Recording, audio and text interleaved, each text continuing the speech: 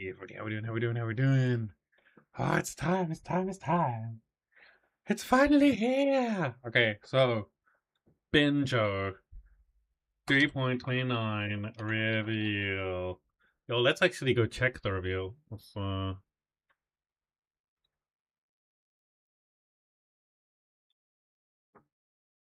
These guys. Yo, 30 minutes. 30 minutes.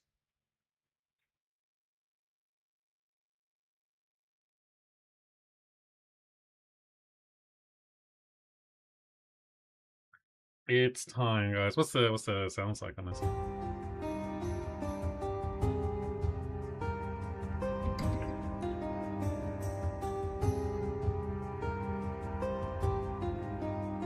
It's sea shanty themed, isn't it?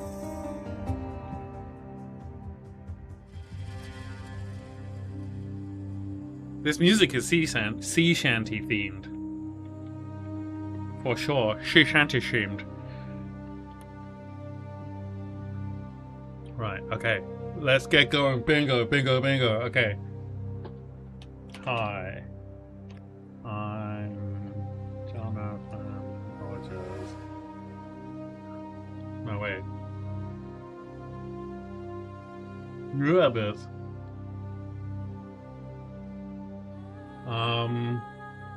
4 men, 1 couch. Yeah. What are we going with? Yeah, minion pack nerf. Minion pack nerf. Wait. BV nuked anyway. Bows buffed. Spellcast love. Harbinger's return. Boat League. Boat League. I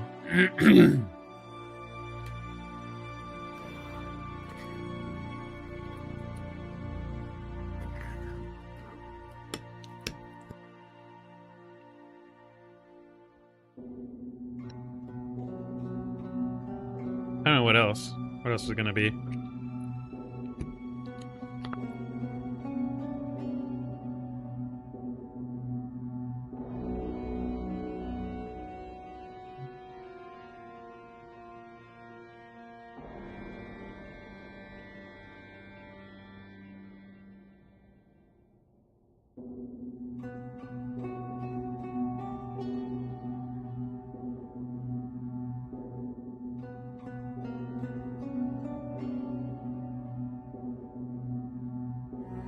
Do we work? No.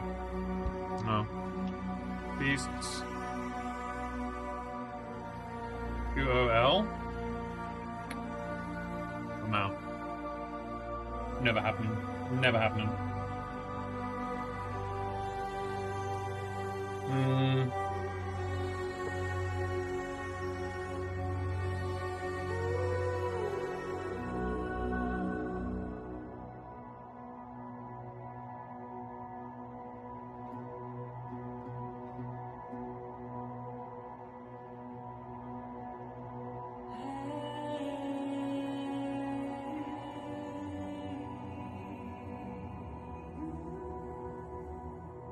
Blind Belt Claw.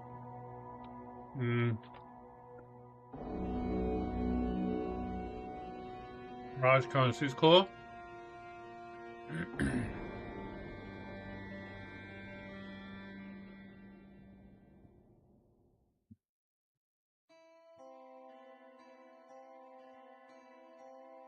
What else do we think?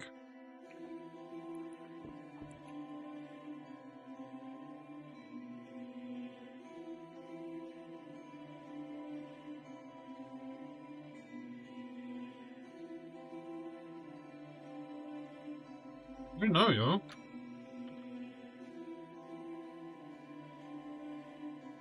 25 minutes.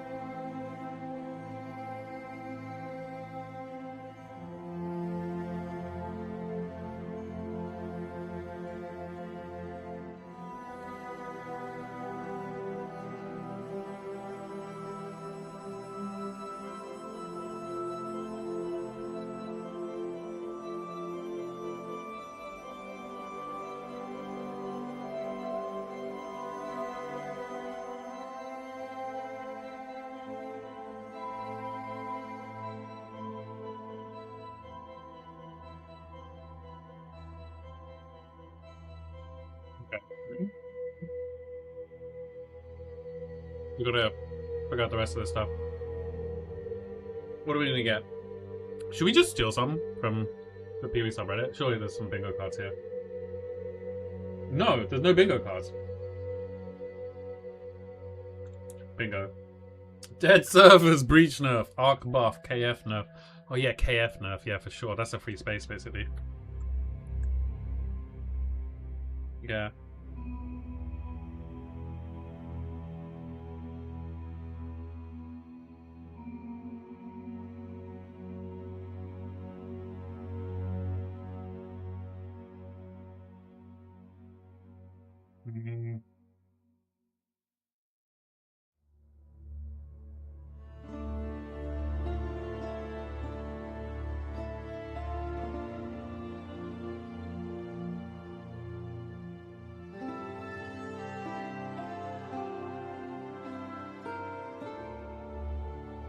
Where are these things going?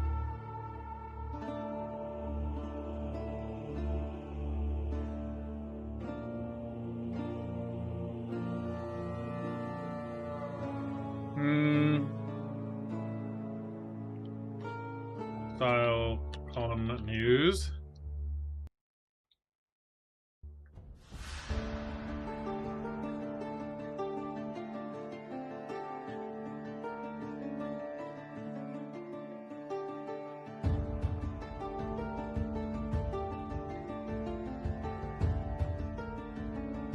We're halfway done. Yeah, one's nerfed.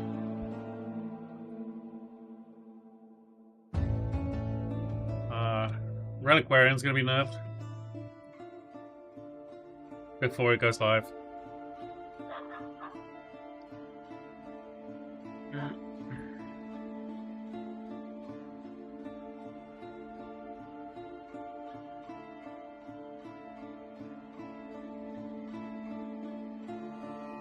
What else is gonna get nerfed? What was fun? What was fun the last league? Oh, right, yeah, I gotta get rid of this.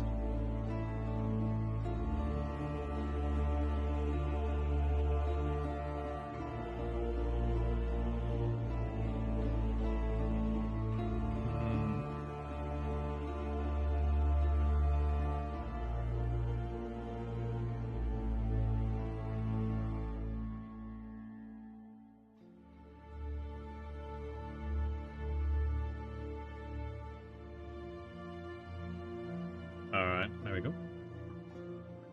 What else?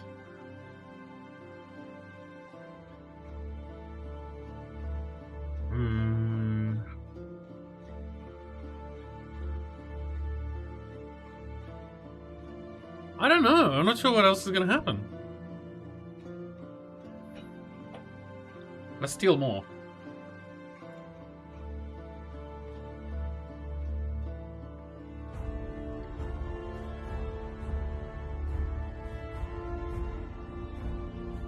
Oh, it's our best tree quality of life teaser.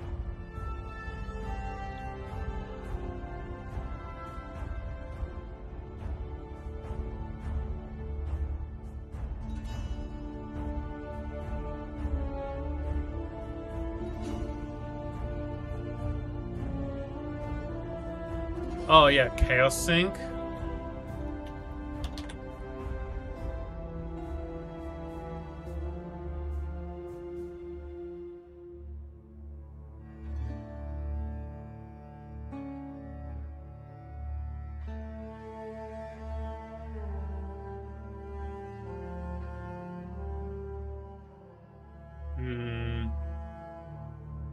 How long have we got? 20 minutes. Okay. Okay.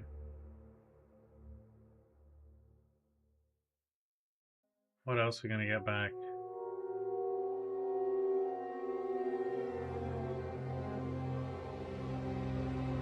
Let's have a look. Let's steal some more things. Mercs. Oh, yeah, death recap. Hell yeah.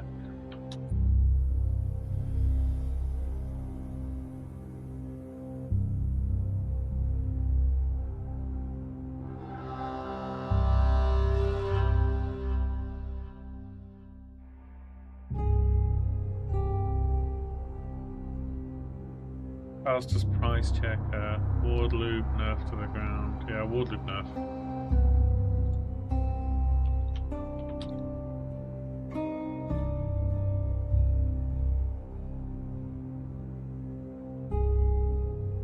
Oh yeah,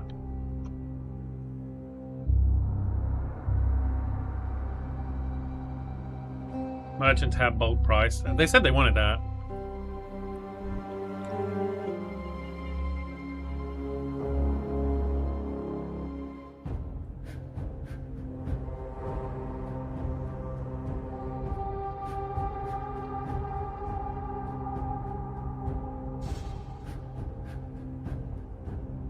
Log in to hideout.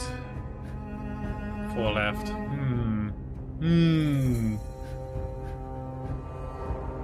More theft, more theft.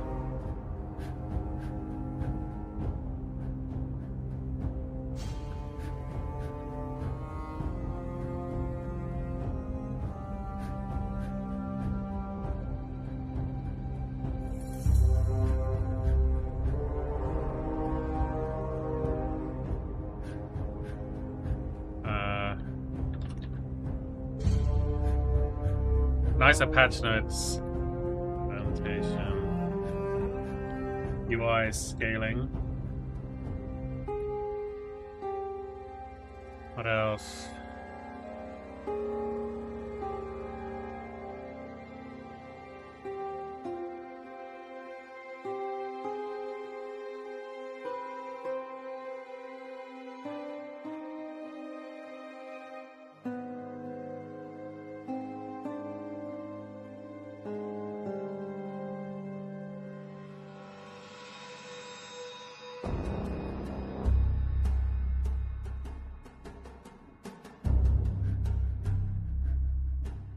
Oh, here's another one. Here's another one.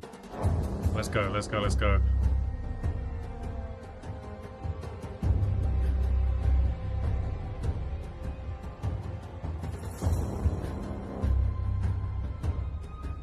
Movement speed and 8 on all boots. Sure, sure, sure.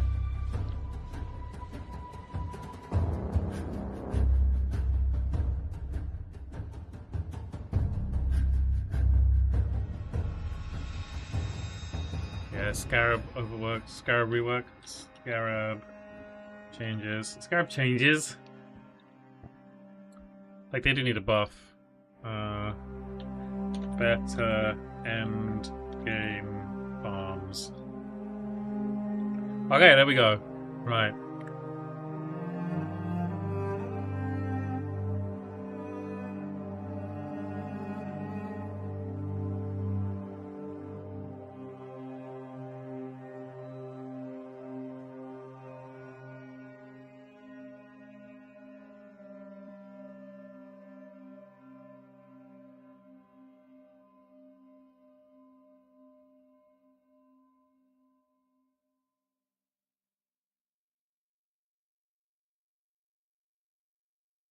Four men, one couch. Right. I need to go to the bathroom real quick. Just so we make sure that's co-stream. Oh, can I just click to co-stream or something? Learn more. Let's learn more. Oh, is it gonna... Oh. I'll probably regret this already. Okay, yeah. Okay, is there a button where I can press co-stream or something?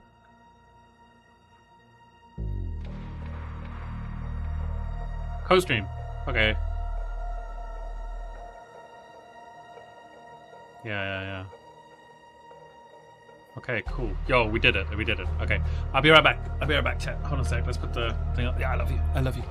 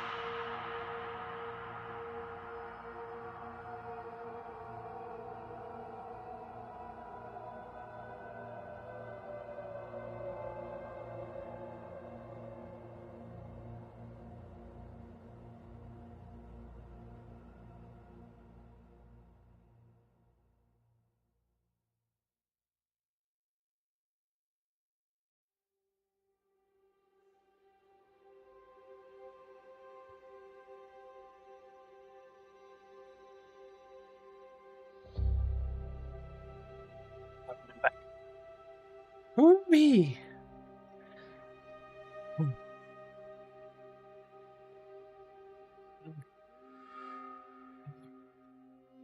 Oh, yo, 10 minutes. Let's get the meme hidden. Get me moved, maybe. Come over here or something. Woo! There we go. Nice. Does the game work yet? Oh, it does. It do. It do be.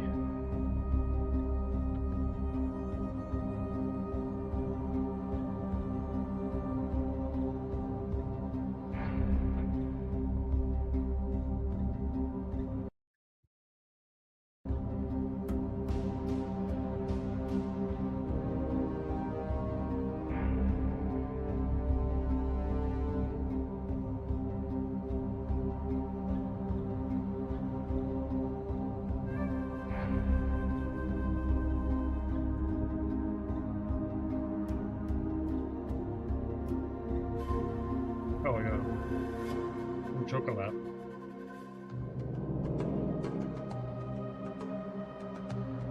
Right.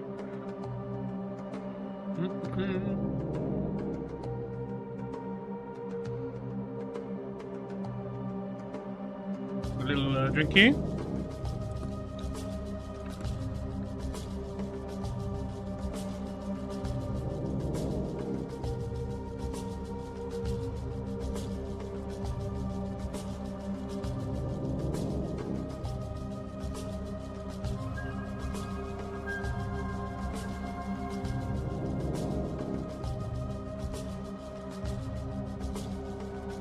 No servers up, or is it just?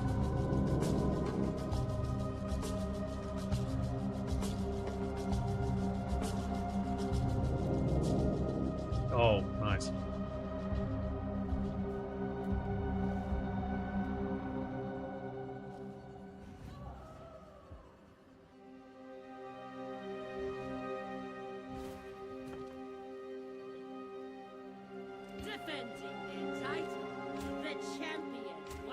Last time for this, huh?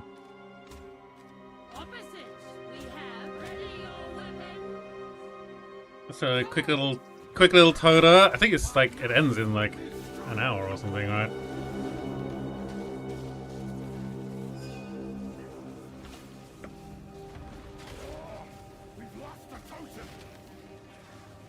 Last chance for any tattoos.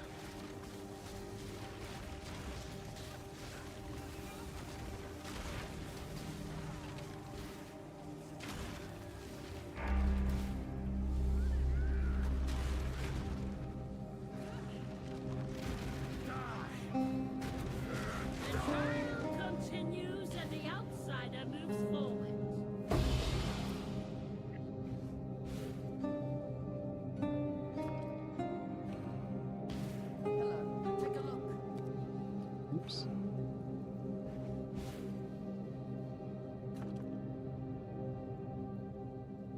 Oh, IL, nice. Hey, Rian, how you doing? How you doing?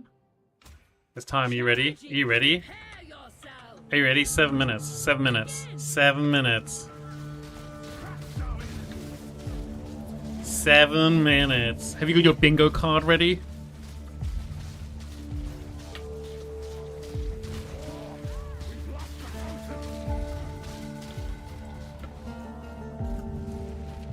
We've been expertly crafting our bingo card.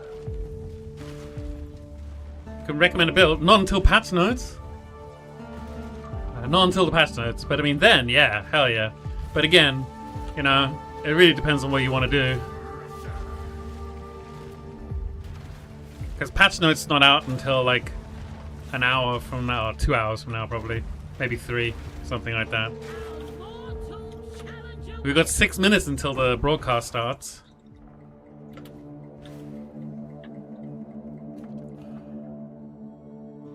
My body is so ready. Tor 4. Oh, it's this guy, yeah. If we get it? No. Okay. Hell yeah. Okay, so we're gonna go with this one. Mobile.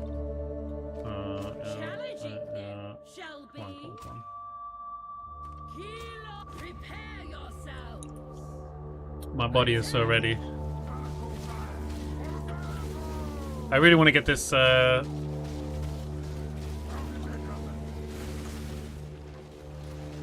this tournament done.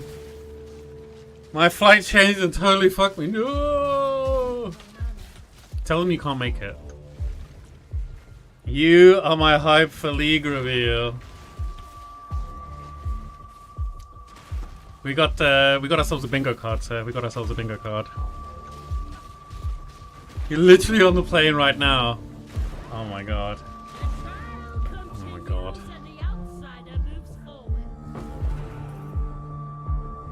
Let's see. Hungry. Okay, so those two. Yeah, I'll make sure like I send you a TLDR on the 136p. I was gonna say I can show you the bingo card if you want, and you can like snap it. But if it's 136p, you ain't snapping shit. No.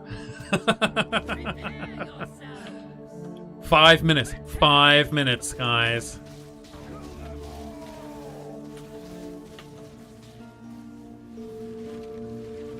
Five minutes.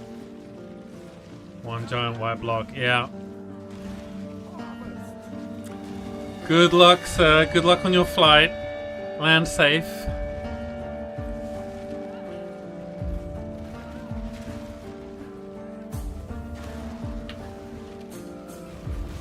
We'll be here with news about how Minion Pack survives. I know the Ascendancy. Where would you?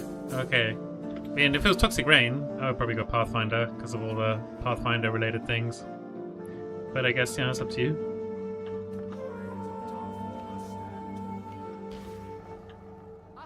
Make it a July. Let's get a July. My flight is out. Oh no! Oh no! Oh no! Okay, what's this? Loading stunned. Okay, we're just gonna take this. I've only got 2 spots left, so yeah, Fire Breather, get rid of that guy. Mobile. Yeah. That guy. And then this guy. Let's have a Field Master as a defender. I wish you play this type of game inside PoE1. What do you mean? This is in PoE1. This is in PoE1. This is PoE1. What?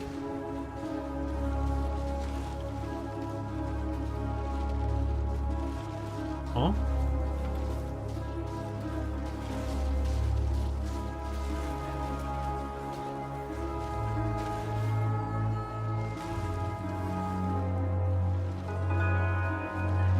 It's right here.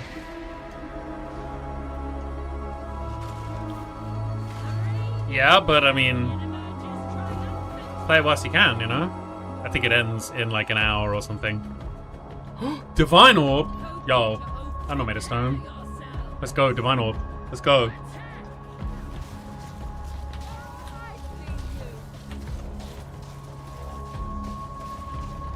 No, not that one.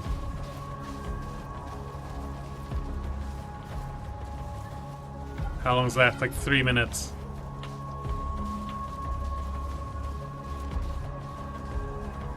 Oh no. Oh, this is going really badly.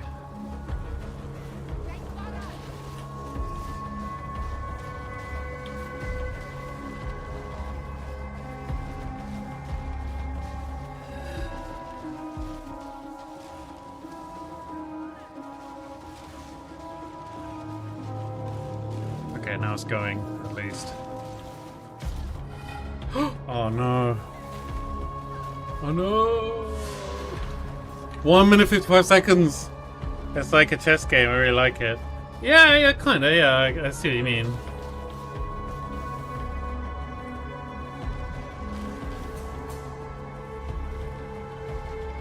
Oh yeah, no.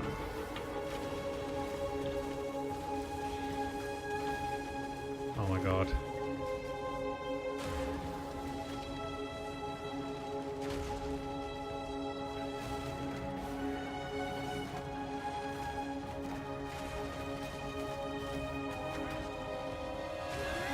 Come on, give me the money, give me the money. There we go. Alright. Let's go straight back in. Ancient Orb, let's do it. We gotta go. We got one minute. We got 1 minute to win. 1 minute to win. Come on, guys.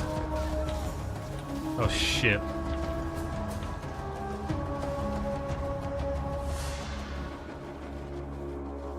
Titanic shell. Whereas my team's all covered in jade.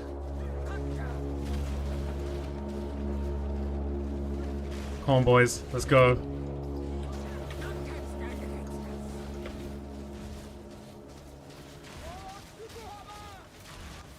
We need to get the reward.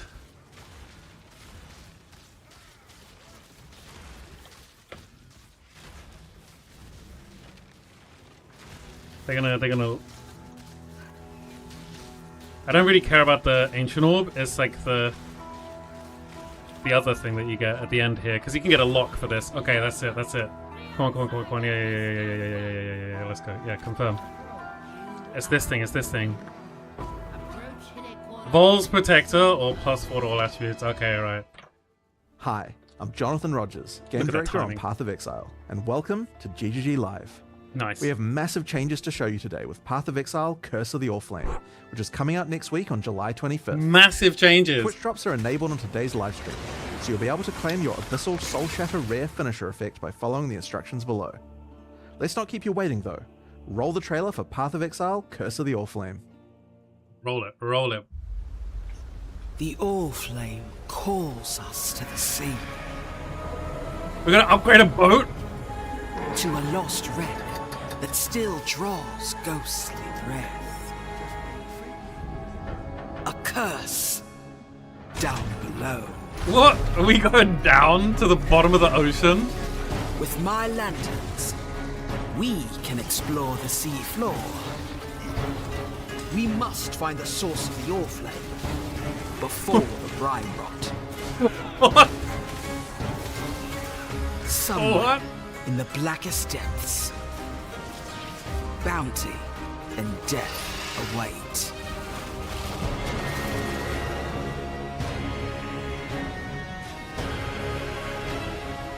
Not in maps. Yo, what's this?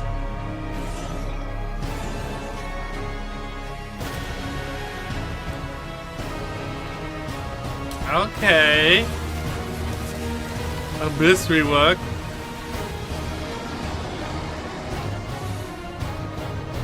Legion improved. Mercenaries? No. Holy shit. Atlas and anomalies.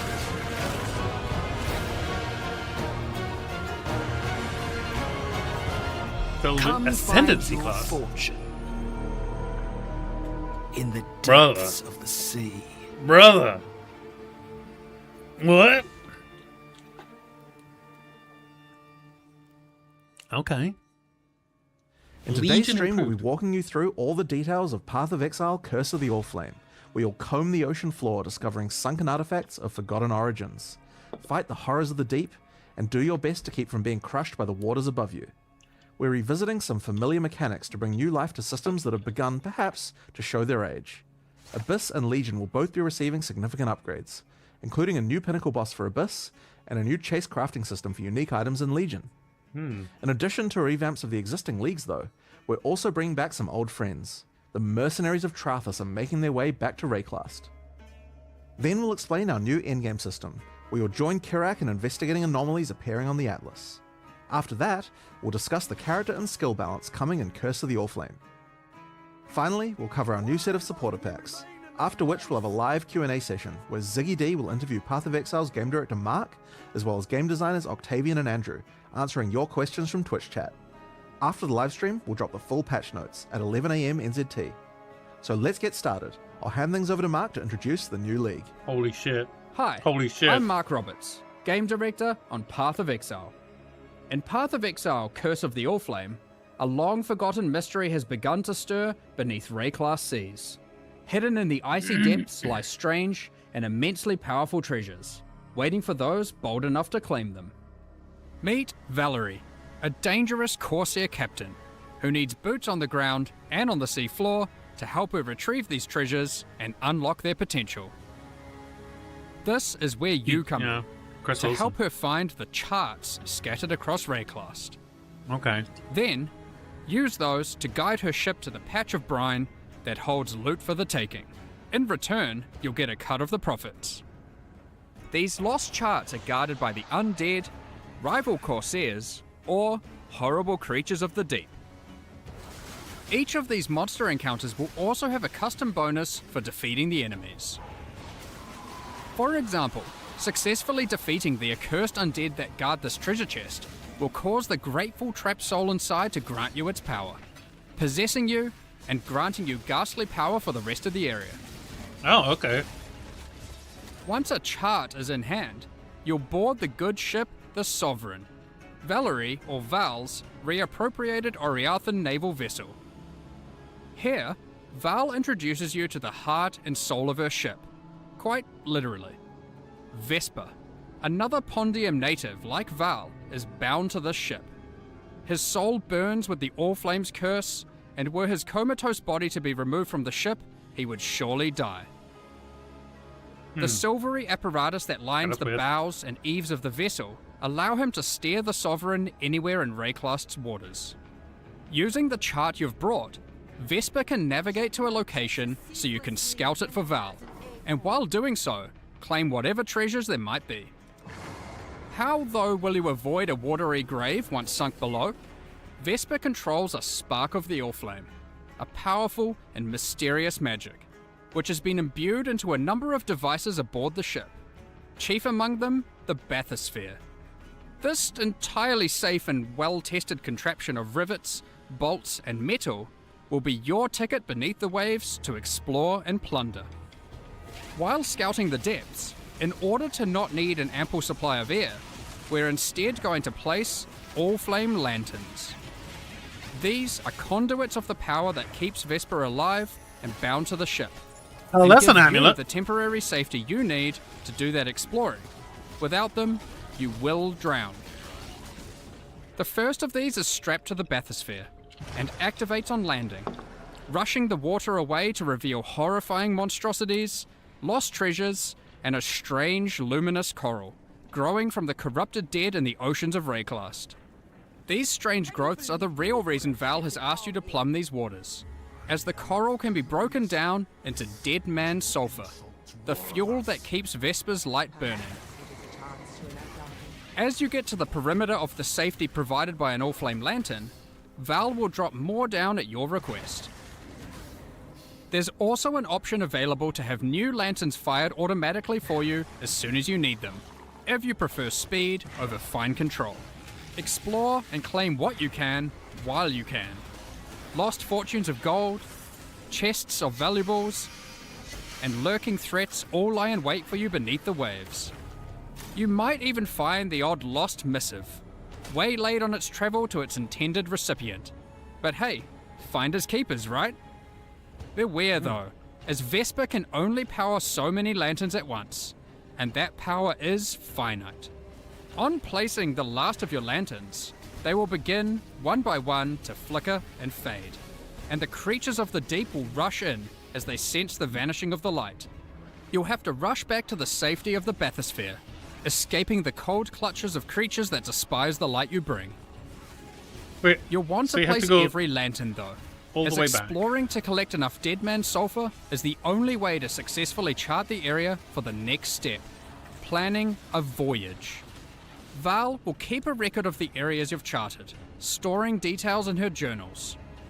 Once you've charted enough areas, just talk to Val, place your charts on Val's board, connect them together, and create one giant seafloor excursion. Each area you chart will reveal a special modifier that applies when it is used as part of a voyage, applied to either the charts adjacent to it or the whole voyage. Here are a few Friendly examples. jellyfish. This modifier causes all equipment dropped by monsters in adjacent charts to be converted to gold. This modifier will spawn friendly jellyfish alongside every pack of monsters in your voyage, which you will promptly slaughter for extra loot and experience, we're sure. This modifier causes all monsters in adjacent charts to be empowered by wildwood wisps. With 9 positions on your board for charts when constructing a voyage, these can stack up fast. There are also charts which can take you to specially rewarding areas of the ocean floor. Fields of anchors strewn with treasure chests full of loot, Kalguran shipments lost at sea, and sunken abyssal pits teeming with monsters, to name just a few. There are even some ancient artifacts you might find and resurface. Additionally, the edges of the voyage board track the currents of corruption flowing through the waters of Rayclast, with randomized effects being rolled with each new voyage to affect the charts placed adjacent to them. These add even further rewards to your voyages, and can shake up the way you choose to place your charts. More scarabs. Stack all of that together, and a well-planned voyage, with a bit of luck, can be a very profitable endeavor. But with so much loot to claim, how are you going to get it all to the surface? Val has a solution for just that problem. In each of the charts that comprise your voyage, there will be a capsule waiting for you, sent down by Val, which can store about an inventory worth of loot. Stuff these full, send Val a signal, and she will pull it back up to the surface, safe and sound. Since voyages are built of 9 charts, that's a lot of opportunities to send back plenty of valuables. Once you're satisfied with the plunder from your well-planned voyage, find any of these capsule locations and call the bathysphere to it as your ticket out. Val will send it down to your rescue, as fast as she can. You just need to survive until it gets there. Good luck. Once you do, don't forget to empty all those capsules full of loot. Now, back to all that dead man sulfur that you've been hard at work gathering. Is that just to keep the Sovereign afloat and Vesper alight? No, it's not. Once you've got a bunch of it, head below decks, and you'll find the heart of the ship at work. Whilst Vesper's body remains above deck, burning away in a contraption of tarnished pipes and corpse-stained glass, resides Vesper's soul, and you'll find him to be a pretty crafty fellow, if a bit melancholy. That's where this league's item crafting system comes into play. Give Vesper an item, alongside a currency that you could normally use on that item, and an ample supply of Dead Man's Sulfur. That item is then split into a multitude of ghostly forms. It's like... Each it of shows which you will what be you the could result get. of having applied that currency to the original item. You can then pick which of the ghostly Interesting. outcomes you like best Interesting. to keep for yourself. The others will go up in smoke, as Vesper can only reify a single outcome. This can be done with almost any crafting step you'd like. Want to see a few outcomes for that influenced exalted orb? Yo. Perhaps you've got a particularly expensive fossil combination you Oh want to my get maximum value out god. of. That's +1 million +1 scale. Yeah. Do be What's wary, though, as the more potent the intangibility? craft, the more sulfur Vesper will require to see it done. Oh my god. That's Easy not all, fractures. however, as the seafloor hides some yet undiscovered potential in the Easy form of rare fractures. and valuable ducats.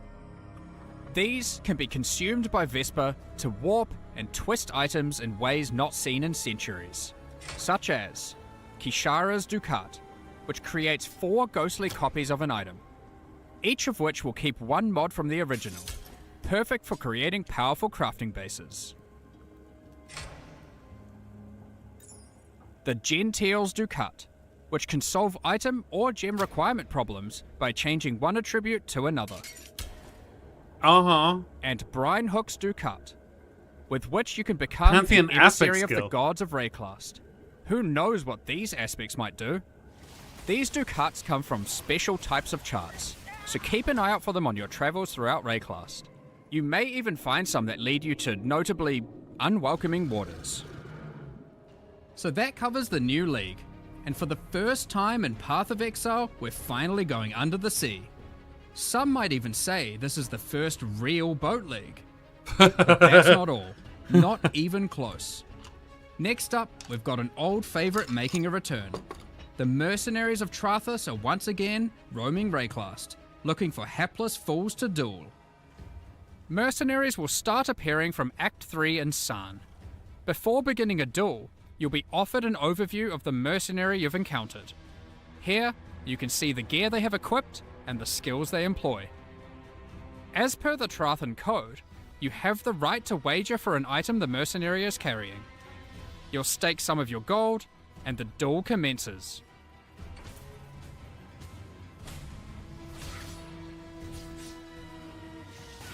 Immediate proc shield. If you lose, you forfeit the levied gold, and the mercenary will teleport out, repulsed at such a poor display. Win, however, and to the victor will go the spoils.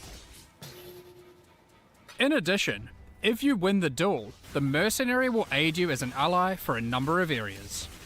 For a Trathan number mercenaries of are powerful areas. allies to have in Rayclast, assisting in a number of ways. Some For a number of mercenaries can areas. provide you with powerful auras and buffs, while other mercenaries can do all the killing for you. While in map areas, if you don't like anything the mercenary offers, you have the ability to request their warrant. A warrant is a promise to return and duel again at a later date. A call to action that calls that specific mercenary to a future map, with the same set of skills, but a new set of items. A mercenary will only grant their warrant once, however, preventing you from fighting that mercenary in every single area. Warrants also allow you to trade specific mercenaries to other players. It is important to note that unlike in Mercenaries of Trathus League, having a mercenary does not count as a player party member. So having a mercenary does not increase monster life or the quantity and rarity of items dropped from monsters. Okay. Given that, you So may they're be 10 wondering, now. but what if I really like a mercenary I found? They have a great personality and powerful skills. Is there really no way I can keep them as an ally permanently? Well, you can, but only if you are a Scion. For the second What? time in 6 months, the Scion is getting a new ascendancy class, the Luminary. The Luminary is a natural leader, lighting the way for others to follow. Becoming a Luminary immediately lets them allocate the Noble Blood passive, allowing them to permanently hire any mercenary they find in Rayclast. Luminaries can have up to 3 permanently hired mercenaries, 2 in reserve in towns and hideouts, and 1 as an active ally in combat. Unlike with regular mercenaries, you can change the items permanently hired mercenaries have equipped, opening up innumerate potential build possibilities. By default, permanently hired mercenaries cannot be equipped with unique items, but these passives enable them to equip specific types of uniques, while the Legendary Arms passive empowers mercenaries that have many different unique items equipped. Luminaries have the flexibility of becoming a support character to their mercenary, or having their mercenary support them. The Oath of Fealty and Golden Glory passives empower your mercenary by using your link skills on them. The Loyal Bodyguard and Bestowed Knighthood passives enable your mercenary to protect you in combat, as well as enhancing their aura skills. As with any old league that we add to the core game, we have added full Atlas Tree and Scarab support. Here are just a few examples. Harvest changed. Harvest These changed. passives allow you to much more easily target the specific types of mercenaries you want showing up in your maps. The Loot and Pillage passive gives mercenaries a chance to drop all Legion their items changed. when defeated, instead of just the one you selected. The Trathan Scarab of Renown makes it so the spawned mercenary is covered head to tail in unique items. And the Trathan Scarab of Infamy forces a more powerful, infamous mercenary to spawn, accompanied by 2 other mercenaries for a truly unfair duel. Unfair for them. There's even a few entirely new mercenary types, one of which is found exclusively on the seafloor in rare Curse of the Allflame encounters. Sellswords of Trathas won't be the whole of your problems in 329, however, as the denizens of the Lightless are getting some much needed updates with the modernization and rework of Abyss. When we brought Abyss over to Path of Exile 2 and Rise of the Abyssal, some functional changes to the mechanic were made to improve the gameplay significantly. In Curse of the Allflame, the majority of those changes will be making their way back to Path of Exile 1. Majority. The existing Abyss content had some notable problems. Aside from being very dated, it also required the player to follow a crack as it opens, often backtracking throughout already cleared areas. Now, as you approach an abyssal pit, and the cracks leading up to it, you will find that it is already open and spilling forth abyssal energy into the surrounding area, subjugating the souls of enemies unlucky enough to be within its influence. Slaying these enemies will send those souls spiraling down into the pit, drawing the attention and ire of the minions of Kulamak that dwell beneath. Slay enough of them, and the Abyssal Legion will spill forth from their domain to tear you apart.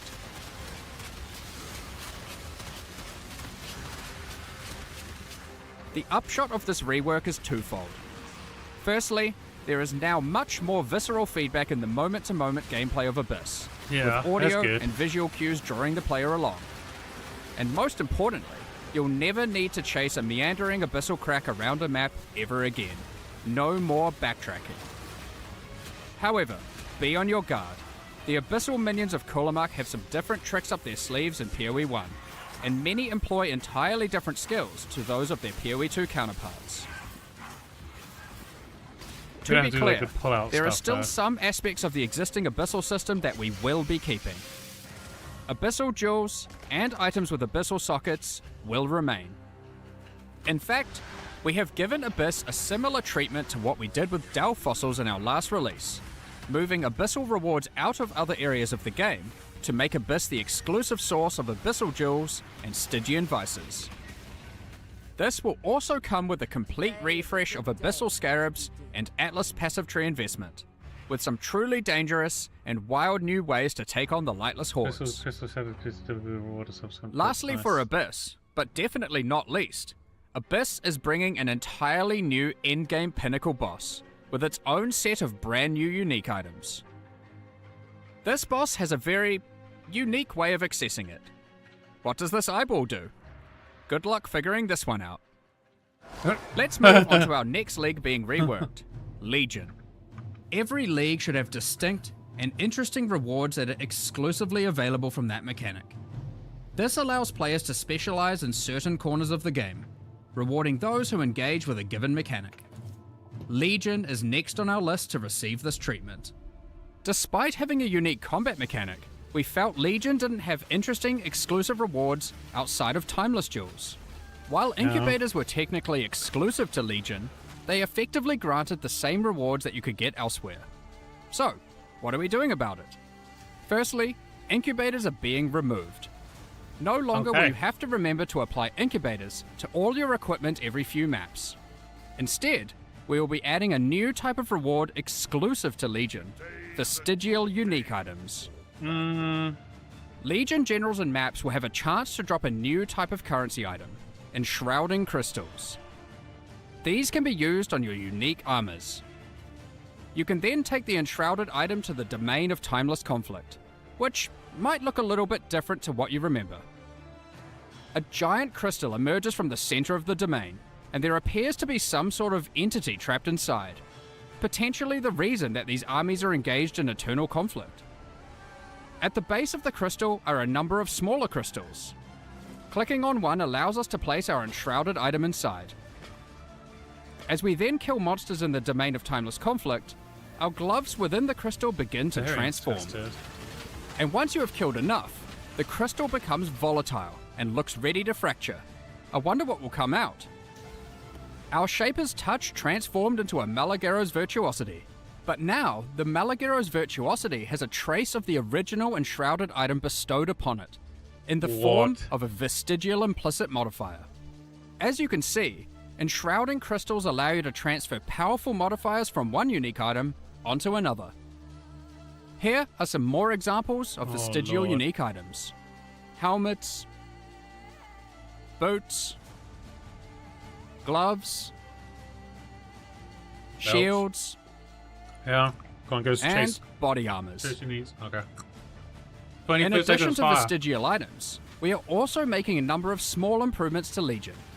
You no longer need to kill every last monster to begin the Legion encounter.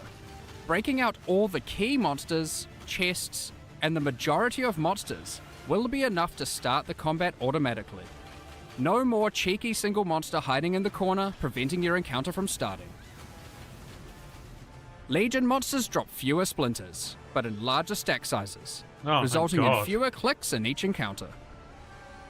Unrelenting timeless emblems have been removed, with regular timeless emblems absorbing many of their effects, causing the domain of timeless conflict to become harder, but more rewarding as you kill monsters. Oh my god. Your reward progress in the domain is now tracked by charging up these small purple crystals, rather than flooding your screen with hundreds of reward icons. The rewards are still the same, just not obscuring your screen with symbols. Talismans were introduced back in 2015. Oh my god, really? Talismans? Over the years, they've been long neglected and lack a meaningful place or purpose. We are making a number of changes to bring talismans back to relevance. Firstly, talismans are now exclusive rewards from Bestiary. Every red beast has a chance to drop a talisman specific to that beast. For example, the Krashik Croaker can drop the Croaker Talisman. What makes these talismans special? Well, you'll notice a couple of changes compared to old talismans. Firstly, talismans no longer drop corrupted, making them far easier to craft once you find one. Yo! Secondly, the special modifiers on talismans are now enchantments, rather than implicits. This means they compete with blight anointments, allowing their effects to be significantly more powerful than before. Yo, Hailson. Here are a few more examples of new talismans. Plus max power charge. Talisman unique Action items have speed. all been improved, and now have a chance to drop from all bestiary bosses.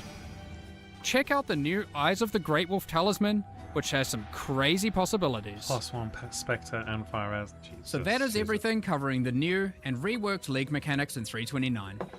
Now, that's already quite a lot of in-game content, with Mercenaries returning, an upgraded Abyss, Legion's new reward mechanic, and of course, everything the Curse of the Allflame League has to offer.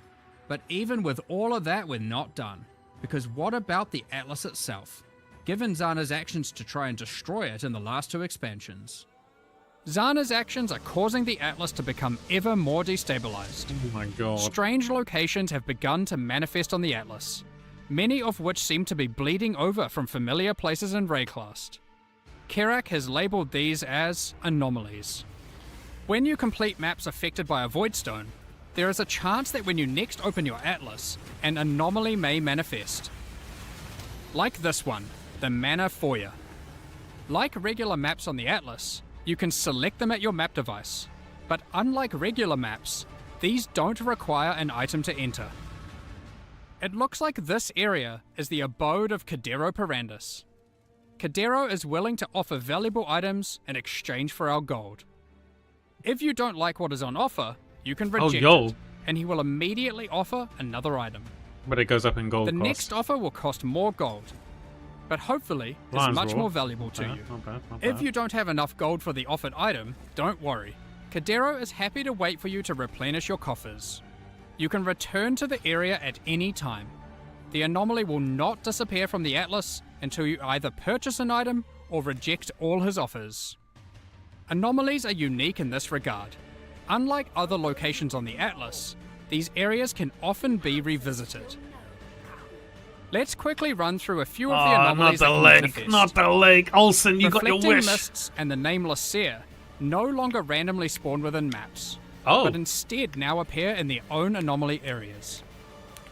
Scrying is no Interesting, longer the interesting. domain of the Nameless Seer, but instead can be done through the new, tradable Scrying Orb. Some anomalies grant No. a taste of League mechanics you might not normally run, without having to be fully invested into them. For example, this anomaly creates a random, fully revealed heist blueprint wing, with random rogue companions. This anomaly has a version of the Sacred Grove, where the plants have fully taken over. This strongbox seems to have a strange mechanism. Oh, they brought Atlas it. They anomalies brought are it. unaffected by your Atlas skill tree, and you can't augment them using any fragments. Therefore, they can be run at any time without feeling like they have to be saved for later to maximize the potential rewards. There are many more Atlas anomalies to discover for yourselves, each of them tied to a specific Endlessly. Atlas quadrant. It is therefore worth discovering which ones can spawn in each that? part of the Atlas, as it may influence what Atlas strategy you wish to pursue.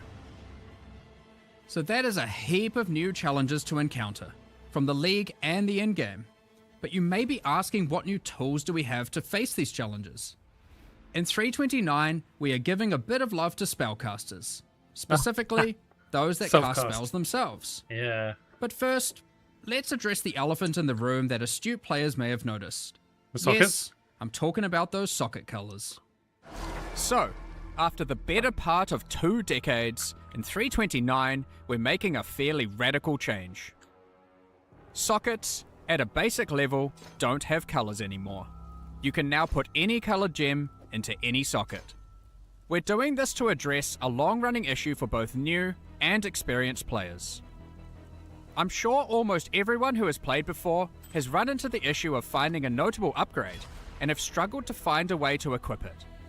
Maybe you find an amazing body armor, one that would give you a substantial boost to your defenses, but you just can't move your skill or support gems over because the colors of the sockets just don't match, and you Yeah. didn't luck out with your chromatic orbs. Yeah. It's not fun when you have to unequip a bunch of skills or supports just This to is use a huge. better item. This is huge.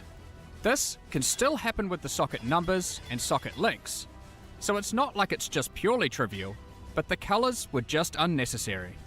And not only prevented upgrading gear, it limited build experimentation. So, given that, what do the colors on gems with regards to sockets even now mean?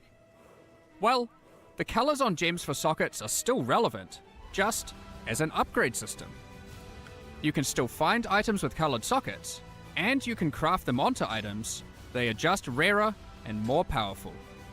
Most importantly, they don't restrict what can be socketed into them. So how are they more powerful?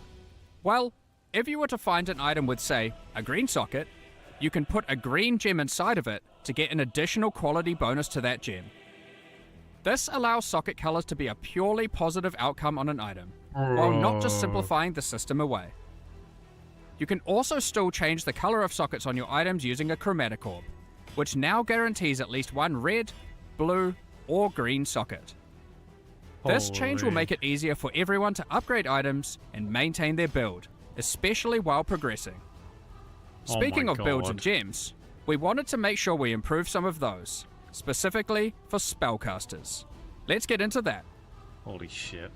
Spellcasters have a large number of different skills to choose from, but often many skills play and scale in similar ways. We have done a pass through existing spells, differentiating spell damage types from each other. For example, Shadow's physical spells, like Ethereal Knives and Bladefall, now have a much higher critical strike chance than other spells at the expense of damage. pure lightning spells now all have generally higher cast speeds, but they cost more mana per second than other spells. We noticed that some of the Ascendancy classes for Shadow, Witch, and Templar were lacking options for general spellcasting, so we've added a new notable to the Assassin, Bifurcating critical strikes. Holy the crap. Occultist, Okay, yeah, and the nice. Inquisitor. Main hand weapon, basic We are crit chance. also introducing a new skill, Mana Infused Staff, that infuses your staff with arcane energy, raising your block chance and reducing the mana cost of your spells. That's pure upside, huh? In addition, when you are hit by an enemy, you retaliate with a wave of arcane lightning, dealing damage based on your maximum mana. One of the struggles we noticed with certain self-cast archetypes was that they lacked a scaling option in the endgame. In 329, we're adding a special new set of exceptional skill gems called Pacts. Each pact is themed around a specific Beyond demon and Lycia. You can make a bargain with these demons to empower your spells. But at what cost, you may ask?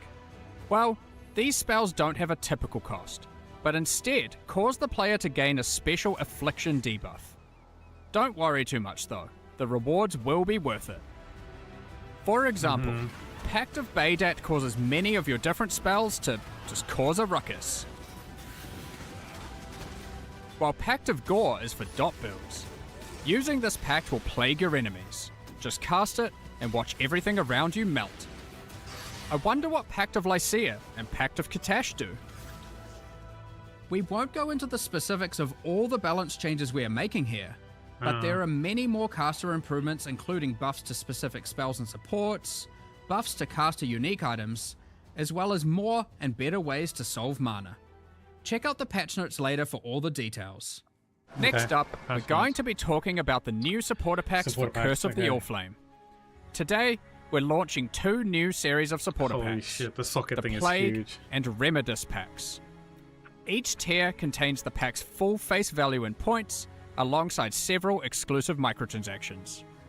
As always, the microtransactions in these packs are purely cosmetic and do not affect your character's power or progression in any way. The Plague series of supporter packs contains 7 exclusive microtransactions. Equipping the Plague weapon skin replaces the default appearance of your staff, sword, mace, or shield with a weapon that has been submerged in corrosive toxins.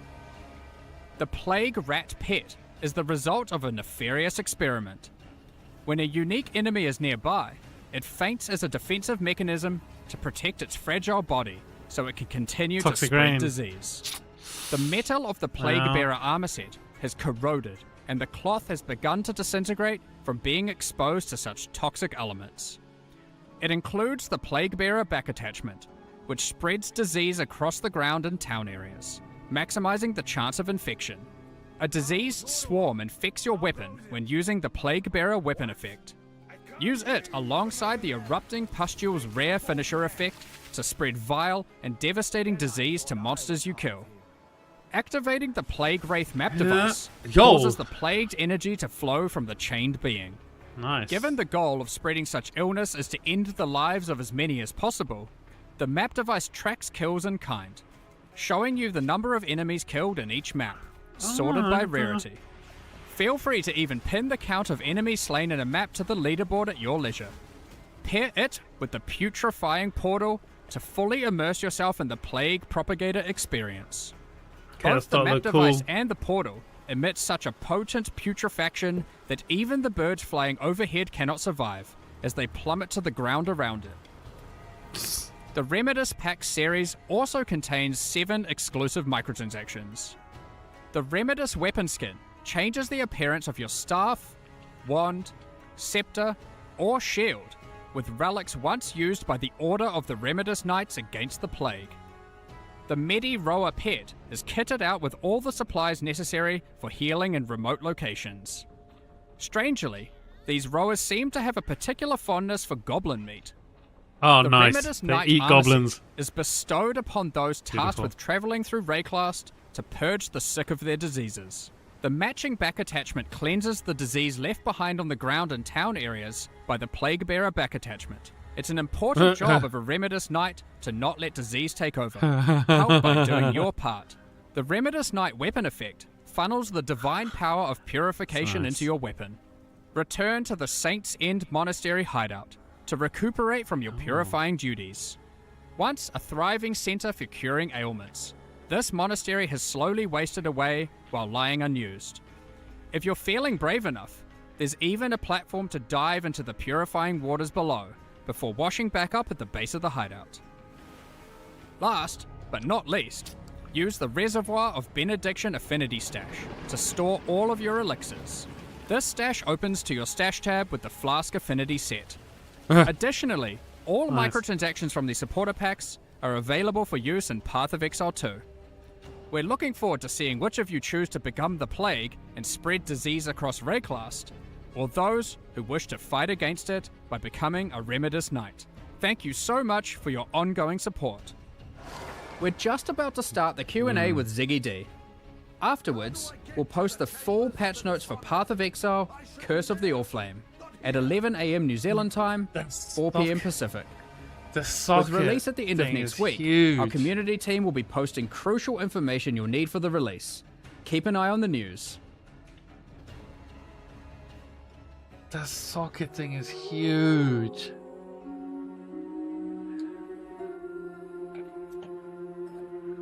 And the talismans.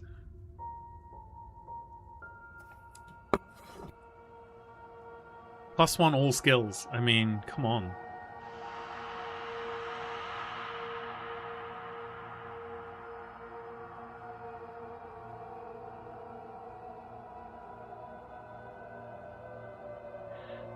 I mean, bench socketing, yeah, I guess, but that's the thing. Like, the socket thing is just pure power creep. It's just pure power creep.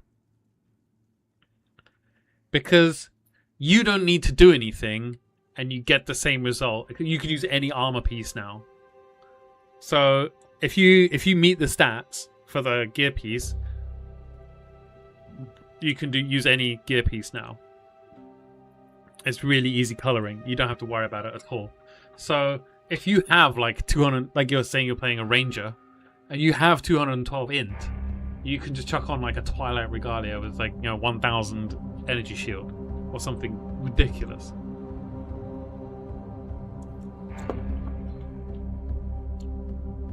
But then if you get like all green for your all green gear, then it's even better. Which is wild. I never thought they would change this. I thought we were going to be stuck with it. Like, I never even thought about that they might change this. I just assumed that we would be stuck with this forever. But no.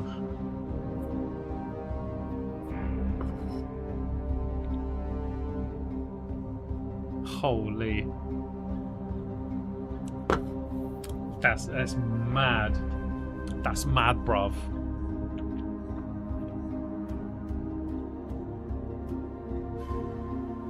That's wild. Okay, so is it like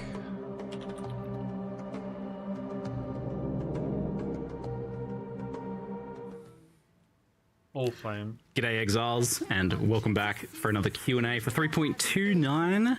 We are joined here by, it's a little bit cozier here than usual. We have game director Mark Roberts, along with lead game designers on Path of Exile 1, Octavian and Andrew. And Andrew, welcome. This is your first time joining us on the Q&A. It's good to have you here. You have been on some other podcasts and things in the past before, but it's exciting to have you all here for the podcast. I kind of want to give people a bit of a lay of the land of like what it is that each of you, like Octavian and Andrew, work on for Path of Exile, so people can kind of understand where your expertise lies, maybe. Yeah, so for Path of Exile 1, I've been working on it for primarily for quite a few years now. And typically I'll dip my hands into everything and related to the expansion. However, in the last few expansions, Chris has been handling the majority of the League stuff, and I typically handle most of the other bits and bobs. Right. So yeah, for example, in this one, things like Mercenary and Legion and the balance, I would have had a hand in. Yeah, and you certainly did a lot on the balance side of things. It looks like you did 150 Well, skills or something. When the patch notes come out, you'll see the changes there. So that's a later nuke. So. And what about for you, Octavian? What do you kind of focus on for people who are not familiar? So the last few leagues, Mercenaries, Mirage, and now Curse of the Allflame, I've been, sort of leading the design on the league mechanic itself. And then basically wherever else I'm needed. So this time around, I did the new Abyss Pinnacle boss. So you can blame me if he kills you. I did a bunch of new uniques, some transfigured skills that'll be in the patch, because that's a pet project of mine. I really like transfigured skills, and probably some other stuff I'm forgetting. But yeah, I mean, mostly the league this time. It's a chunky one. Yeah. I mean, that was where I was originally planning on starting, was like talking about Curse of the Allflame, where we collect chat's questions and then dive into some of the other things: Mirage, Abyss, Legion, balance crafting. There's a lot of things to talk about today. But sockets. Obviously, the biggest news is the socket color change. It's the one everyone kind of seems to want to know about, from what I've seen. It's a weird one because it's such a long-standing tradition, and there is I felt like the initial I feel like I should be mad or something, but I was like, but I'm not. I'm curious, how did this one come about after being unchanged for so long? We actually discussed this change on Mirage launch day. So okay. Often on just to give some history to it. So on launch day, when there isn't a burning fire, nice. We're all sitting there designing okay, what are we doing next? What are we starting on Monday? I know people think we have a long plan ahead. We don't. Launch day is when we design the next set of content. And a thing that we decided is we worry the message now is that PoE 2 is for the new audience and PoE 1's for the existing audience only. And it is obviously for the existing audience, obviously. But we also want to make sure we're bringing in new players. And we want to make sure that that audience is growing. Because if you aren't growing the audience, it's only got one way to go, right? Right. That's down. Now, hopefully, it'd be naive to assume it can just sustain the exact same numbers forever with the exact same players, right? People do eventually move on. Yeah. Whatever. So we want the audience to grow. And so when we actually go and look, or when we were discussing this in Mirage, we're like, let's actually think, why are people, getting into the game and then stopping playing? What are the points of friction and where we're losing the audience? And sockets is a huge one. Now, we had already discussed this for PoE 2 because PoE 2 removed skill gems off gear, right? Yeah. So we kind of already were a bit educated in this, and we're like, but the line we drew, some people were like, why not remove them entirely off the gear, like you did with PoE 2? But there are, I would say, I feel this way, and a number of people feel this way, when first playing PoE 1, fifth, sixth, whatever, long time ago. A decade and a half ago. There were two things about the game that really caught me and my group of friends and propagated along, and maybe you guys feel the same way, I'm not sure, which was, I opened the passive tree and fell in love, and I also was like, holy, skills are in your gear and the links are in your gear. That's awesome. That's so, the innovation behind that is so cool. So not wanting to lose the skills and sockets in gear in PoE 1, I think is, it's a personal line, sure, but I think a lot of people share it, of not wanting to lose that entirely, but also it doesn't need to be having so many layers of friction. And so obviously you got the numbers, you got the links, and then you got the colors. And often what we're finding is that, sure, seasoned players, veterans, they work around it, sure. But, or honestly, they don't even necessarily, I talk about the gear upgrades, sometimes you don't even need the gear upgrades, you can just, once you know what you're doing, you know what you're doing. But yeah, we're finding a lot of players early game who are struggling, who are trying to get those gear upgrades, just can't, and often it's because of the colors. Yeah. And so we're like, well, we want to remove that friction, but also we don't want to just simplify it down to nothing, because we still want in-game players to have an access of itemization that's important. And so we're like, we still want the colors to come in. We still want it to be important for upgrading your gear. We want it to be a chase end-game thing players can do. And we honestly think that this hits both of those, and it now allows a lot of people to get into the game easier, make upgrades of their gear without going, I don't know what to do.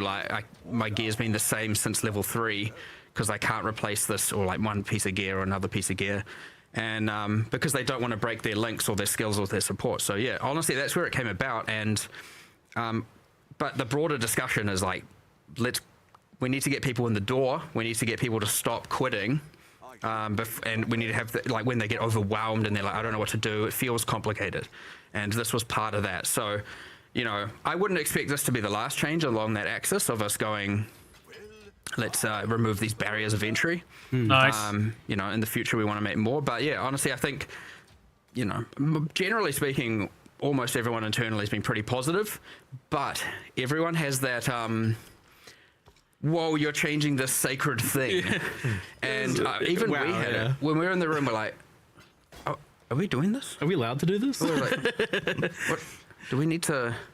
You know, like, hold on, do we need to like call a council of the founders here? Like, do we, what are we supposed to do here? Like, can we make this that change? basically did happen. Yeah. Like, you guys called around to some of the other people. Yes, we did, yes. Yeah. So it was, even we were like, are we allowed? But then also I think it is really important that we can reassess these fundamentals and actually go and say, nah, this needs to change. Now, hopefully it's amazing, and hopefully everyone finds it to have less friction and late game get better itemization and all of that. But you know, these things, if they don't quite land, we're always just going to make another iteration and change it. That's what we do. I was like, so I've done a playthrough of the campaign while here, and I with this in particular, because I had that feeling like, oh, it's so sacred and so ancient. I feel like I was coming at it from an angle of being hypercritical, looking for any potential issues with it, but it felt like it was just so much easier to change gear and swap my gear around. Like, ultimately, that's the thing. You talk about this for a lot for new players, but I see this as like a huge win for long-term players, because playing a game for over a decade, you start to notice these kind of points of exhaustion is kind of what I think of them as, where you're like, oh, this just grinds me down a little bit each league. That is something I did. It was intended for a newer audience, but 100% all the feedback from Alpha, from internal, you know, our designers and QA generally has been like, hell yeah. It just makes the campaign smoother. I'm using a greater variety of gear. I'm upgrading my gear more often. It feels good. And the quality one surprised me a bit, because that is actually like you don't usually interact with quality at all in the campaign. You're not going to get any GCPs until end game, right? But that I get them all the time. I was actually kind of looking at the quality on my gems, and you know, I was like, oh, this really benefits from that. I'm getting an extra spark on my spark while I'm leveling, and you know, so that felt like actually a pretty fun thing to engage with, and getting one socket color here and there felt like a meaningful thing. So it worked out really nicely as an axis for still rewarding getting, you know, some of the correct colors. Yeah. Because quality innately is much more powerful on your active skill than it is your support gem. Yeah. So it's kind of okay if you only have a few of the colors, because you put your strongest skill in the you know, you put your strongest gem in your links, which is your active skill, into the color that it matches. And then it's nice to get the other colors correct, but you know, getting the other colors correct is like 5% increased damage, whereas getting the one color you really need correct, which is quite easy to do, is, you know, potentially an extra projectile or 10% more damage or something like that. Yeah, every time a chrome dropped, I was like looking for a good base to drop that on, so that I could, you know, chuck my spark gem or something else in there. It has the added bonus of there's another currency that's like, you know, it's not like a divine orb level ding when you drop it, but it's nice to see. You know, you're excited to see a chromatic now and then. Yeah, it was kind of funny that like chromatic went from being like less valuable than, you know, jewelers and fusings to being the most value out of those now. Yeah, just to clarify, chromatics are much rarer now than they were before. Yes. I won't say exactly how rare they are, but we've made changes to, like, for example, if you vendor a 6-socket item that has chromatic colors, you won't get 7 jeweler orbs, you'll get a chromatic orb instead. Oh, I was wondering if there was some sort of recipe. I thought you guys might keep it secret or something. Oh no, that's the existing chromatic recipe. That still works. Okay. But it has higher priority than the jeweler Our list of recipes, if it meets 2 conditions, there's always it has an order of precedence, so we moved the chromatic above the jewelers. Because it's more valuable now. I see, that makes sense. Did you guys have to mess with quality at all now that there's going to be kind of 30% is just going to be somewhat wildly available now? Like, does that break anything? No, it is basically a bit power creepy, but I think we had to make a number of changes to existing uniques that interact with socket colors, but I think the only one that really got a nerf was Diala's Malefaction. Instead of granting 30% quality to green socket gems, it's now 20%. Okay. But if you put a green socket gem in, it's 30%, which is what it had before, so...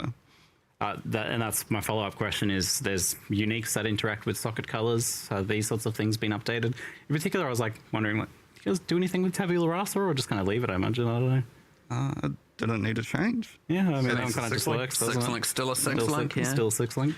Yeah, what Skin of the Loyal and Lords, they just generate with 6 coloured sockets. Yep. So you still want to get the right colours, but Yeah, but it's much easier to actually use them now. what else did you do? Pariah. Yeah, so we audited all of them. Some of them we were like, this is not a good unique, we should buff it. So Pariah, for example, is one that is now much stronger than it used to be.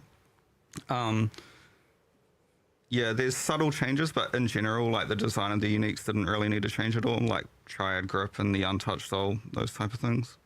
I just realized this makes like a favorite thing for me is like early league buying like a corrupted 6-link and finding the right colors for that was sometimes tricky, but now like you can use any, right? Because you can put a blue gem in a green socket, you just don't get the bonus. Yeah, Skin of the Loyals early league is going to be far more accessible now. Yeah, cool. Interesting. So that inadvertently kind of makes 6-links much more available early league, it seems. It's like something maybe you wouldn't even really think about with this, but there you go. Yeah, in a way, yeah. Yeah, all right, cool. Volubs did a thing with sockets, so I imagine that changed, right? Well, to clarify, when you do get a socket color, so for example, if you're using like a strength base type, you still have, when a socket generates, it's still got a much higher chance to be a red socket compared to a blue or green socket. So it still rolls socket colors based on the attribute requirements. Now, a Valorb does what it used to do before, where when it's generating socket colors, it can still re-roll socket colors. Yeah. I think instead of granting white sockets, now it does the inverse and it grants a colored socket. But that colored socket will just be a random red, green or blue. It won't care about the attribute requirements of the item. So a way to get off colors or something, maybe. Interesting. I imagine the crafting bench probably changed. But then again, with chromes being more expensive, maybe it didn't need to. So a chromatic orb guarantees a colored socket. Yeah. But we also have crafting bench options which guarantee 2 colored sockets and guarantee 3 colored sockets. But for varying amounts of chromatic orbs. I can't remember the exact And numbers. now that they're going to be much more valuable as well, that makes sense. It almost kind of solves itself there. Well, super interesting. I look forward to seeing how people feel about that after they've had a chance to play around with it. My impressions have been pretty positive so far. What the order of chromes are If doing. anything, like, I guess if there's any negative I could probably nitpick about it, it seems that maybe like it removes some of the identity from those items, mostly more in the campaign where you're not seeing their colors come up all that often. So like armor, energy shield thing is not necessarily as distinct from an invasion thing, since you can change them around a lot more. Was that something you guys were worried about at all with this? Not really. Like A little bit. I understand that it is, especially from the visuals. Yeah. But like the item holds itself, you know, and with respect to its defense type, its mods. But yeah, I mean, I get that. Almost everyone, I was just thinking about it now, or I play with sockets always shown. I don't think I've seen anyone in a long time not play with sockets always shown. So I was just thinking that, like, generally when you're looking at an item, in fact, you're not really seeing its item art. You're just seeing some combination of colors. So yeah, generally you're going to be like, hey, this doesn't look like how it used to look. But I would honestly say that that doesn't need to be part of it. So it shouldn't need to be part of its identity. Nice. Even though I get that it will feel that way, for sure. Well, I know this was the main change for this expansion, but on the side, in your spare time between working on socket colors, obviously you made this thing called Curse of the Allflame. This is a pretty unique and I think delightfully goofy mechanic. It's definitely a weird one. At first I thought, it's delve but moist, but then that seems to be oversimplified a little bit. Because it's also got a little bit of a blend of other ideas and definitely seems to very much be its own thing. I'm curious, how did this idea for this like Subnautican League come about? You know what? Strangely, it actually didn't even start from the point of we should go to the ocean floor. What I wanted was a league where, you're exploring in similar sort of to the Wildwood, because I like that mechanic, but Yeah. like a league mechanic where you're exploring and trying to uncover things as you go. And it was originally going to be, I believe, like bestiary adjacent, where it was going to be in like the spirit realm where all the bestiary bosses are, and you're like clearing spirit fog. But that was not a thing that we had nearly the assets to be able to pull off nearly as well as like an ocean themed league, because you can, you know, go look at half the monsters in the game that pre-existed, and they're on the coast, or they're near the shore, or they're on an island, and therefore, you know, it's crabs and horrible squid creatures and starfish and all that. And so it just made a lot more sense to go with an ocean themed league. And from there, everything just kind of exploded into being. Yeah, a lot of that also inspiring. Like the same mechanic can often be applied to many different themes in different ways, and so a huge part of the win there, he's talking about ocean biome assets, creatures. Well, we had just done Act 4, right? You know, so, and PoE 2, so all of a sudden we have islands and sea creatures and everything there, and it's like, okay, well, we like to reuse stuff and port it back and use so we get to use all the modern art. The other thing is the environment artists are familiar with those assets, so when they're trying to put together all these things, they know exactly, and the level designers, they know exactly where everything is. Makes it way easier, and then you don't have to like look through and find 13-year-old assets and stuff trying to go like, okay, how can I reuse this? And then, yeah, it's nice to have full art sets of modern art, because when you mix old things that aren't what we call PBR and non-PBR, when you have the old PoE1 assets intermixed with the new modern assets, they stick out like a absolute sore thumb. Yeah.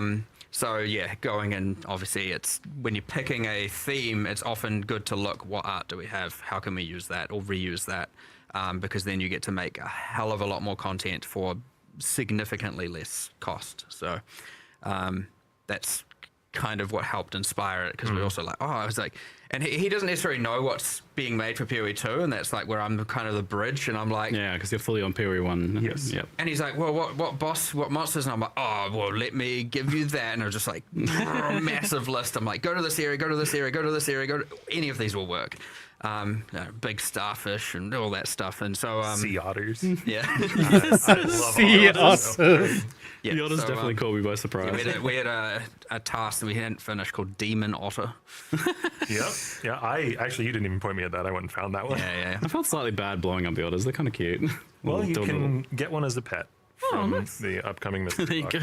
I feel like I'm like, how did you find that? Are you just going into our issue tracker and typing otter every 3 days and like waiting for something to appear? It's like, I refresh the issue tracker at the start of each day because I'm curious what's being worked on, and I saw otter like years ago, Control F otter. and it stuck in my head. Is this a script that just checks for him every day and alerts him, pings in the moment it goes in? Hundreds of these things getting made per day. It's like kind of to just know to search for that is like really weird. So I don't know. I'm sus. So,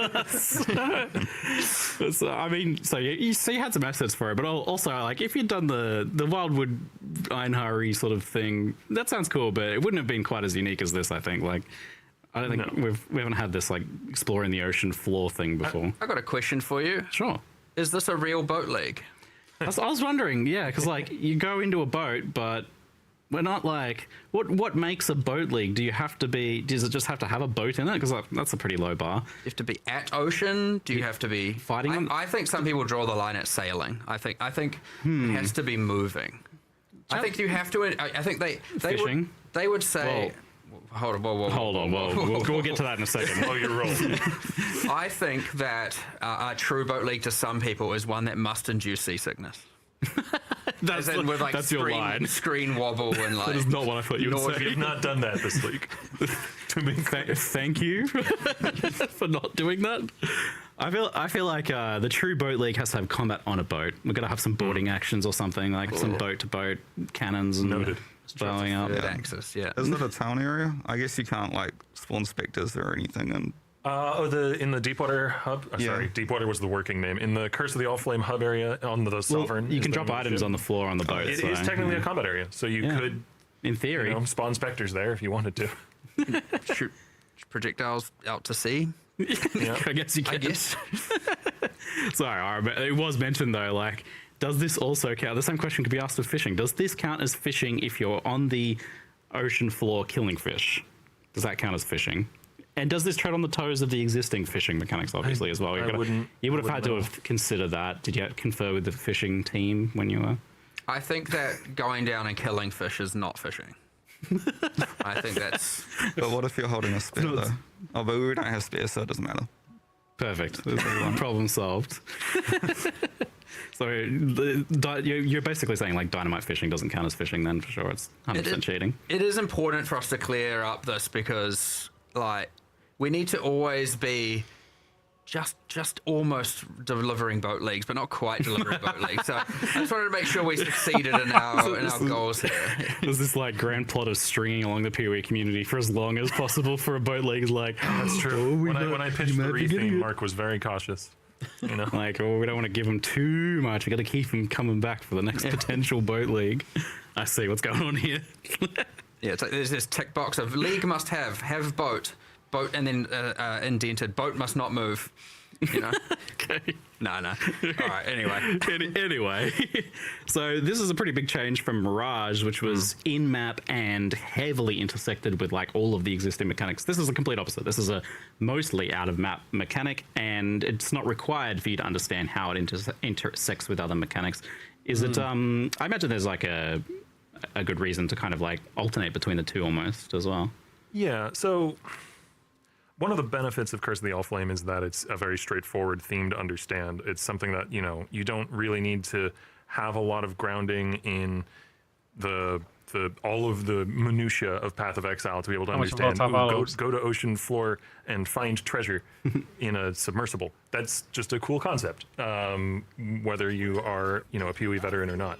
And there we go. It's also just kind of me liking to jump between things and work on very different concepts. Like, you know, I can't say any specifics, but we already do have a very rough plan for what 3.30 will be, and it's going to go in a completely different direction as well. So I don't know. I just have a lot of ideas that go all over the place, and I Good.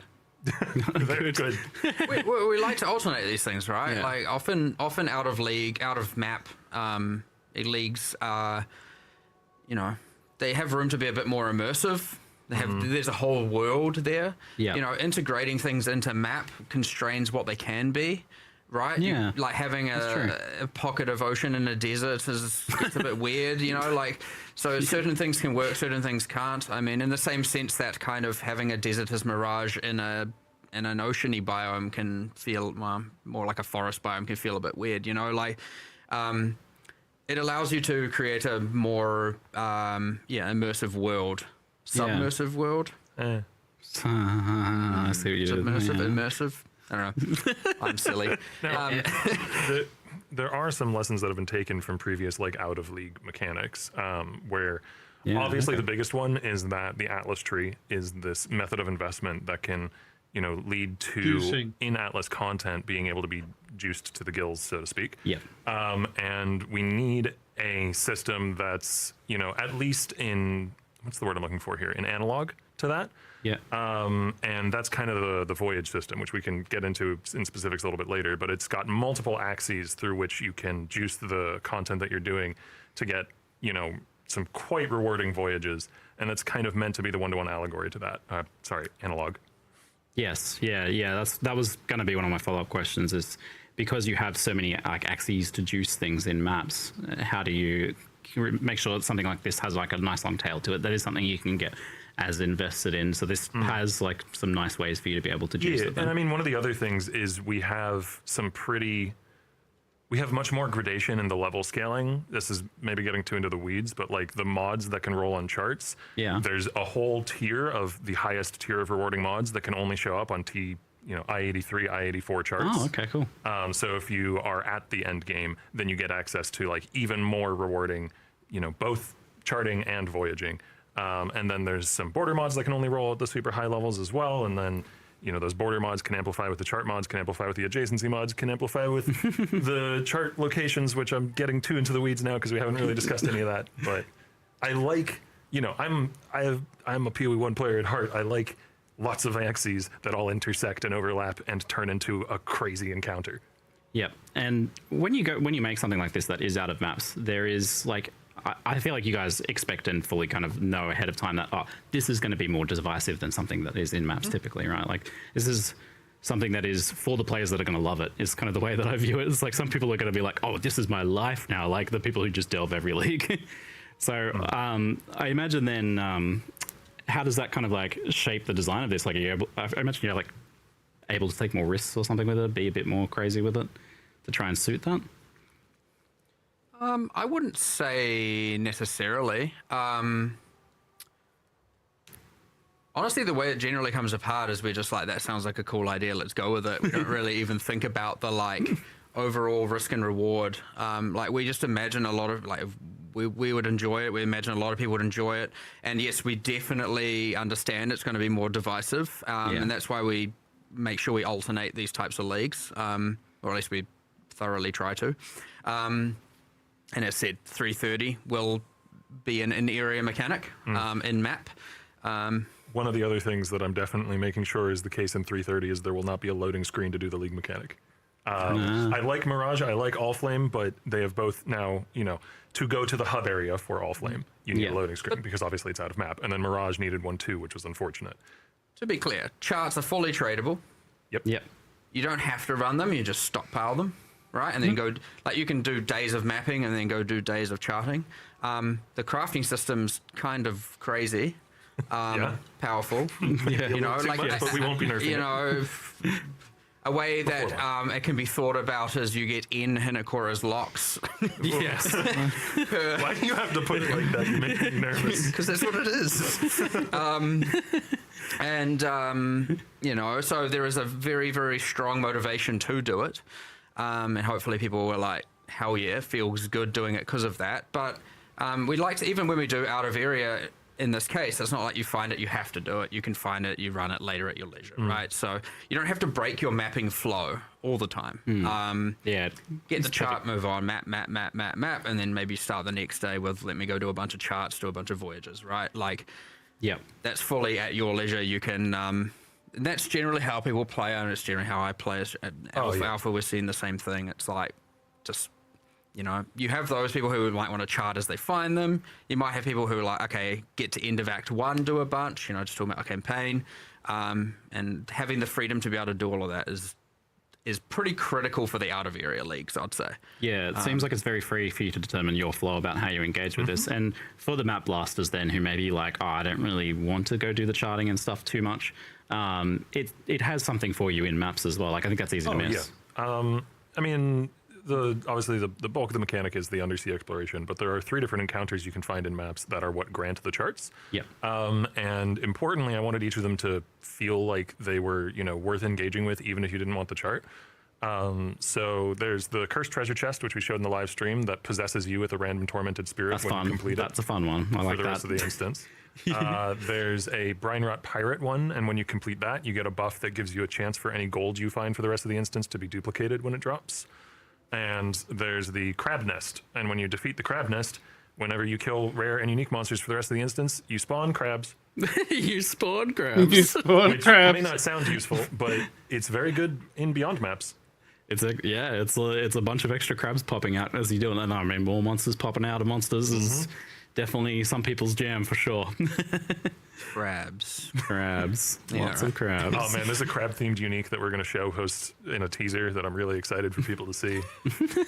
I'm sorry, I'm just baiting people by bringing that up. It'll be soon. I was just thinking, I got to make sure to equip the crab armor set when we play this. Oh yeah, for sure. It's got to be done.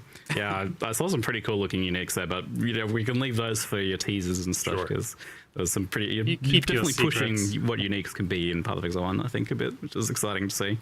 But you mentioned this, like the crafting system.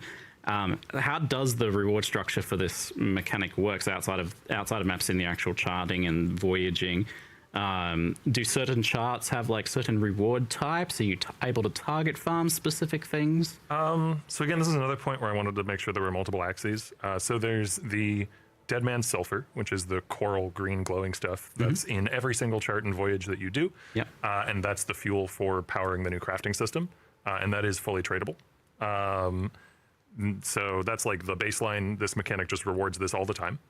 And then there are special charts that you can find that lead to special things on the ocean floor that can give, any number of, arbitrary rewards, whatever we decide. So there's one that just has tons of chests of currency, which I'm sure people will like. There's one that spawns, as you saw in the live stream, a new kind of mercenary that you can only get from that room. There's one that leads to the, the new boss of the league. There's probably a bunch that I'm forgetting. There's a dozen to 2 dozen of those at least, and we do have some that might not make it into the patch, and we would put in a week later if they don't. So there might even be more coming soon after launch. And then the third thing is there's what we call a scattered object system in the league, and this is why I'm personally really excited to play, because it scatters a bunch of predetermined random rewards, like chests of currency or a chest with a unique, or the message in a bottle that we showed on the stream that you open and it just gives you some random valuable unique, or potentially I think a reflecting mist is what we showed. Essences, strong boxes, golden lanterns that give you permanent rarity for the rest of the instance, tons of stuff. We tried to get dozens of outcomes in there, and those are just scattered on the ocean floor, and they give you the feeling of exploring to try and find stuff. You're not going completely blind though. Every lantern that you place has a little indicator on it, and that indicator will point towards the nearest scattered object, nearest reward you might want. So you know where to go to place the next lantern to find a treasure chest or whatever it might be. Yep. Yeah. Something different to say the Wildwood, where you just go, I'm going that way. Yeah. This one at least gives you a guidance to go, I'm going to find something if I go over here. Yeah. Now you don't know what the something is necessarily. It could be an essence monster or a strong box or a chest with a unique in it, but it will be something that you would want. It doesn't. Technically, there are also mines on the seafloor that explode when you step on them. They're not very frequent.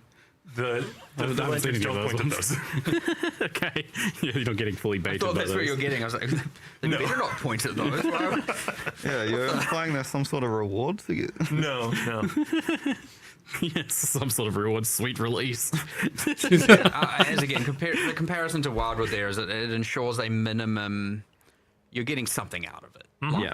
As long as you follow it, as opposed to like place a bunch of lanterns, you're like, I just RNG'd and got nothing. I mean, for me, it's the most addicting part of the league. Like, I love going in and, you can do a chart in like a minute, maybe 2, depending on how fast your build is. They're really fast. They're quite quick. Yeah. And so you go in, you find 2-3 chests, and then you rush back out, and you do it again, and then suddenly an hour, 2 hours, 3 hours has gone by.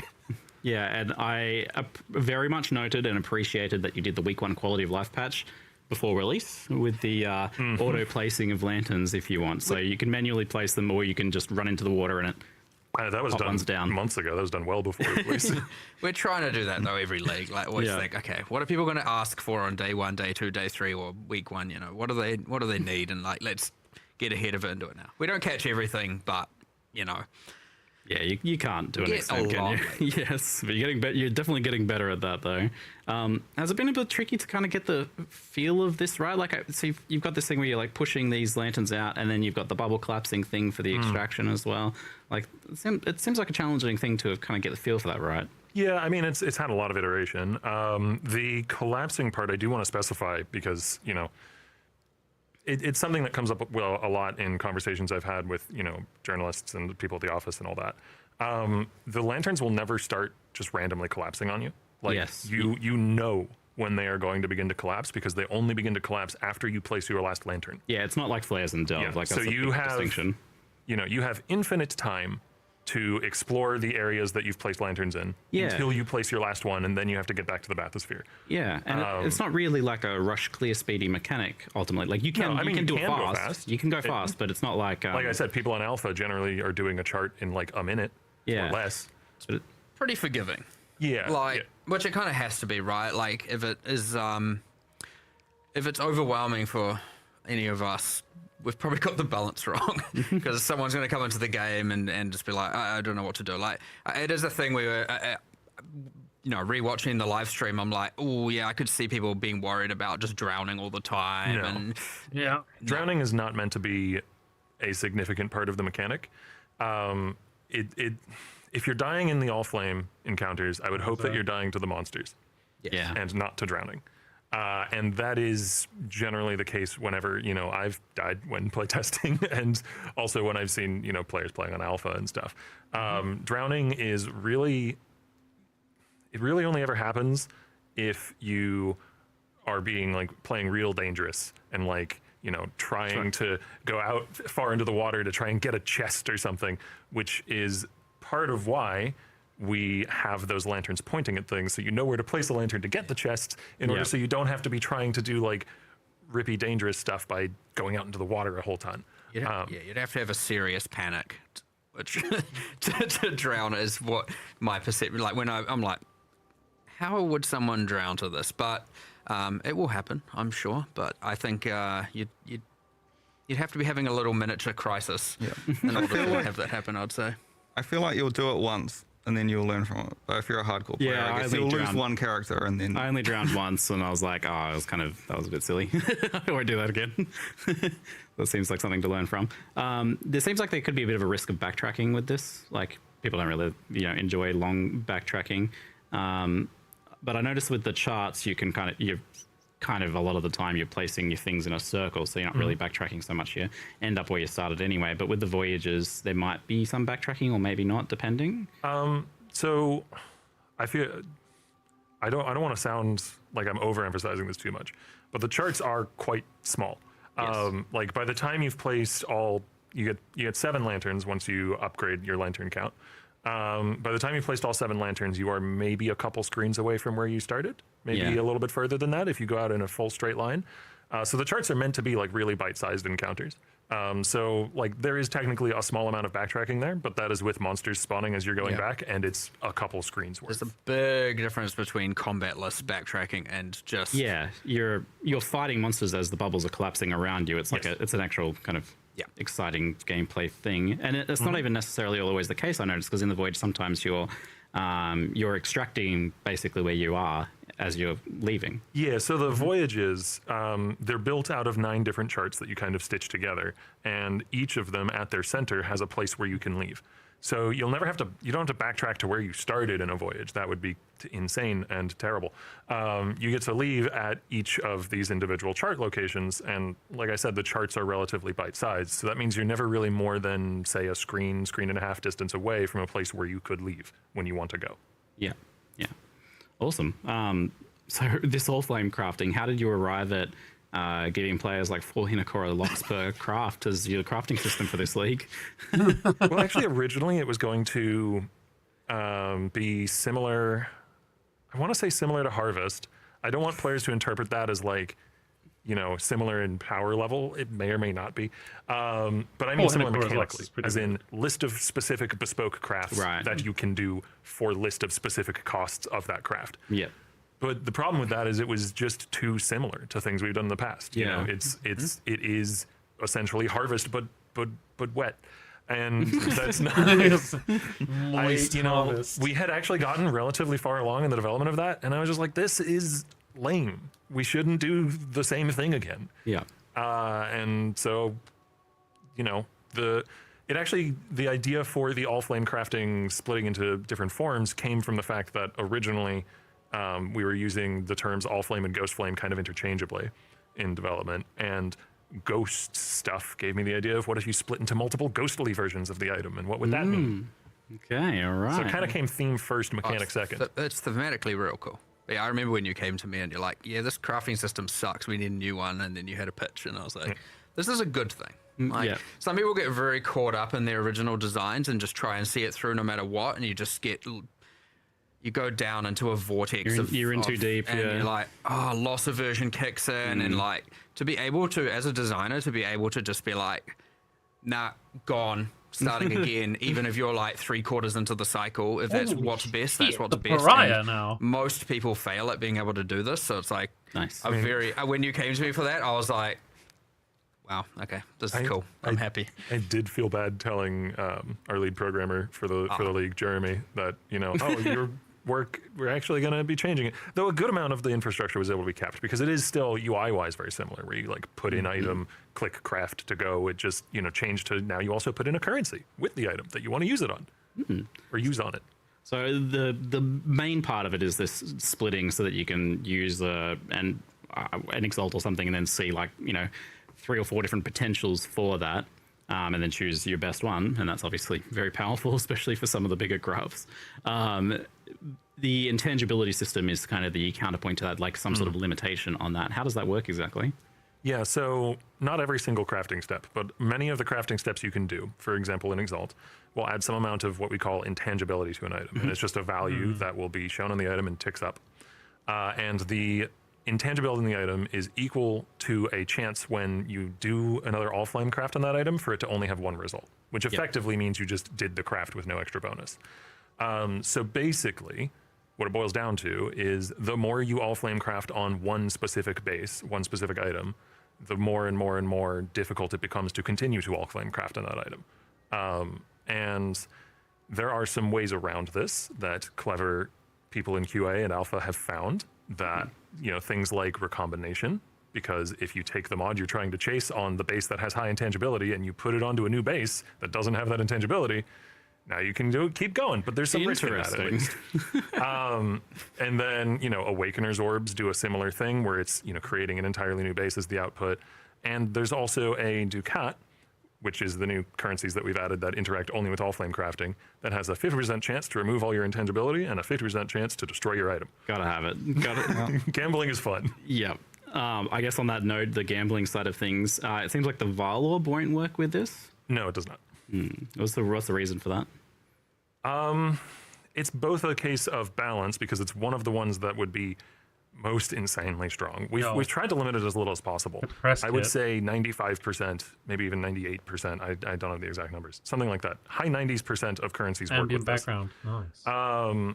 But also for me, I understand this is very subjective. Some people may disagree with this take. For me, it's a theme thing as well. Like, I really don't like this super special Vol magic just kind of working with weird ghost magic that doesn't hew together well in my mind. But that is very much me alone who is holding that subjective take. Even just taking that whole random unpredictability and turning it into, like, for normal mod, like Exalting, for example, sure, there's going to be some good outcomes. But for the fact that you can take that whole risk out of the Varlorb, or like most of it, it's honestly just a bit demeaning. Like, I tell you, you would never use a Varlorb. Oh, for sure. Aside from this way. Yes. With this being the case. So that in itself is kind of bad. Now, however, I was like, if we had time, which we didn't, I was like, have it do something else. You put it in here and the two magics collide and who knows what happens. You cross the beams. The Varlorb just says it modifies unpredictably, so, you know, you won't be lying if it did something unpredictable in some other different way, but that was, you know, hopes too high kind of situation. It was too difficult. One other, I know this isn't pertaining to a specific question you asked, but one other thing I want to make sure is getting across, because it was too in the weeds to go into in the live stream, is it is performing that craft on the original item X number of times, which means the outputs are independent of one another. So if I have an amulet that I'm trying to annul, for instance, I could have each output, it's unlikely, but each output could annul the same mod. Like, the outputs do not care about one another. Right, so in theory, with an Exalt, you could Exalt the same mod on all the outputs. That's stupid unlikely, but it could happen. So if that happens, don't add us. It's not broken. That is how it is meant to work. It is doing the crafting step of the currency item on the original item X number of times. It doesn't mod block itself, effectively. Yeah, that makes sense for sure. Holy shit. Easy fractures, boys. Easy fractures. So the main part of it is this like splitting into separate things, but there is some unique stuff to it as well that can occur to items, like well, that's mostly the Ducats, which you can kind of just think about each of them as a new bespoke individual currency. Okay. So there's the one that's like with this. Yeah, there's the one that's like you take an item with an attribute roll and turn it into another attribute roll. You know, strength becomes int or whatever. So those are basically, we had a bunch of ideas for the original Harvest-esque version of the system, and some of them had been implemented and some of them were just cool ideas, and it's like, where can we keep that? Okay, we just make new currencies that drop from the League mechanic that work with Allflame crafting. Nice, there you go. Transported them over. Yeah. There's a question from chat about reflecting mist with the new crafting system. I imagine that'd be like Varlorb and that it wouldn't work, but anything that's actually one of the few limitations. Anything that outputs more than one output does not work with Allflame crafting because it simply can't. Because it would. There's nowhere to put them. You'd need like a bunch of 2 items things. You'd have inventories all over your screen. You put a mirror of Kalandra in, and then you only get 1 item back. So Okay. Technically, this is not something that anyone should do, but technically a scouring orb works. Why? If you want. If you want, I guess. So I'm going to do that. Sure. Why not? Send some sulfur for just throw away sulfur because you're rich. That Just base burning type, money. that's exactly the same as that base type. Look, nah, this one looks better than those ones. Yeah, so I think I'm going to take number 3. Maybe. Can I have any one of those you want as long as it's scoured. A side note, thanks for the attribute swap mechanic as well. Like I saw the Ducat for that swaps attributes. One of my favorites is the resistance swap, but just like fantastic addition for like gear puzzle solving and for making it easy to like swap your gear with stuff you find as well. Like there's a lot less gear lock in with the resistance swap, and I think attributes will help that too. I kind of wonder if there's like other things like this that might exist. I can't think of any, but Isn't there in PoE 2 something that allows you, maybe I'm wrong and this didn't make it in, which in that case I'm sorry, but something that allows you to swap like cold damage on a weapon to being fire damage? Yeah. yeah, there So is. that would be the one other case. That's not quite the same though, because that is more yeah. changing the identity of a build than it is just Yeah. solving a problem in a build. Yeah, I kind of view the attributes and resistance as that problem solving sort of thing for sure. no, the attribute one is actually slightly more interesting because what it Yeah. allows you is if you have a strength body type, then you can swap it to dexterity or intelligence, which is like technically something you can't actually do. See, I would have the expected moment. it to obey the rules still, where it like Oh, no. can't do that, but you can actually just swap them to any. Nah, it's the Allflame. It's like older Yeah, combinators. the Allflame doesn't care about No the rules. Aside from except the rules that it has. Except for Valorbs and yeah. I guess the one caveat is that it doesn't work with hybrid attribute rules. So it won't do anything with all attributes because there's nothing to swap it to, and it won't do anything with things like that give plus 10 strength and dexterity. It only works with, giving one attribute, turning into giving one of a different type. Yeah.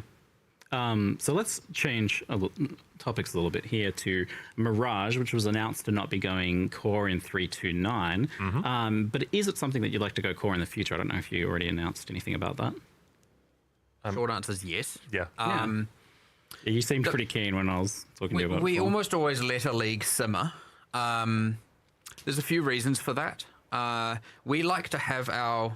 this is a more production internal thing, but we like to have our live realm be as close as possible to our internal realm. Yep. Right? And so if we've...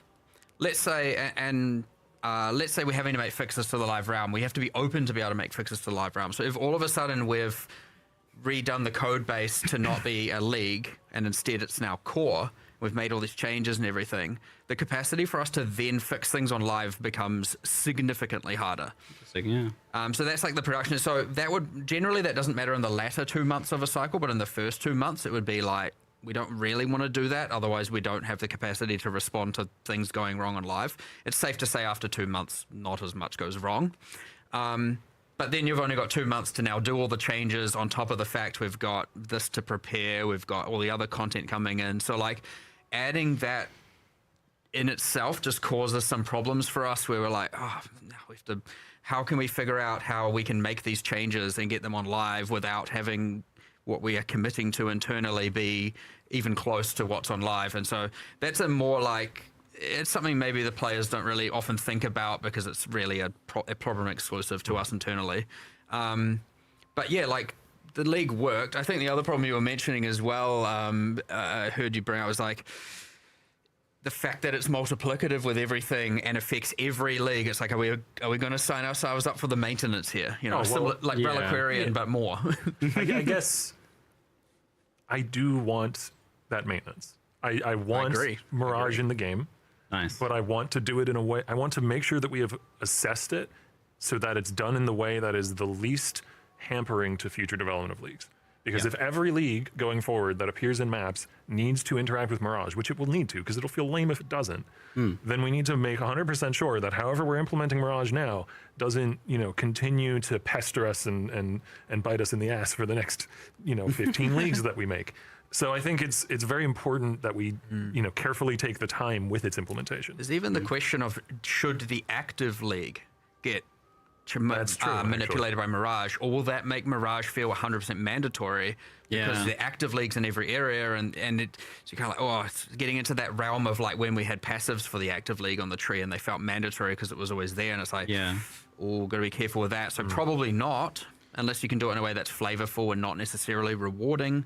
But it will come. There's some decisions we need to make and time to do it, of course. That's Yeah. always the main constraint, time. There is another question of if Mirage is even like an investable mechanic on your Atlas tree. Like we Yeah. could implement it similar to like the Asmeri Forest, where it's just something that randomly appears in your maps, and then It almost sounds like that might be a better idea for this one, because like it's really good news that it's going core. People seem to really like Mirage quite a lot, but it is one of those things that it seems like it has a danger of becoming like there's an issue in PvP at the moment with like cities feel like they're mandatory. Like you have to have like if you're going to do your juiced content, you've got to do it in this thing because it's just so much stronger. So I could see the same thing being with Mirage. It's like, oh, you're crazy to not do that, and then it becomes another tier 17 kind of issue where it's like, oh, you need to do your juiced in that, or you're just wasting it. yeah, I feel like the Asmeri Forest sort of avoids that problem because you Yeah. don't know about it. And if Yeah, you're investing random, lots of yeah. like very expensive scarabs into it, then it's not like you're going to just keep fishing maps until you find it. Yeah, and hopefully. it's just it's just a super exciting win when it does happen. It's not something you can plan around necessarily.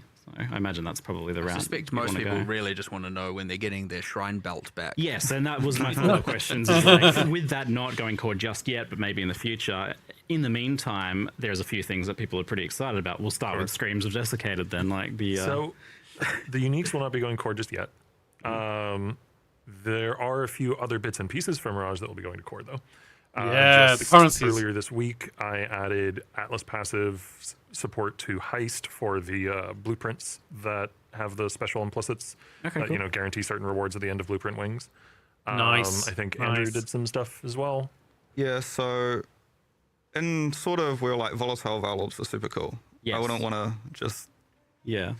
I think what we'll do is we've currently moved them to Sanctum, so it's a way of making Sanctum more rewarding. A bit more unique as well. And I feel like if Mirage goes core, we will probably keep volatile valves as a Sanctum exclusive reward. Right, yeah. The other one that we moved was the Crystallized Rancor. That was the one that enabled all the new, like, the minion harvest craft that comes from a new Atlas anomaly. I think it was in the live stream. There's, like, the big harvest is returned. So when you get a boss in one of those, they always drop the Crystallized Rancor. Nice, cool. And this is letting you kind of Yes, make these yeah. things a little bit more distinct as well, which has always been a goal, to give each thing their own rewards. We are doing more and more and more of that, and people, you can see that with like Legion and stuff like that. So, by the way, Let's fucking talk about Legion, huh? we have a goal there, which is ultimately two things. One of which is certainly more ambitious, but the idea would be that every single league that you can invest into, as opposed to ones that exclusively randomly spawn necessarily, every single league you invest into has exclusive rewards. Yep. That is goal one. Goal two is every single league you can invest into on the Atlas in particular has a pinnacle boss. And that's the way more ambitious. We will see if so going there with Abyss now as an example, and the idea that eventually we will add more and more and more and more of them. That one, of course, is significantly more difficult to achieve. So I would expect more leagues to get exclusive rewards, and I would expect less leagues to get bosses in the short term, but eventually that would be the ideal goal. I'm looking forward to some the already have them. Charlotte Some- Ascendancy And Pinnacle by boss. the way, I wouldn't consider Bestiary's 4 Spirit Beasts a pinnacle boss. Like, they're just some animals that are ghosts. Like, it's not, because it's too dated, it's too old. I mean, there's even some more recent leagues that don't quite live up to that. I would love to explore what a Mercenaries of Charthus pinnacle boss means. Ooh, No promises anytime soon, but just personally, I would love to see what that even is. Yeah, of course. I've got ideas. I'm looking forward to seeing what those are. Refracting Fog is getting asked about for Mirage as well. Is that something that's going core in some way? Unless you did something along those lines, Andrew, I don't think so. Yeah, I'm pretty sure all of the other Mirage exclusive currency is cooling off for a league. So the Refracting Frog and all the Coins of Power, those type of things. There's a waiting until kind of Mirage goes core. Yep, and we'll reevaluate then if we want to keep them in Mirage, keep them in the game, or move them somewhere else. I know we had a bit of a track record of saying things will go core, and then they, you know, we got now we've got Mirage on the list, we've got Harbinger on the list. Any others that are? We had Mercenaries on the list. Toda, maybe. Toda I was don't know. one. Sort of. But the idea is, you know, we were like, okay, we're getting too many things that we're saying we will eventually do. Let's actually try and do some of them. And then we're like, okay, Mercenaries is the one, so that at least we're getting that done. I want people to be reassured that we're not just building up an eternal list of stuff we're never bringing back. And I will at least say we are actively working on Harbinger, right? I don't want people to think that's ignored. So just before everyone, I don't know why that would come up again, but just saying, these things are coming. We're not just doing a soon TM situation. You touched on Abyss as well, and so that's getting a pretty major rework with some nice gameplay updates there. But something that you touched on was that rewards are PoE1 structure, though, like they're not being copied over from PoE2. Yes and no. So Abyssal sockets, Stygian vises, Abyssal jewels, those all still exist and exclusively come from Abyss. Great. However, the chests that spawn at the, like rise up out of the ground when Abyss is complete, those are more varied now. So it's no longer just like, here's a rare chest that drops stuff. It's, it's a currency chest or a scarab chest or a, weapon chest or an armor chest or a jewelry chest. Like it's more defined each time. So you get, and that's just better, to be honest. Like that's, having the more defined rewards gives you those moments of, oh, I got a scarab chest. And even when it isn't the case, maybe when you're leveling, you might Act 6 or something, be excited to see a weapon chest when your weapon is kind of crappy. And did I hear there's like a bunch of new uniques with this as well? There are 6 and a 7th that people can find. Some secrets. I think So wait, the 6 can't be found? No, a 7th that people can uncover how to get. Let's put it that way. And just to be clear, I realize this is a little bit confusing in hindsight. There is a new Pinnacle boss. There are still the Liches. Yep. They are still there. And they still have their drops, so it is entirely new Pinnacle means new uniques, and a mysterious one.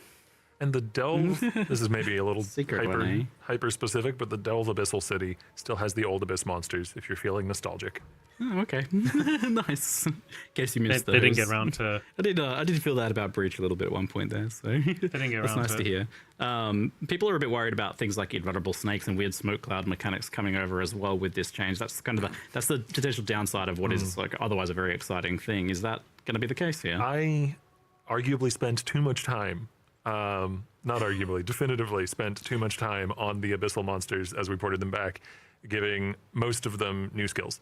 Yep. Entirely. Like, okay, yeah. It's I just really like making monster skills, and I was like, hey, I can do this quick because it's done in, bang this out in 2-3 weeks. It was not 2-3 weeks. You came to me one day and you're like, I've made a mistake. I've spent too long on the Abyss monsters. I'm like, okay, wrap it up, stop, move on. Right? Like, what can we do? But they do have new skills. So, Great. There's no breakdancing invulnerable snake woman, which is the sentence that I get to say as part of my job. And now you get to learn what the new skills are that the Abyssal monsters will have for you in PoE1. That's excellent news, and that's making the games more distinct while like taking some of the good stuff from PoE2, but keeping PoE1 its own thing. That's really cool. That was kind of the original impetus. That, and I do personally like working on monster skills, but I personally very strongly feel that when we're taking from PoE2, which is a thing we should definitely do. If we don't, then we're not going to have the resources to deliver big enough, cool enough leagues. We should do as much as we can to make it feel distinct in PoE1. So you might see a monster that looks familiar, but it's going to do all different things. Oh, yeah. That's exciting. Reuse the art, adjust the game design is generally the philosophy there, yeah. right? Yeah, why wouldn't you? That makes perfect sense. Absolutely. So another I was kind of surprised about just how much stuff is going on in this, because you also have a Legion kind of set of improvements as well, with a whole new reward system for that, which is exploring something that you've been doing a bit of lately, which is being able to modify uniques, which is always kind of exciting and interesting. So what unique modifiers can be ported over to a new item with this new Legion unique crafting system? Drew's territory. Well, to clarify first, there's 5 different crystals that can drop each of them is associated with one of the Legion factions. Okay. So, for example, the Marraketh faction drops one that allows you to enshroud your unique body armor items. Okay. So it's only armors. You can't do it on jewelry, you can't do it on weapons. So you have shields and gloves and helmets and boots as well. Yeah. But you can enshroud any unique armor in the game that isn't corrupted, I don't think. So you can take boss uniques, like... You can't create boss uniques. No, No. you can't create boss uniques. Yeah, that You would go be. from consume boss boss unique. unique. Yeah, you You wouldn't can want that. take a mod from a boss unique, and it's effectively like you applied an ancient orb to the item. So Yeah. it will randomly transform into a new core droppable unique, like a lightning coil or something. That's so cool. And the implicit will be the boss unique. That's so cool. Or one of the mods, yeah.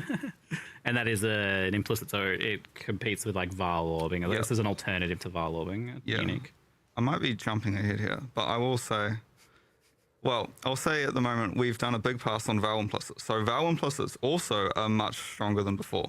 We will explore that a little Yeah. bit in crafting So- for sure. It's not entirely super duper power creep, but you'll definitely there'll be some combinations of these unique items that you'll be really looking for. Cool. Don't worry. We'll touch on that in a bit. The balance of the vestigial uniques, the balance is not. It's not like 1-to-1, right? It's Where we can keep it 1-to-1. Oh, yeah, of course. We try to keep it 1-to-1. But for example, something like Comb's Heart, we aren't sending 1,000 life across to the new item. I think No it's like 1,000 life lightning coils. I think That's it's a lot, like though. it's Yes. like 250, I think. 250 life lightning coils, pretty good. That's good. kind of juicy. I mean, I'm excited for Facebreaker with Doriani's touch. Right. That's my build. Yeah. Decided right there.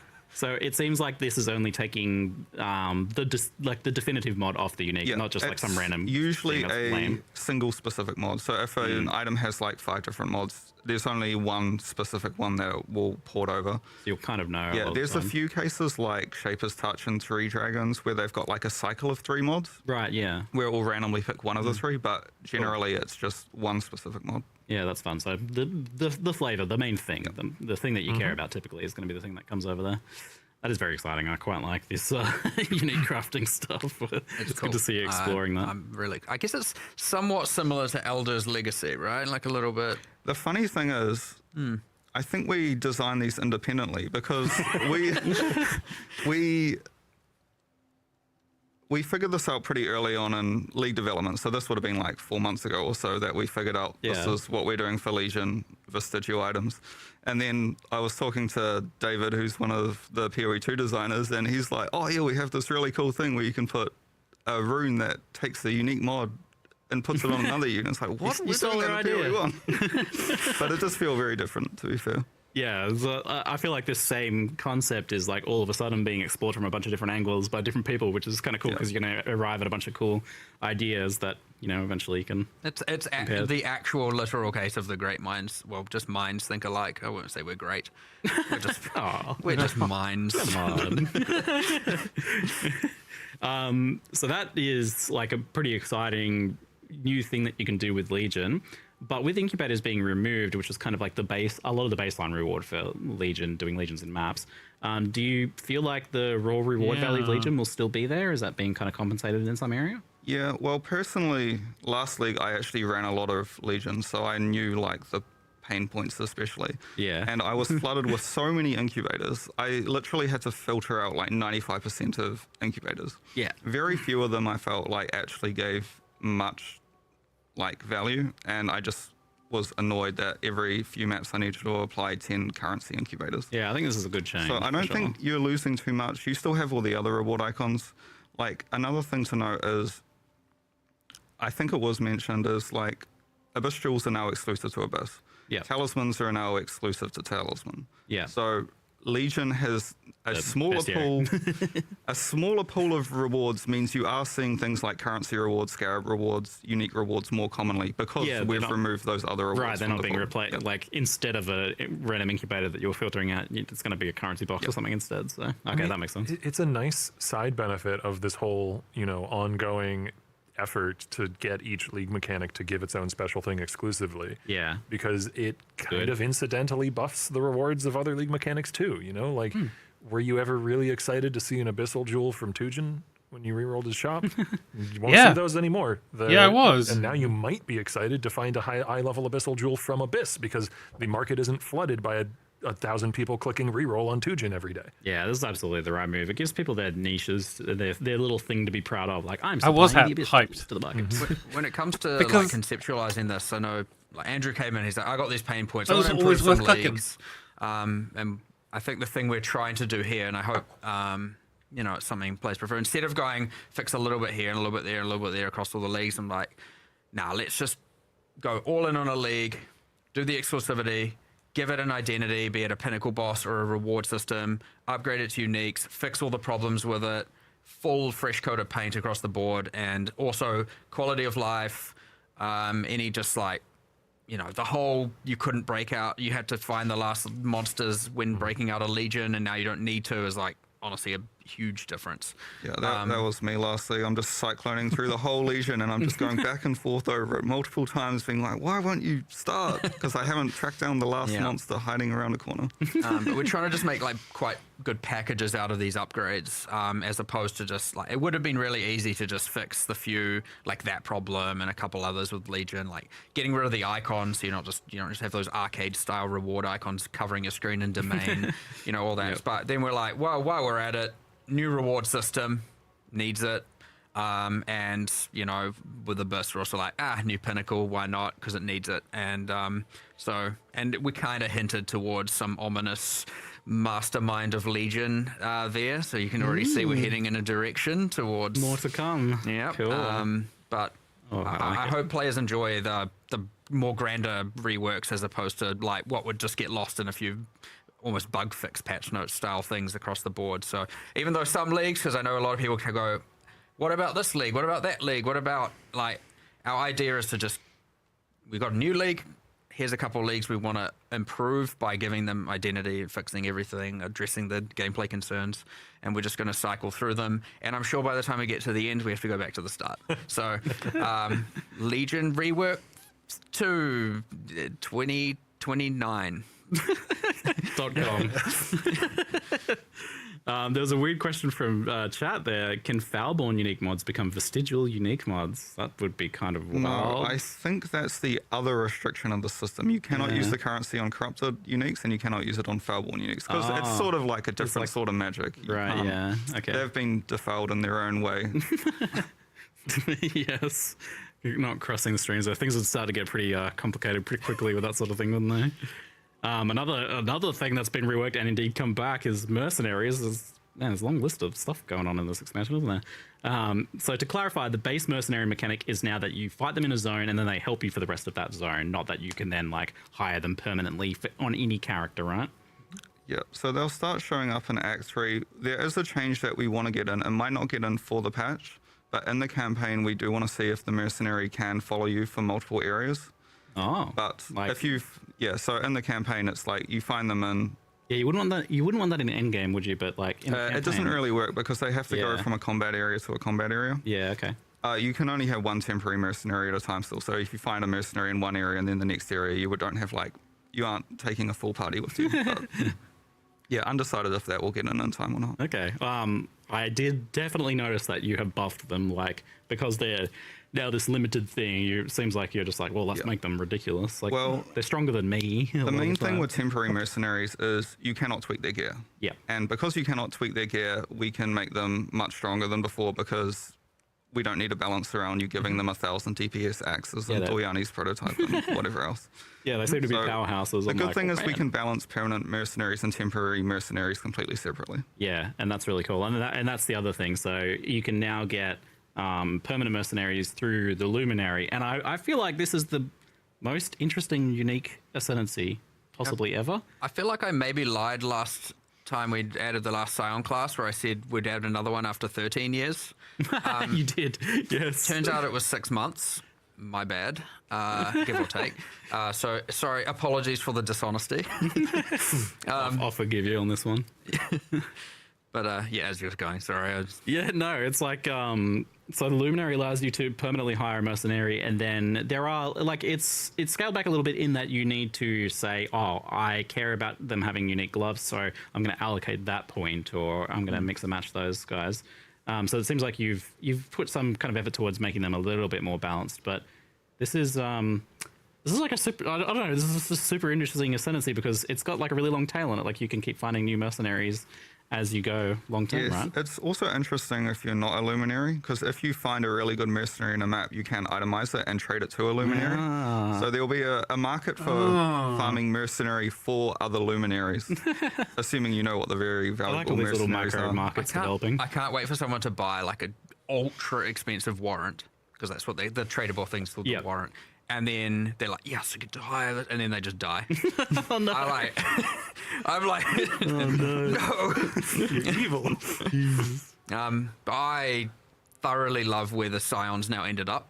Yeah. The 3 classes it has. You've got the Reliquarian, which we teased yesterday, day before or something. Yes, the new we've set. shown the new ones. You got this, like all 3 classes. The Ascendant obviously is a bit more, but there's still many permutations. But still, Yeah. 3 very unique classes. Yeah. Insane build variety. It ended up just being amazing and special, and the Luminary just is the icing on the cake there. Honestly, I'm looking forward to playing it. That's definitely my. Yeah, I'm 50-50 at the moment what I'm going to play. It's either going to be a Flame Link mercenary, me using the Flame Link, or channeling Lightning Tendrils, which sounds weird, but there's stuff. Yeah, That's still- I was going to Channeling say, lightning Andrew tendrils. has adjusted over 100 skill gems. For Yeah, this I patch? think I still got a few dot buffs to do, but everything else should be in the notes. That's literally our next topic. I've just got a couple mercenary chat questions before we move on. So, will mercenaries revive automatically if they die after changing zones, or do they need to be revived with gold still? They still need to be revived with gold, and same system as before, where they'll turn up in the next area. Yeah. Okay. Did you guys I can't. But their survivability has been. No, I don't think it's been messed with too much. I think it should be all good. Okay. You will need to put defensive gear on them, I think. I can't remember. It was too long ago when I looked at the balance for the. Figure it out. Did you guys improve the UI or something like that? I feel like it was a bit better or something. I don't know.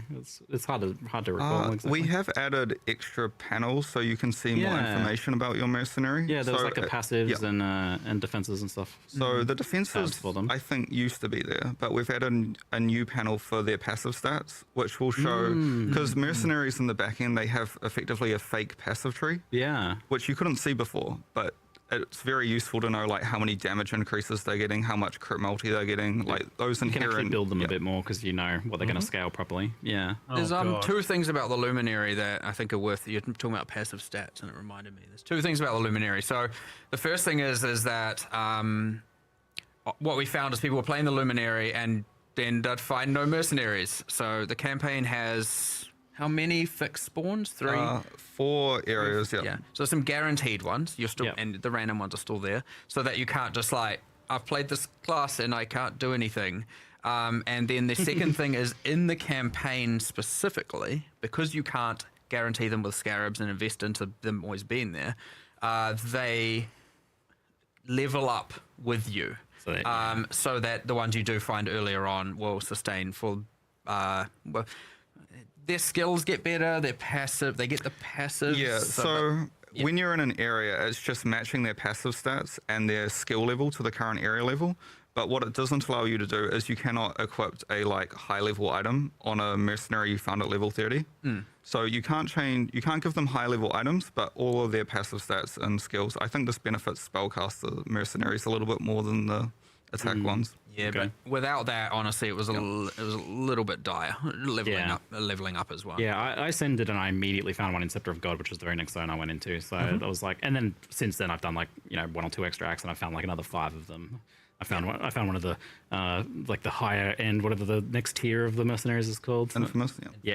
Yeah, I found an infamous kineticist, and it's Oh, that's the big money right there. yeah. And then I went into another zone, and there was one of the temporary ones. And I got those guys, and I was just sprinting through the zone, and he's slamming, teleporting, and she's throwing bolts out everywhere. I'm like, nice. Yeah. That's pretty fun. It's gonna be fun in endgame when you get a good temporary recruit on top of your already luminarious. I get to be a recruited one as support well. character without friends. my mercenary friends. Absolutely. Will Trath and skill gems drop from mercenaries now, or they remain exclusively as a heist reward? It's another chat question. Yeah, we've move them back to mercenaries so they no longer drop in heist. That makes sense. You want each thing to have its own unique rewards after all. Will there be a forbidden flame and flesh jewels for luminary ascendancy nodes? Oh, I imagine not, right? Nah, that won't be.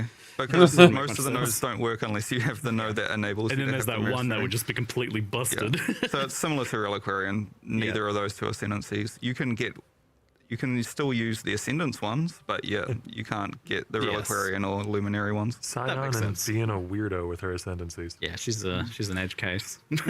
Fun little thing that I'm sure, well, so we were just discussing this before because you experienced it out here where a lot of players probably have forgotten, but for those who remember the first time players have to actually go and unlock the Scion to be able to play the Scion. Yeah, I had a fresh account here, so I was all of a sudden like, wait, what? I forgot about that. You guys have removed the Scion? Because who actually remembers Yeah.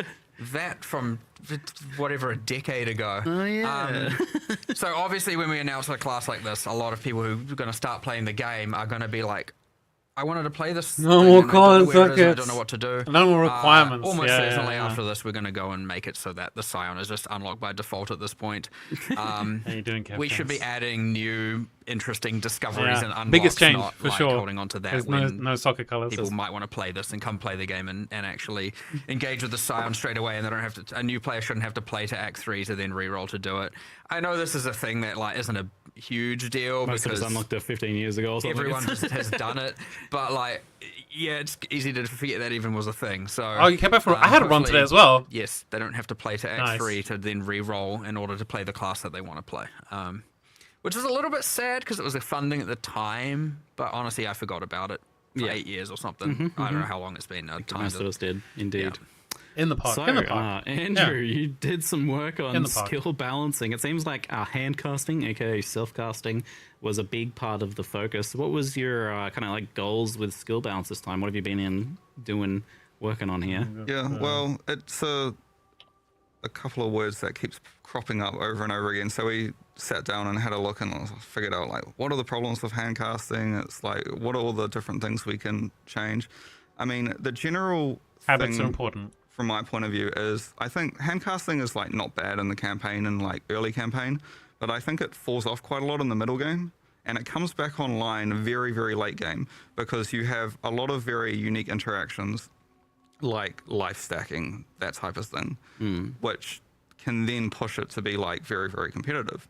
So a lot of the focus here was adding more scaling into that mid game, especially. Yep. But also the fact that we have like hundreds, I think it was like 180 spells that were like viable, damaging spells that we could like were candidates for balance effectively. Yeah. So it's like Only what should there's so much choice. Why would Water someone Bite. pick Yeah, it one looks really spell good. over the other? It's really, yeah. So it looks we've super also done a interesting. focus of like trying to differentiate the spells a bit more based on like their inherent damage types. Yeah. So for example, like blade spells now have like 10% crit chance instead of 6%. So they're massively crit focused. Whereas fire spells have lower mana costs than other spells, but they have higher damage effectiveness, which sort of leans into them being very good for ignite. Yeah, I noticed you were doing more elemental distinction as well. Yeah, so like I saw similar kind of reasoning behind cold and lightning as well. Like lightning is faster, but higher mana cost. Yeah, so lightning will be interesting because lightning has like all of the cast speeds are faster, but the mana cost is also higher. So That's like a double whammy for like how do you manage the mana on that, and then if you're doing archmage things as well, especially. I mean, that can be a good thing. That's a good thing to have the higher mana cost potentially. yeah, I mean, archmage doesn't scale off. I don't know.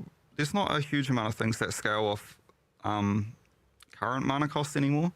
I think there are a few, in which case that is actually a buff for those. All those lightning Like spells. unique or something, right? Yeah.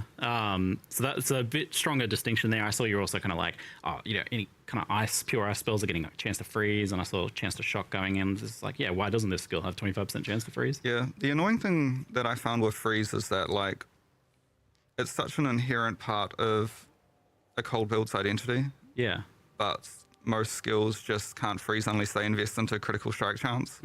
So having a bit of like chance to freeze inherently on some of the very basic cold spells will make freeze actually be something that you'll notice early on in the game. Cool, yeah. And it's not just that though, like I definitely noticed some pretty substantial damage buffs for a lot of these skills too, which is important to like give a bit more diversity. I even noticed in the early game, it's like, oh, I don't feel necessarily like I have to rolling magma quite so hard. Yeah, I think there weren't a huge amount of, like, to be honest, a lot of the changes were to the growth of the spells. Like, for example, channeling spells, because they don't have a huge amount of, like, different axes for scaling, we've increased, like, the damage growth on those. So their damage isn't, like, hugely different at, like, level 1, but it ramps up quite a lot more throughout the game.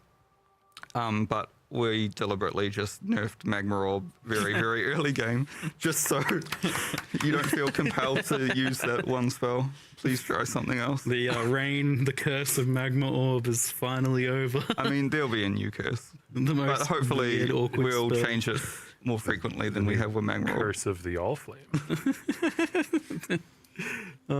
So Along that line, there is the classic, you know, meta nerfs, so to speak, that we like to do every league. But Yeah. Meta Andrew's nerfs? a specialist at just give me a giga spreadsheet of numbers, and he is the king of just change all the numbers of all the things. Like most people are like, oh, there's multiple hundreds of things to do here, like, and they're a little bit reserved. And Andrew's just like, yeah, all good. Let's go through every skill in the game. Let's do it. Oh man, there's a long list of. It's going to be some long patch notes this time around for sure. Oh yeah. Yeah, not to say there aren't any, like, nerfs related to... Well, one of the things is because we're buffing a lot of the spells, I don't want to just buff every channeling spell in the game and everyone's like, oh no, I'm playing totems. No, I'm playing mines. So yeah. do note there might be some, like, counterbalance there. Yes. That's a good thing. Otherwise, you're not even necessarily then making people want to handcast, right? Like, obviously. So. Yeah. Do you think that there might be a need in some areas for any sort of like mechanical changes to handcasting and channeling in particular? Well, there is a dream, and the dream is cast while moving, but that is... I don't know if we'll ever see that in Theory 1. So that's a tricky one, It isn't it? requires the new rigs, I assume. We will someday. One day. One day. That One one's an day. actual long time away, though. That's not Yeah. but it will come. We've explained that a whole bunch of times. It's the exact same reason why there's no WASD. Yeah, I see the question, and we've answered it before, the WASD question, but that's the same thing. We is that understand it how- kind of needs the rigging to work. We understand how popular those things will be, and it will happen. It's just taking its time, and not due to us like not caring. There is a whole department actively working on aiming towards this goal. Yeah. All the time. Yeah. So ironically, with the discussion and like a lot of the focus being on hand casting, self casting, and trying to make those better comparative to like triggered and other means of getting spells out, which have been dominant in the past, there has still been a lot of questions about cast on crit and cast while channeling, and those feeling weak. Interesting. So it's especially like cast on crit players seem to be like lamenting the loss of awakened cast on crit, for example, and feeling like they're a lot weaker now, or that's a lot less viable. Is that something you've considered or looking at in the future at all? There is this new node on Assassin, which is sort of insane for cast on crit.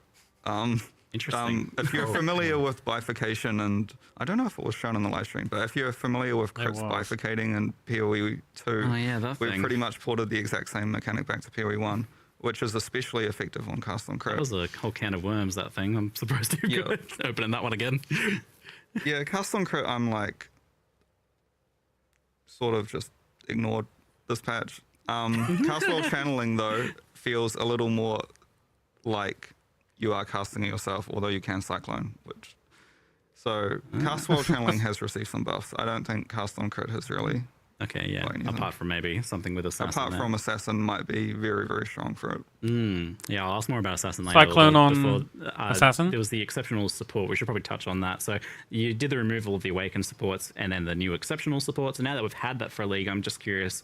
I've seen some questions here and there about it, and I've seen people saying, especially like dot builds, maybe poison builds, I feel like they lost a lot from the transition. You know, they had a bunch of damage now before that they don't have now. They were kind of already something that was a bit capped in terms of damage. The problem that a lot of those non-ailment dots have is there's very few mechanics that you can do something like super interesting with. Yeah. And previously, a lot of the old Awakened supports were just pure damage multipliers. Yep. All the supports they used were like Awakened Burning Damage, Awakened Deadly Ailment, or not that one, but Swift Affliction or whatever. So, yeah, they certainly did lose a little bit of damage at like the super endgame, but hopefully I'm undecided. Like I said before, we've still got some like, I've got a specific list of spell dot skills, which I haven't exactly figured out how I want to buff yet, because it could just be damage growth. But I think the correct answer is we add more different, it could be support gems, there could be just some in-game itemization that like adds extra axes of scaling to these skills. It was shown in the live stream, but one of the packs is very focused towards these. Yeah. The Pact of Gore, depending on like how many different types of non-damaging dot skills you use, you'll get like a huge bonus to their like damage and. So there's still some stuff that's going to come in the patch notes as probably early next week. So the dot skills, as he mentioned. Oh wow, this patch then. Maybe, unless he decides not to. And we were even working on some. We're working on some keystones for casting that we haven't quite figured out. But the hope is to be able to do them. Like kind of one for fire, one for lightning, one for cold, something like that. No promises, but they're close. We're like 80% into solving it, and there's just a few bits left. But we didn't want to add something too kind of convoluted, and so just trying to find out how to simplify them and make them feel a bit more fundamental, as opposed to just like a confusing mess. And if some of that can just be a matter of descriptions, which. Oh my God. Also, I don't know if people notice, but we have the helper text system now in PoE1. Yeah, the tooltips. Yeah. I definitely noticed that. I love tooltips. I just remembered. I was like, we didn't talk about it. I was like, wait a second, that's a tooltip right there. On that note, though, we don't have everything. The system's there. That's going to take time. The new stuff has it. The old stuff going to require slowly a bit. It's a lot of updated. Finding all the cases where it's necessary, writing all the text. Yep, linking them all. You can automate some of this once you have a keyword, which is what we call it internally. You can go look for all the places in the game that use that word that you're trying to keyword. Yep. But the actual writing of each individual keyword, that needs to be done manually by people who understand the systems, and is also very exacting, because Path of Exile is a very precise game. Exactly. And so if you have slightly different wording, it can mean a wildly different thing. We only let a few people in-house actually write these things because we want to make sure they're very consistent. You see in some games where you've got descriptions and it's just, you look like each developer wrote their own variation of it. So we generally try and make sure these are done very precisely, because it could, misinformation's way worse than almost no information, right? Like it just confuses people. So they're going to get filled in, but only needing those 52 specific minutes people to patch notes. Free to do it. But it's a good QOL addition to the game, and good for onboarding as well. And so that's just random pivot, but I just remembered that when we were talking about the keystones and describing them. I see chat bringing up nearby. Did we get that nearby? Oh yeah, Andrew? I was going to mention the highlight, the circle. Yeah, so I think what we're going to do is we're going to do a restart patch, like a content update, maybe a week or two after release. And for that, I have a plan where I'm going to unify all the nearby keywords. So nearby, close, present, proximal, all of that stuff. And then it will all be keyworded, and you'll be able to highlight the keyword, and you'll get the nice little ring around your character. I just want to clarify, because people got confused about it last time. When he says restart patch, it just means a patch in where the realm goes off and then back up. Just to be clear. Not resetting. I saw last time people going, what do you mean there's a week one league reset? As in, there are some changes that won't work unless the client has been restarted. So it just forces everybody off the game. Eternal terminology leaking It's out about client server synchronous. But that's good news. I've seen us. We refer to it as a restart patch internally, and I see some people, rightfully so, misinterpret that as a economy restart or something. I'm like, no. You don't need to do that for a tooltip. No, not usually. The new league mechanic tooltips. So we've had the assassin rework, and how do you feel like that landed? And there was also kind of like linked questions about, well, we talked about custom crit, but also like elusive not feeling very good to build around. But I think before you could refresh it, but not anymore. Yeah, I feel like when we reworked it, it landed a little bit too weak, which is why we're making changes this patch. Not just, it's mostly because it's an intelligence ascendancy, and so we can like put it under the umbrella of self-cast buff. But do note that the death marked node, the one that is applies assassin mark, that has also been massively buffed. So if that node is much stronger for attack builds, then hopefully Assassin is also viable for them too. Control F Assassin in the patch notes then. That's good news. Yeah, because I was doing a little bit of research on that, just kind of see where it landed, and ultimately it was like 2%. It seems like the Shadow Ascendancies in general are all a little bit low. Yeah, I mean, we do sometimes look at PoE Ninja just to see like the one or two authority on this. Yeah, we often have our we make sure we address the least played class or two, but because some of these, we just instead went with more of a well, not to say they aren't, but folded into the hand casting thing and do spell casting adjacent stuff instead. Yeah, related to the assassin questions, a few people have been asking about daggers and claws. Daggers in particular feel like they lack a bit of an identity. Like you would expect them to be the highest crit thing, but in many cases that seems to not be the case. And a lot of the times it's like, unless it's a unique, it's like, well, I should just use a claw instead. That's going to be better. One of the things that's going to be in the patch notes is quite a lot of caster itemization changes, particularly to like staves and daggers and wands and scepters. Okay. So one of the things with daggers is they're implicit. We just had a look at them compared to like wands and scepters, and it's like you're kind of weak. Yeah. So all of the crit chance on dagger implicits has been buffed. Nice. And then the changes that were related to wands and scepters generally proliferate to daggers as well. So rolling caster daggers will have a bunch of improvements. As attack daggers versus attack claws, the only real change there is that daggers have slightly more crit chance. Yeah, I imagine that's a bit out of the scope of this current one, since it's not the focus now, but something to look at in the future. It's the same thing where we try and pick a package similar with the League reworks, for sure. Instead of just bits and pieces all over. We're like, what's something cohesive? So when you go hand casting, and then you kind of let it spread and affect things that are somewhat adjacent, but I mean, the players will then tell us what the next, we almost always go off, as he said, when the word hand casting or self casting keeps coming up. That's how we ultimately decide, here's what we're doing next. So ultimately we just keep paying attention to what people think is not in the right spot, and then we go, okay, how are we going to turn that into a package, a rebalance package, and that's kind of how we go about doing it, to be honest. So let us know is the answer. Well, I mean, that's the next question is about defenses on ranges. Obviously not in the scope of this patch, so no one expects anything in that regard. Defensive on ranges. It's maybe a good one for the future to look at. Defenses on the ranger build archetypes, especially with bows, it seems to be, is kind of the topic here. And I had some prolonged discussions with a few people about this one. So I have some extra context on this if needed, but the main takeaway seems to be that ranger defense suppression, namely, was nerfed as a result of other classes heavily investing in it, which is like a good thing to do, because you don't really want the build checklist of like, oh, I have to get suppression on every single build was obviously a problem. So that was like nerfed in, I believe, 3.2.7, and there was some stuff before that as well. So while probably good for other builds balance, Rangers seems to be lacking in their own way to make buff up for Ranger. that. And Evasion seeming kind of increasingly weak, with less benefits to stacking it than other things like Armor and Energy Shield. And other defensive layer options in that kind of archetype seem to be highly conditional, or they have some really big downsides.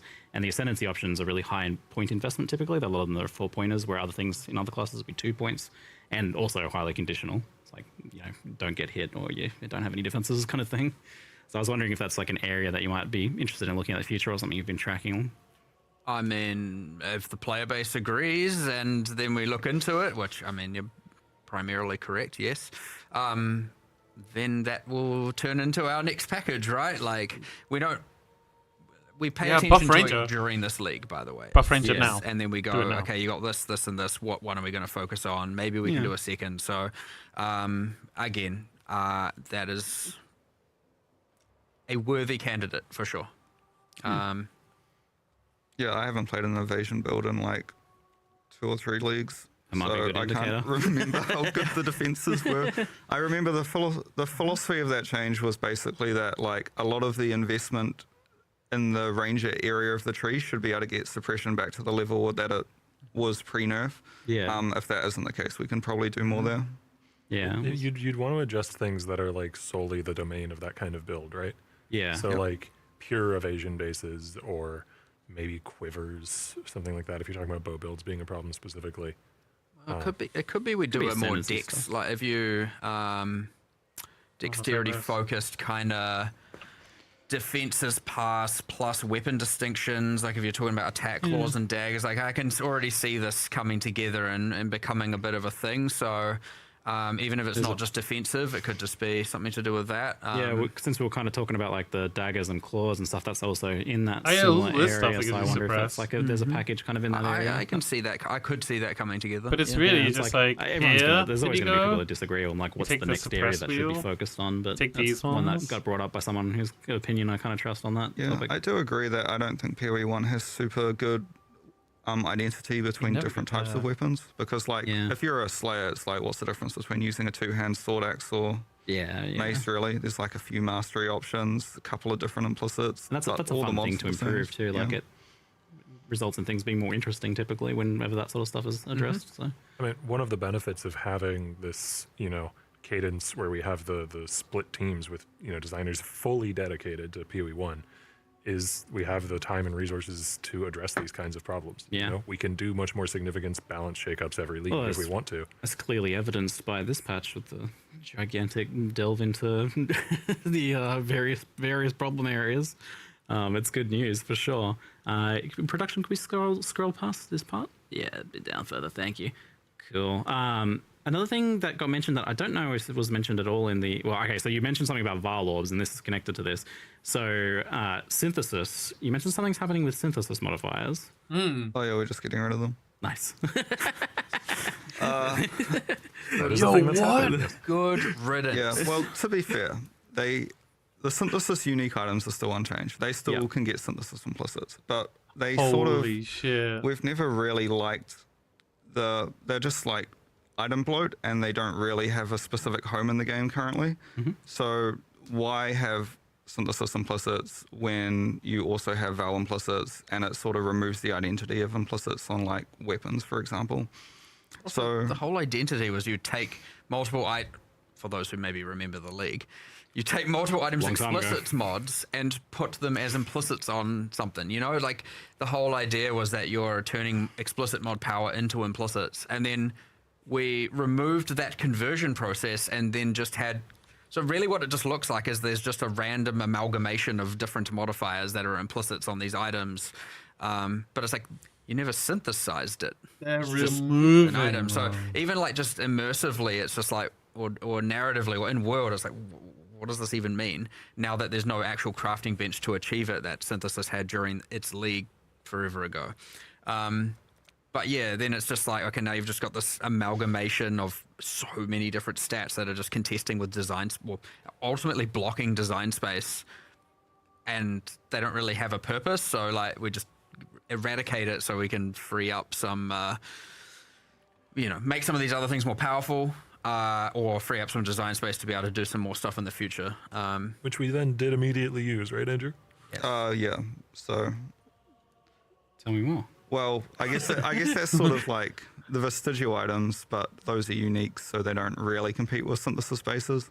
But the main thing we did is we took most of the interesting, powerful synthesis implicits and turned them into Val corruption implicits. Yeah, so So they're not you just can gone. corrupt a ring and get +1 frenzy charge, Oh, for cool. example. Well, that's a potential big buff to VAR orbs. Then it seems like that's a much Yeah. more interesting thing. You'll see it in the patch notes, but in doing like the Abyss changes, we've ordered all the mods on Abyss Jewels, and we've removed bad ones, buffed weak ones. Same for all the Val. I think we got Corruption rid of implicits. the Holy. increased damage versus abyssal monsters one, right? Yeah, I think That's gone. I petitioned you to Nice. get rid of those like years ago, and now I Finally. didn't even ask you this Come on, time. I man. just removed it. Yeah, get rid of them. I don't know why I ever would have defended that. Fever Dream. Memory One column. of those days. Did you ask me before 10 a.m. and I hadn't had enough caffeine? It's, I can't remember. You can't do that. I need Anyway, that for It a was a reason. very long time ago. That's the right answer. Yes, I mean that's a very juicy buff to double corruptions. There's going to be some fun double corrupting actually Yes. coming out of that. It also means you can no longer mirror the best items in the game anymore. Yeah. I was going to say like this is the sort of change that affects like very pinnacle high end crafting because The like only- you can't get those crazy bases to craft on now. The only small reservation is it sort of removes a little bit of the value from the leagues that actually did, for some reason, drop synthesis items. So, for example, Which is Ritual and everything but Heist. synthesis. Let's be clear. Yeah. So those might be the next leagues in the future on the like, let's audit their rewards, make sure their exclusive rewards are like much more powerful and interesting. It somewhat bounces in the other direction though, because there's a lot of leagues that'll generate corrupted items as outcomes, and now those can be much more of a jackpot, right? True. Yeah. Well, so part of my follow-up question was like, it was at some point mentioned that we would get the ability to add synthesis item drops back to synth maps, because that was always like one of my favorite things. It's like it's such a high variance, fun win thing. It's like, oh yeah, man, rings are dropping with synthesized implicits. Like that's awesome. So now obviously that's not going to be happening since they're not a thing anymore. Is there something that synthesis maps could get to make them have their own unique reward? Are they even a candidate for that kind of like, are they a system enough? Well, they're sort of under the umbrella of unique maps being very old and being not very good. And we would love to just like completely redesign all of them and do them properly. They're getting sad. They're getting real sad. Yeah. It came up as part of the Atlas anomaly discussion. You know, there was a point where we were like, should all unique maps just be Atlas anomalies?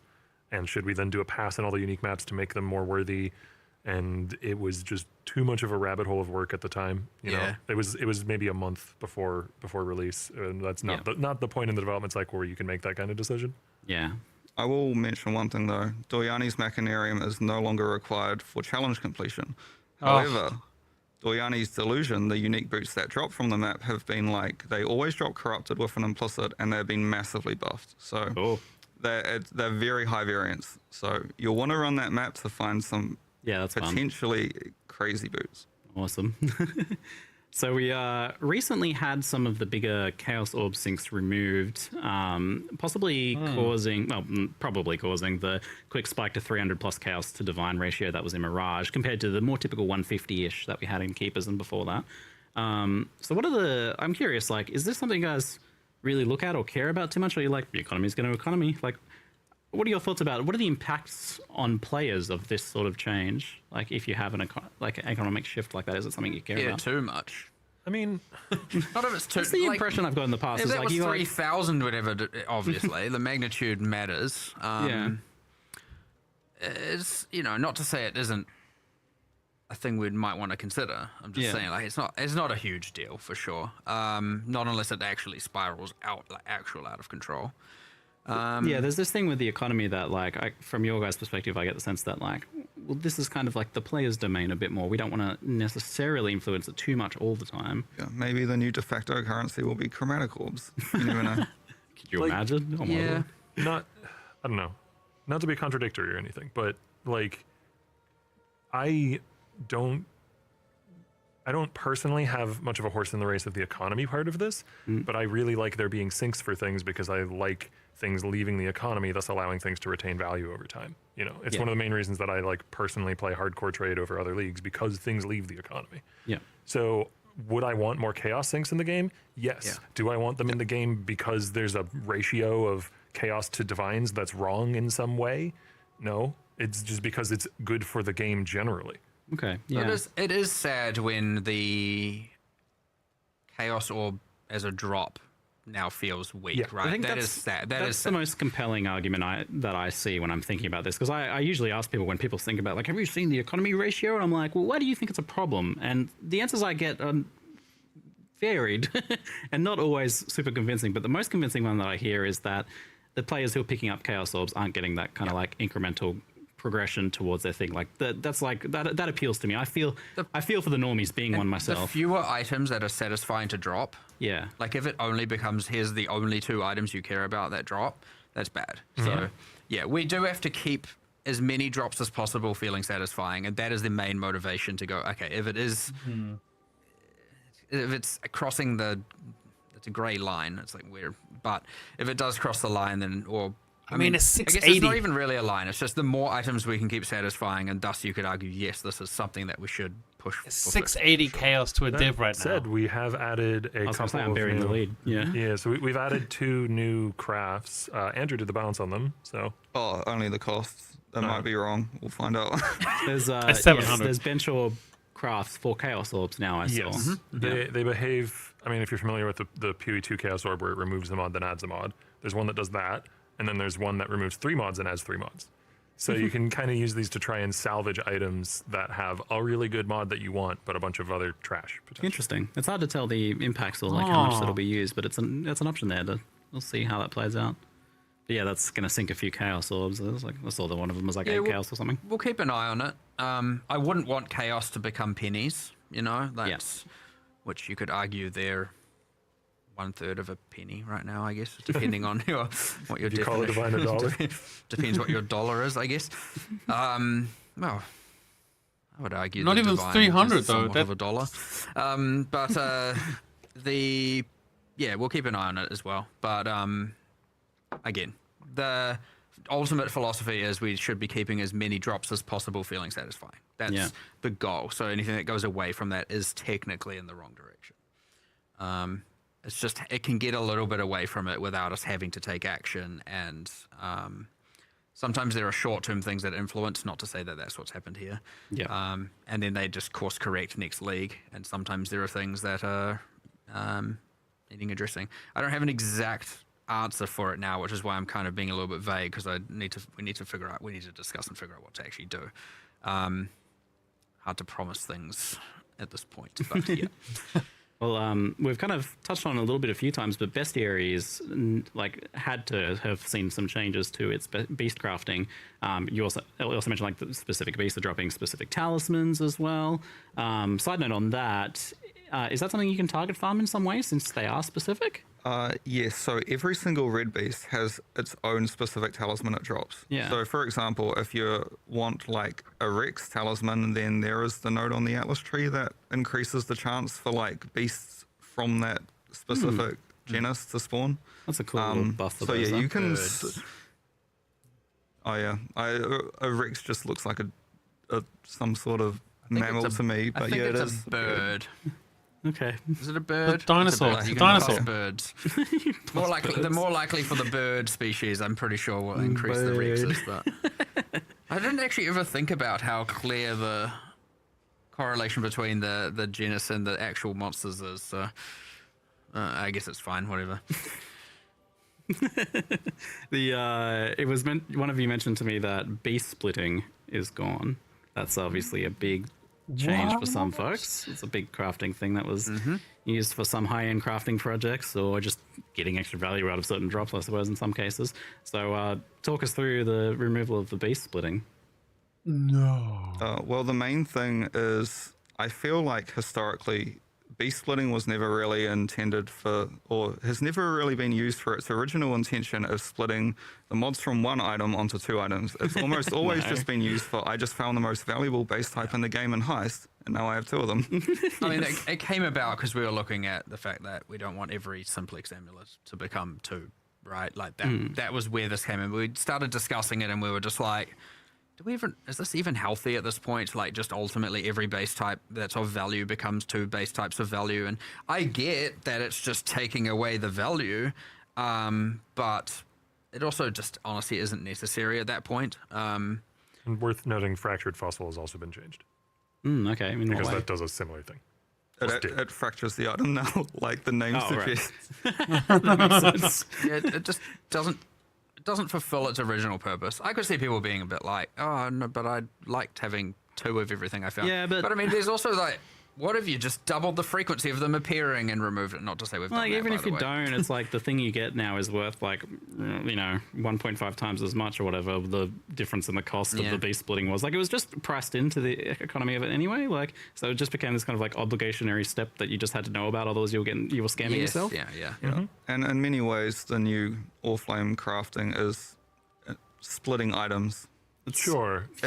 Somewhat. In a sort of way. If you want to do the original intent of the you can only keep one of them. Closer to the original. There's a Ducat that's very true. similar to that, That's true. which splits it into a bunch of ghostly forms that each have some of the item or one of the mods in the original item, and then you pick one. You can take the mod set you want. That's a cool idea. That Yeah, one. so like that is closer to what the beast was originally intended to do. Yeah. Okay. Isolate a strong mod to then craft from. But noting on the case of bestiary, I know Octavian, you share this as well, but both of us probably. I don't know how you feel about it. It's our top on our top list. Oh yeah, even So your number one. It's my number one for like. Our program is to keep asking me when are we gonna get. Oh God, It's a dire rework. it is a rat's nest, man, Yeah. on the back end. Like when we added that scarab that added the new beast, the Black Morrigan, like that was just add a unique beast that has a few crafts, and that was like 2 weeks worth of going Yeah. back to it, fixing a bug, going back to it, fixing a bug, because it's Sad. Yeah. It is the a bit older, that number one. one league that's in a dire need of a rework in our eyes.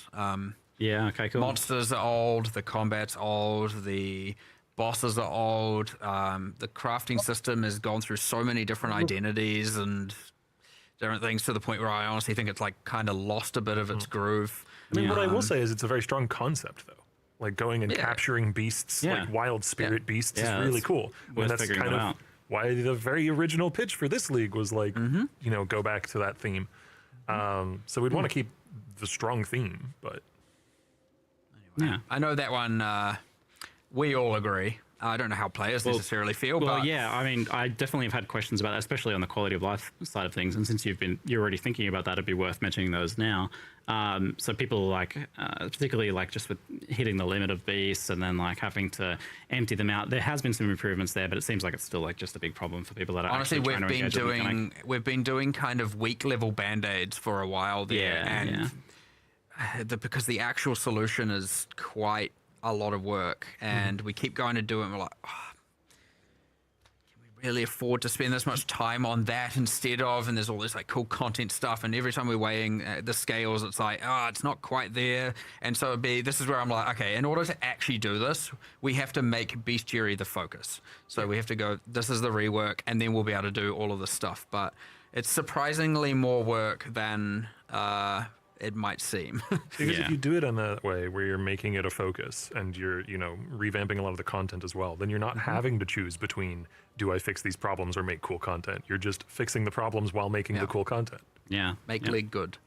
Something that I saw kind of like asked is like proposing the idea is like, do yellow beasts even really matter and need to be a thing like they are? Like, what if they just kind of dropped a life force beast juice or something Discussed like this that? recently as well. Interesting. Well, this was part of the original spec where we'd basically wanted to say that yellow beasts still appear in maps as extra monsters, but Ironheart doesn't capture them.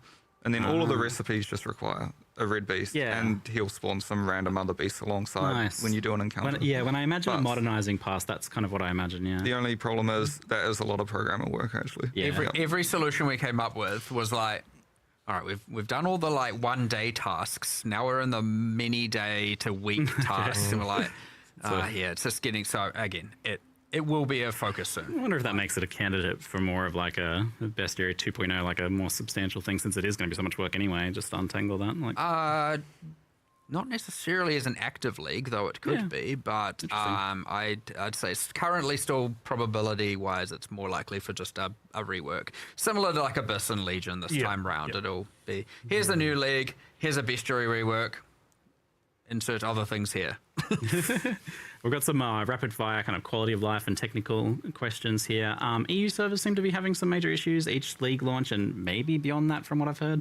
Any news on sources of that issue or potential improvements on the horizon? None of us three know about that, unfortunately. So Jonathan handles that with our more live ops and sysadmin team, so we just don't know, honestly, what's going on. Like, I'll ask him about it then. That is the better thing to do for sure. I'll get on it. We talked about the tooltips. Excellent. In-game price checking was added to PoE 2. Is that something you're planning on adding to PoE 1 as well? Almost all of that. Well, yes. Don't know when. Same with like price checker, build planner, which I guess is a bigger build thing. planner. Yep. There's some complexities around it. Like we are trying to, as from the helper text thing, we just got that ported over, so we're slowly porting stuff over. But often the best person to do it is the person that implemented it, right? And it makes sense to port it. But those people are working on PoE 2, big upgrades. So we've got to find these like windows where they're like kind of between tasks where they can migrate it over and make it work. Otherwise, you're having someone who doesn't know that code base at all trying to maneuver it over, and they don't understand the, parts of it that are less important and more important necessarily. And they can figure it out, but it would just take a lot more time. So we try and find these lulls between major tasks for them where they can go and port stuff back. And we just need to do some of that really. So.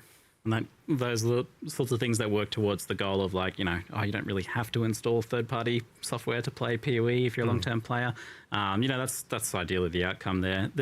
And that got me thinking about that. There's 2 features of Awaken Trade that I would keep me using it, even if you had the in-game price checking that was working just as well. And those are /hideout macro, the ability to like return to your hideout quickly.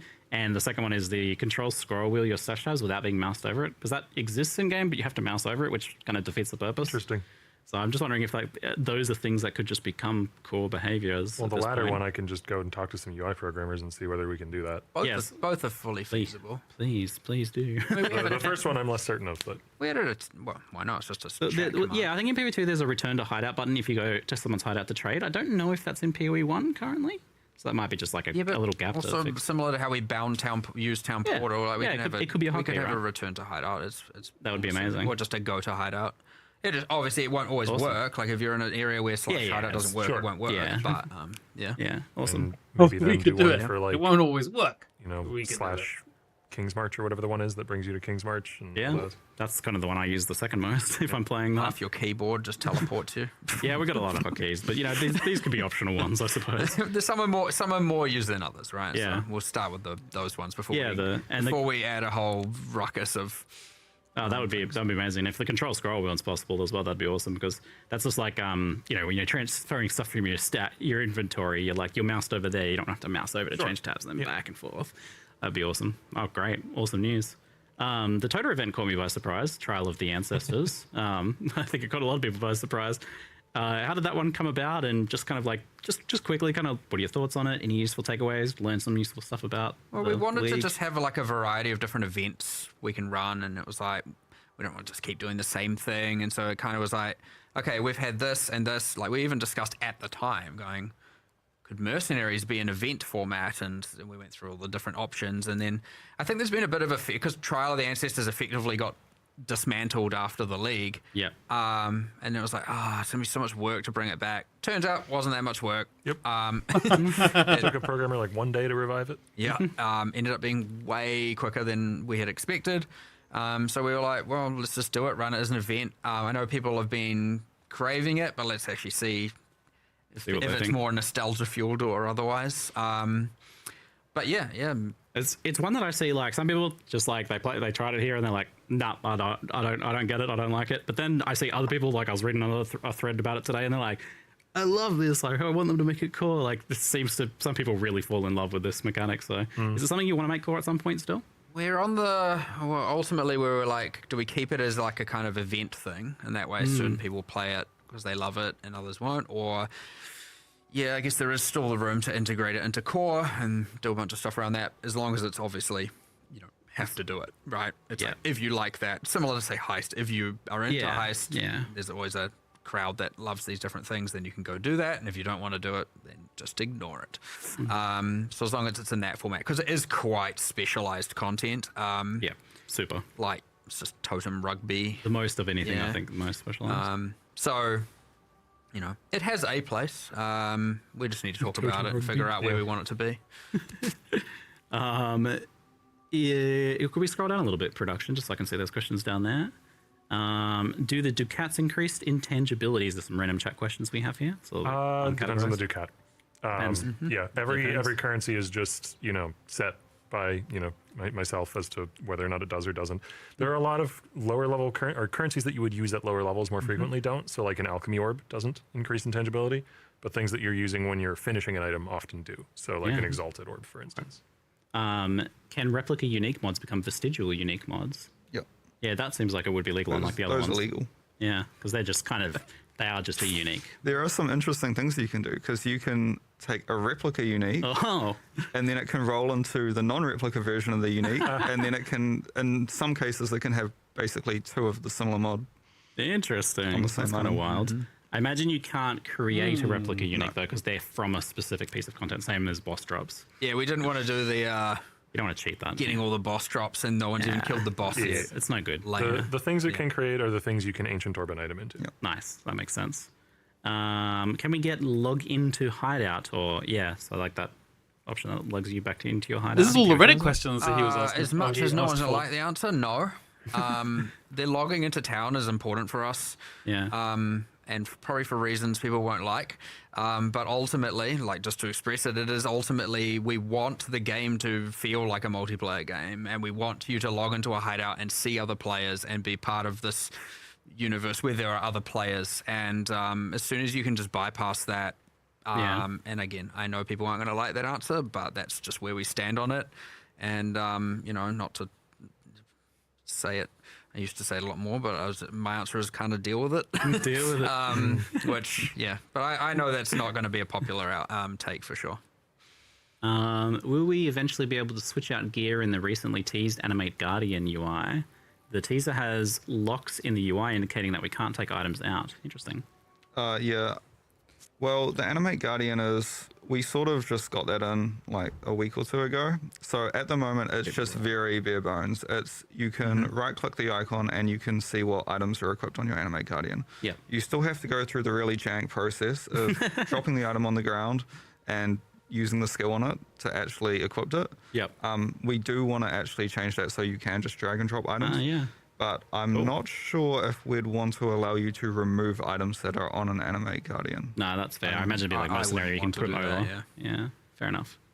I think that leads to my final question of today, which is ExileCon is fast approaching, and I think in many people's eyes, it's a lot about Path of Exile 2. Like, it's a big event to announce the big stuff for PoE 2, but is there some stuff that PoE 1 fans should be excited about for ExileCon? Is that a focus? Is something happening there? For sure. It's not PoE 2 con, it's ExileCon, right? We've got two main games, 2 titles, right? And of course, ExileCon will have a thing for PoE 1 and for PoE 2.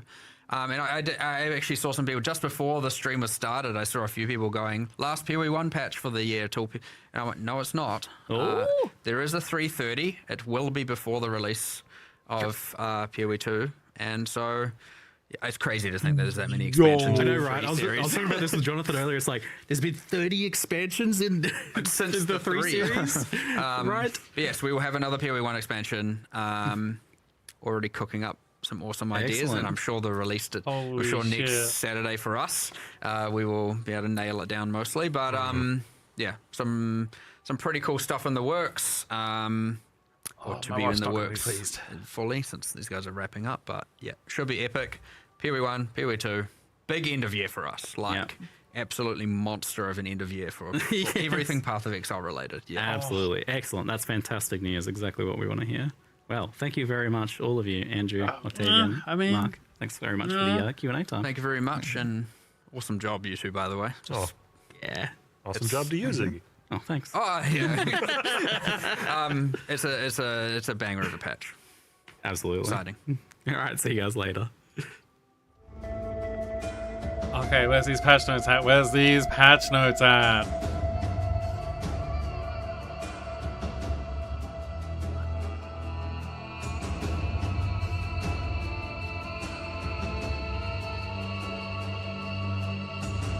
Patch notes when?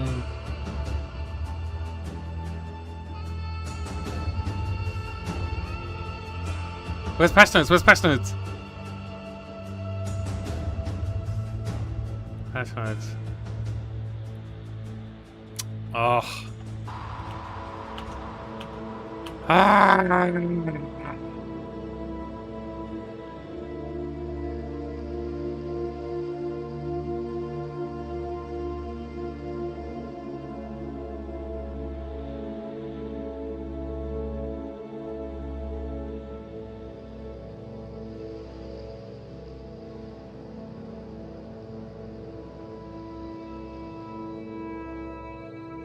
Mathil.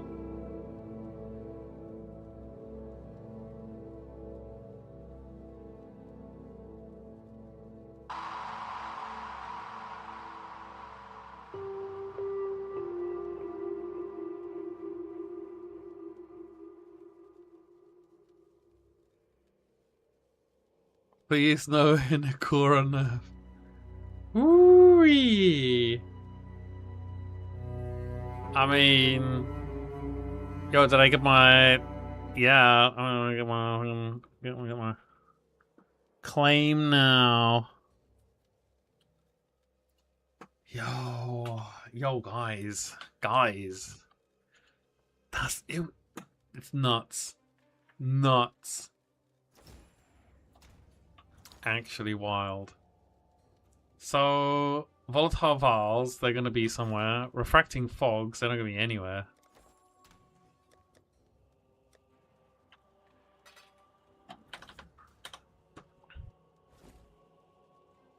What is this build I'm playing? Can I still play, Oh no, Ancestors is gone!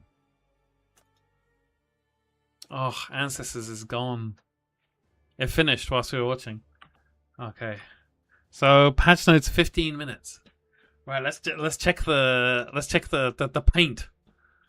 That MS paint, what do we get? So, 4 men, 1 couch. Oh no, we didn't get that one. We didn't get that one.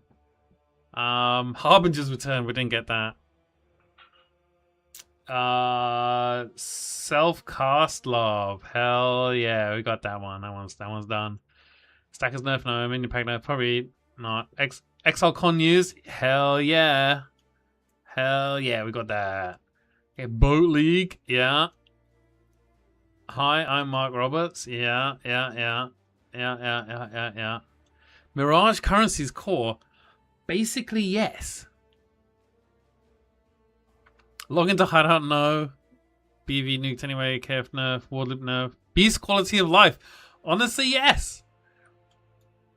That was nuts that I actually got that. Merchant tab, bulk price, Bose bath, no. Nicer patch notes presentation, Shrine Belt Court, no. Better endgame farms, we don't know yet. Okay, so we got like 4 things already. 5 things already. Honestly, didn't think we were gonna get that far, but there we go. Yo, that's crazy.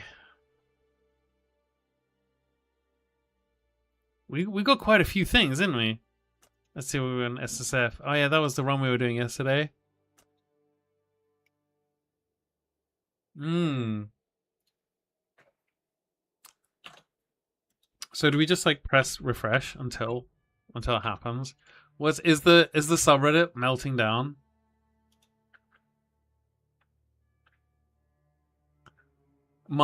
This game is free, by the way.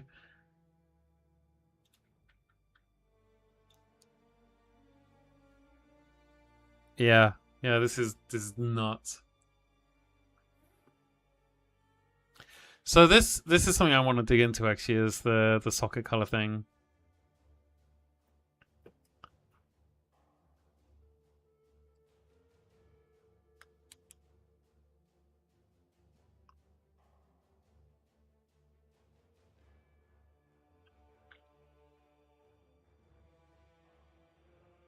Yo, what? Rock Mothers do cat. Augments a rare belt with a trap or mine modifier. Oh. Okay.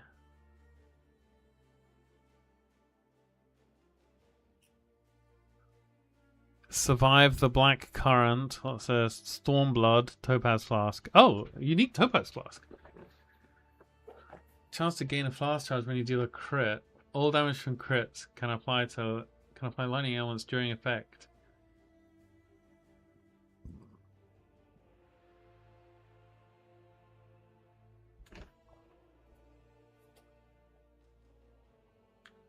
And then Underwater Journey, Sandy Seabed Chart. Voyage modifier will be once charted. Increase monster damage. Fills extra fire. Reduce area for crits. Blind on hit. Max life is extra ES.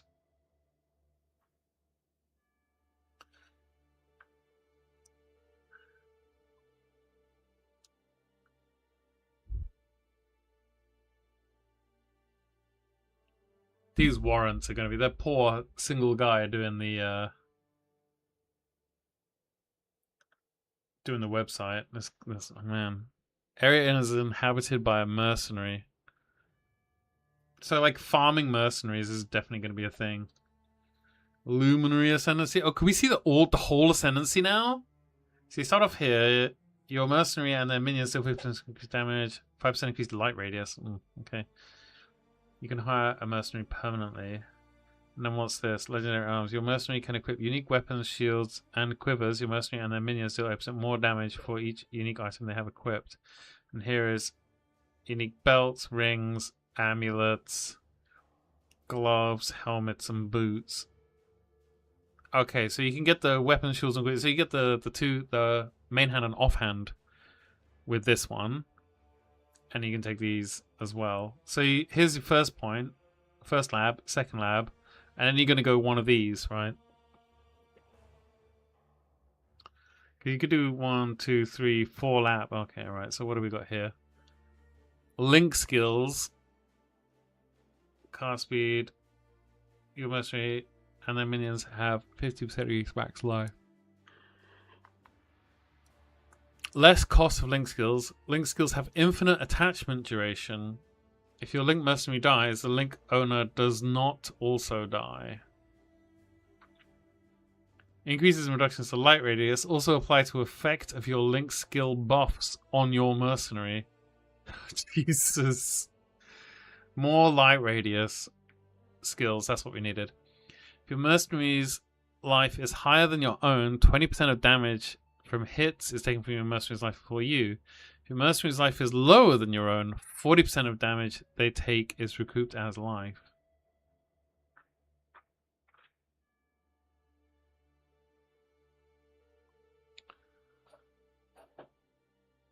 Your mercenary taunts on hit. Your mercenary has 50% increased effect of non-curse auras from skills. Okay, so, I mean, interesting. 50%. Yo, what is this got 6 abyss sockets this unique?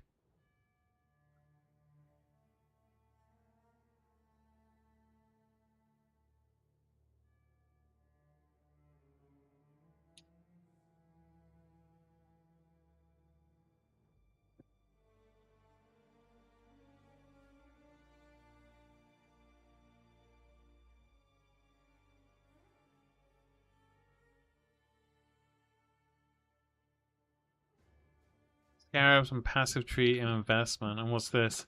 Spine Snatch Flesh Ripper. 50% increased crit strike chance. Two-handed axe. Very low fizz damage. Very low fizz damage. Increased attack speed per socketed Searching Eye Jewel. Increased crit strike chance per socketed Hypnotic Eye Jewel. Increased 29% increased fizz damage per Murderous Eye. And minions have 27% chance to impale on attack hit per socketed Ghastly Eye. So this looks like it's a roll as well. 11% increased attack speed. So 1.2 times 66.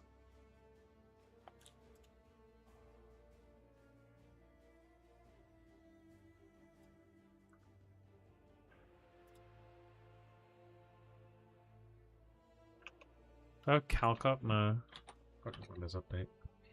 1.2 times 1.66 is... So 2 attacks per second. You get to...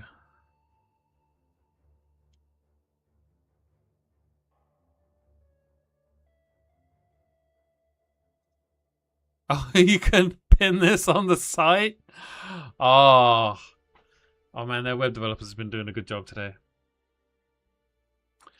Legion is a major reward overhaul using you enshrouding crystals on your unique armors, then place them in a crystal within the domain of time of conflict to create a vestigial unique item with powerful modifiers transferred from the unique you selected. Vestigial unique items are exclusive to Legion and replace incubators. An Imperial enshrouding crystal.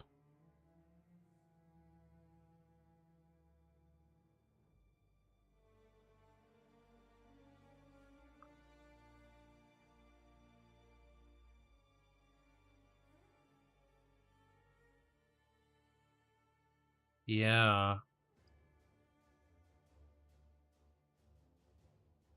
Okay. So... Huh.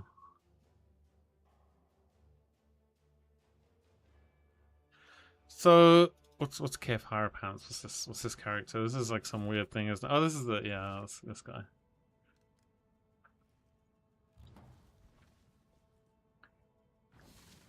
How many ancient ores do we have? 157. So I'm wondering. Right. I'm wondering.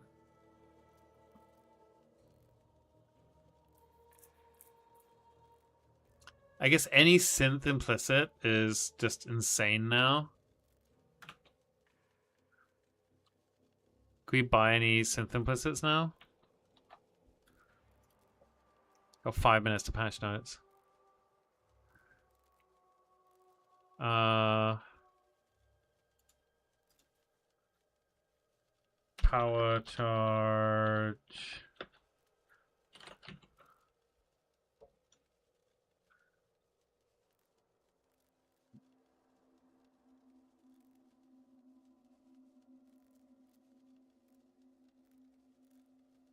Non-unique.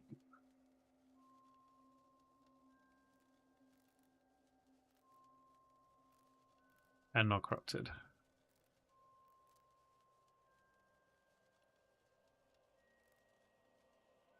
$224 divs. Do I have any? No, I don't have any divs. Like, I feel like buying up some +1 power charge rings is a good idea.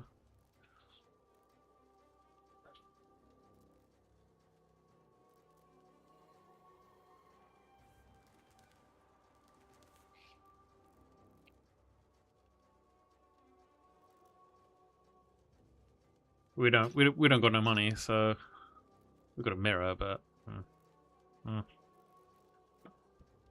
Oh yeah, this is Jamba League, so can we just put this in here and get some divs? Yeah, wow. Oh my god. Yeah. Well, all in I'll put the word. I should raise my fees. 2,500 for this is 25k.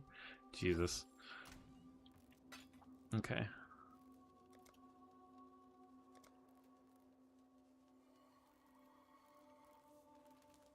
That's interesting, man. That they break those things so hard.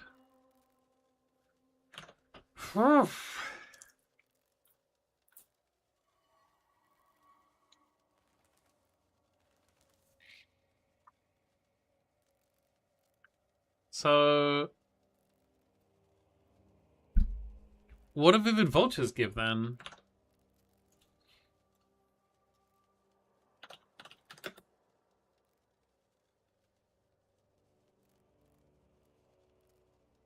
These are 8 days. Are these the like, don't they do anything at all now?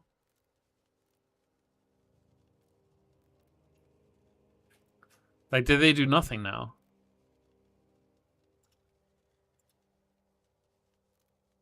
Or do they not drop? Or what's gonna happen with those?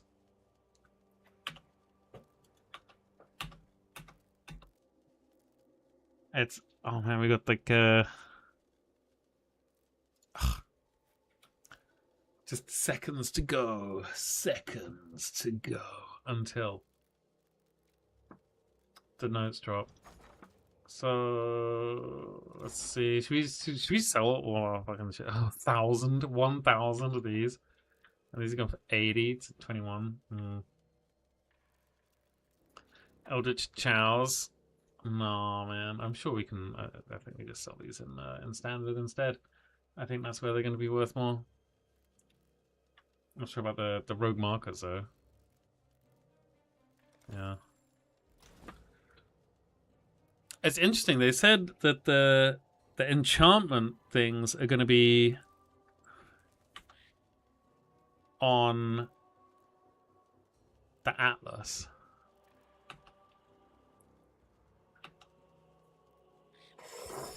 Man, okay.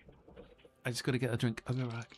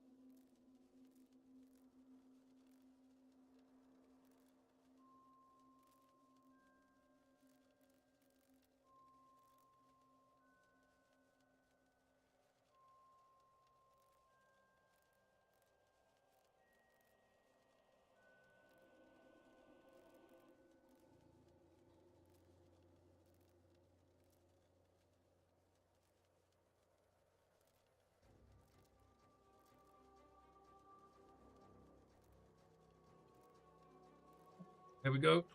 Refresh. There we go. There they are.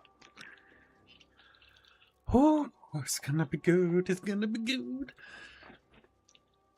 This is the part. This is the real reveal, isn't it?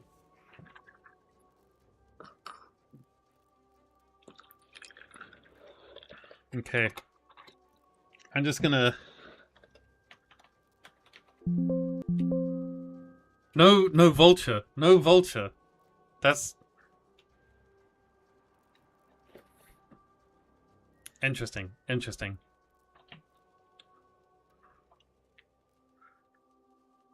Interesting.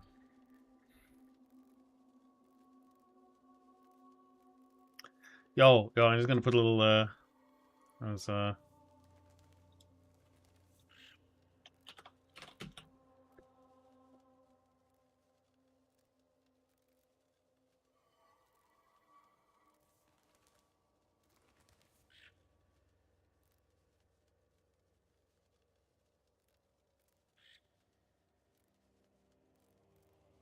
there we go. Okay. Spoilers equal timeout. You heard. You heard. Okay. Let's go. Let's go. Table of contents. Can I not go down to the table? Okay, well, whatever. Curse of Allflame Challenge League. Meet Valerie. Like from that Amy Winehouse song. A dangerous Corsair captain who needs your help retrieving long-forgotten treasures from the icy depths of Raycast oceans. Find shards scattered across Raycast, board the Sovereign, and set sail. Hell yeah. Dive to the ocean floor, where lanterns imbued with the sparkle of Allflame will shield you from the crushing waves. Explore and claim what you can, while you can. Lost gold, valuable chests, and lurking threats await you. Upon charting enough areas, connect them together to create a voyage, one giant seafloor excursion. Revisit each chart to claim its rewards again, while also amplifying those rewards in several ways.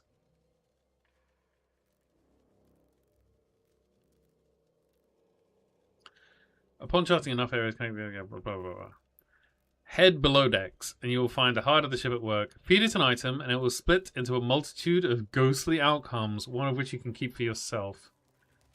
Find valuable ducats on the seafloor, and use them to warp and twist items in ways not seen in Kentaries. Nice. For more information about this expansion, check out this page. With 3.29, there are standard, hardcore, and set-of self-found variations across the available. Have the same core mechanics and items. You can, wait, no Ruthless version? You can create private league versions of these leagues with mods to make the game harder. The hardcore variations of Curse of the Allflame are parented to their standard Curse of the Allflame equivalent, meaning if you die in hardcore, you can continue on in the standard Curse of the Allflame league. The new Curse of the Allflame Challenge League includes a set of 14 challenges and 8 new challenges in Ruthless Curse of the Allflame, which also exists apparently, even though they didn't say it here. There are microtransaction rewards for completing challenges that are only obtainable in this league. These rewards will be revealed in an upcoming news post. From the 19th challenge onwards, and for every third challenge after that, you will receive pieces of the Curse of the Allflame Totem Pole decoration to display in your hideout. The Totem Pole permanently showcases how many of the Curse of the Allflame challenges you completed during the league. Introduced 2 new Bloodline classes. One which is exclusive to Curse of the Allflame Challenge League. Okay. 2 new Bloodlines. Alright. Exceptional Skill Gem. Pack to bait at. Cast pack, empowering spells. Either fire projectiles, apply an effect to an area around a targeted location, or fire chaining beams. More damage, having enhanced coverage. However, the skill also burns you with an affliction. Powering your damage over time spells, but burdening you with an affliction. This skill also grants the Hunger of Gore buff for duration, causing Flesh Rend to trigger periodically. New exceptional skill gem, Pact of Katash. Cast a pact, empowering your damaging Vaal spells, but burdening you with an affliction. Empowered Vaal spells deal more damage, have less soul gain prevention duration, and refund souls on use. Interesting. Added a new exceptional skill gem, Pact of Lycia. Next time you cast spell, but burning empowered spells deal more damage and periodically trigger lightning bolts while channeling. Okay. Coursing currents.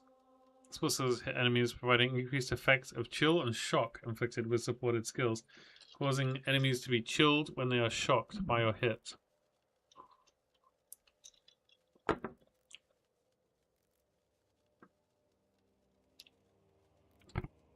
Okay.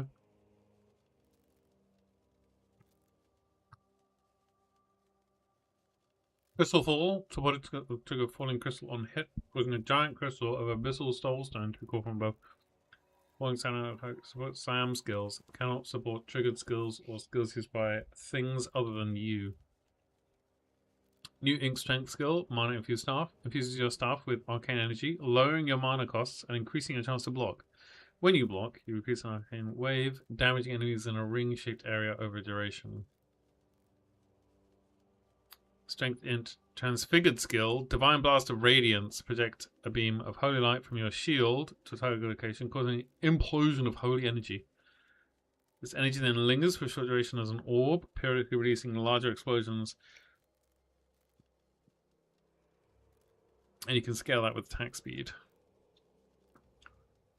Strength int, holy hammers of spirals, yeah, I think we've seen all this. Oh, consuming all power charges and calling down a cascade of holy hammers from above in an outward spiral. Further hammers are called down for each power charge consumed. Requires mace staff or scepter.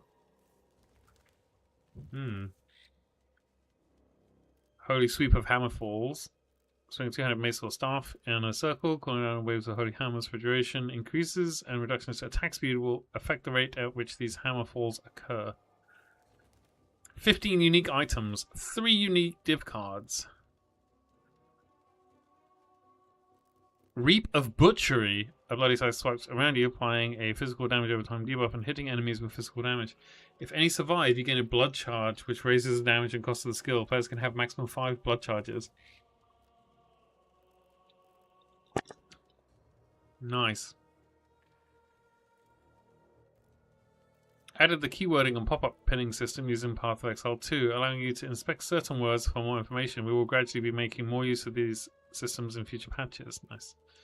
Added the new Pearlescent Amulet base, which has an all-elemental resistance implicit modifier. Nice, nice, nice, nice, nice, nice. When playing in a party, any player is now able to interact with the Expedition Detonator, Eldritch Altars, Harvest Plots, and Sentinels. Volatile Orbs and Crystal Rancor now have dedicated slots in the currency stash tabs. Added 2 new crafting bench options, unlocked by default. Reroll 3 modifiers on a rare item for a cost of 3 Chaos Orbs, and reroll a modifier on a rare item for a cost of 8 Chaos Orbs. Reroll a modifier on a rare item. Wow. Okay. Man, that seems...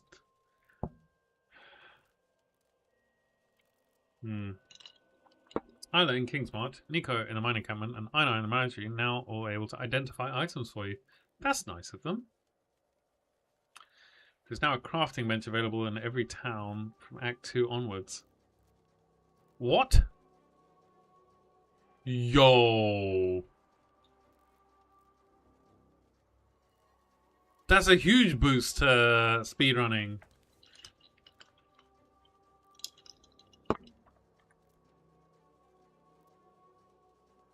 Cyclone.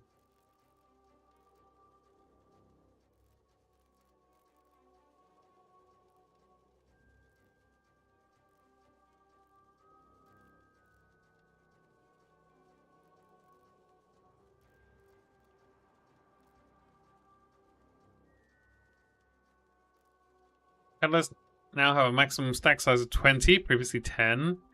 The audio for most raised spectres should now be quieter. The waypoint of Solarius Temple level 1 in Act 8 has been moved closer to the level 2 entrance. The waypoint in Solaris Temple level 1 in Act 8. Oh.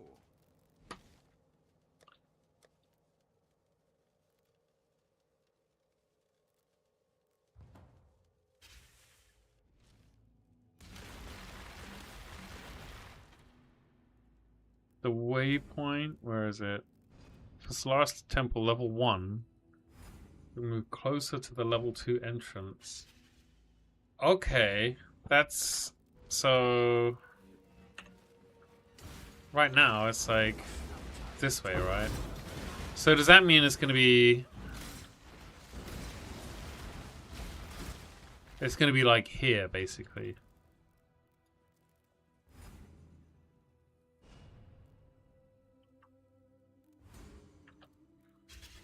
All right. Continue to incrementally improve the sound, art, effects, and environments. Finally.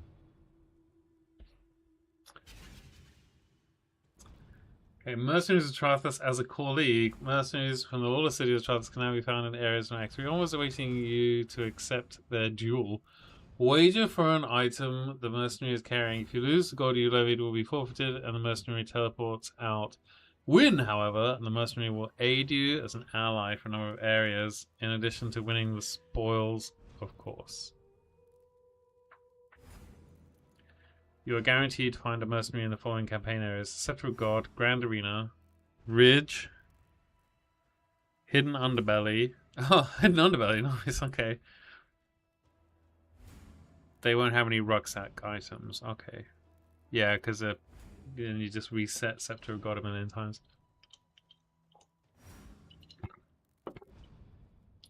Hired mercenaries will scale up their passive stats and skills to level the current area you're in up to a maximum of level 68. The level items you can equip to your mercenary is still capped by the level area you have found that mercenary. In map areas, if you don't like anything the mercenary offers, you're able to request their warrant. A warrant is a promise to return and duel again at a later date. A call to action which summons that specific mercenary to a future map with the same set of skills, but a new set of items. Warrants also allow you to trade specific mercenaries to other players.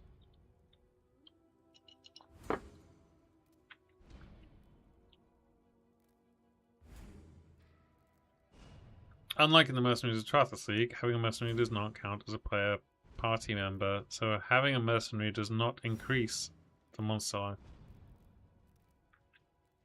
or the quantity of rarity items from our monsters. Add a new Luminary Ascendancy class for the Scion, which allows you to permanently hire mercenaries. Luminaries can have up to 3 permanently hired mercenaries, 2 in reserve in towns and hideouts, and 1 as an active ally in combat. Unlike with regular mercenaries, you can change the items permanently hired mercenaries have equipped, opening up innumerable potential build possibilities. Honestly, Luminary sounds insanely good. Foreign unique items are now once again obtained through mercenary encounters and have been removed from the core drop pool. Azadi Crest, Binds of Bloody Vengeance, the Ghastly Theatre, Hand of Heresy, Howlcrack, and Scornplugs. Yeah. Trath and gems are no longer possible rewards from gem chests in Heist. They are again obtained from mercenary encounters. Added support for mercenary Traths to the Atlas passive tree. Added a series of Trath and Scarabs. Areas inhabited by a mercenary. Mercenaries found in an area infamous. Mercenaries found in an area are accompanied by 2 wild mercenaries. Scarab of Renown. All equipment and items on mercenaries found in an area are unique. That sounds like it's going to be good, right? Especially if it's like a infamy guy. Jonathan Scarab with surprising alliances. Wild rogue exiles in area have 50% chance to be accompanied by a wild mercenary. Wild mercenaries have increased difficulty for each wild mercenary in area. Mercenary rucksacks in endgame maps can no longer generate orbs of transmutation or orbs of augmentation. Nice. So there's a cap on the lower levels of stuff. Added Searing Exarch altar modifiers that drop mercenaries scarabs. Nice, okay. Hired mercenaries now have an information sheet with a list of all their passive stats. Abyss has received function changes to the mechanic to improve the gameplay significantly. Abyss pits and Cracks leading up to them are now already opened before you approach, subjugating the souls of the enemies unlucky enough to be within its influence. Slaying these enemies sends their souls into the pit, drawing the attention of the eye of the Gormak dwelling beneath it. Upon slaying them, the Abyssal Legion will spill forth from their domain. Gone are the days of chasing and meandering abyssal crap around a map, often backwards. Alongside this revamp, a new Abyss endgame pinnacle boss has been added with its own set of brand unique items. Abyss is now the exclusive source of Abyss jewels and Stygian vices, though Abyssal jewels can still be obtained rarely within Abyss biomes in Delve. Abyssal Delirium Orbs can no longer be obtained. I didn't even know there was an Abyssal Delirium Orb. Abyssal jewels can no longer roll increased damage with hits and ailments against Abyssal monsters. Minions deal increased damage with hits and ailments against Abyssal monsters. Additional PDR against Abyssal monsters, or additional PDR if you weren't damaged by a hit recently. The base Abyss Scarab now has a limit of 5 from 2.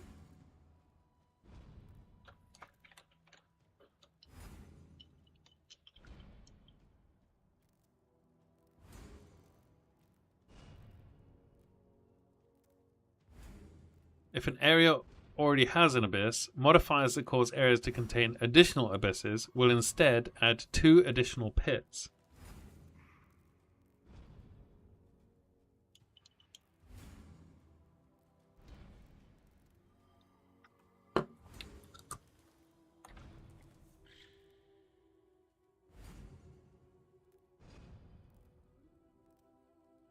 How many fucking pits are you gonna get? Is Abyss gonna be good?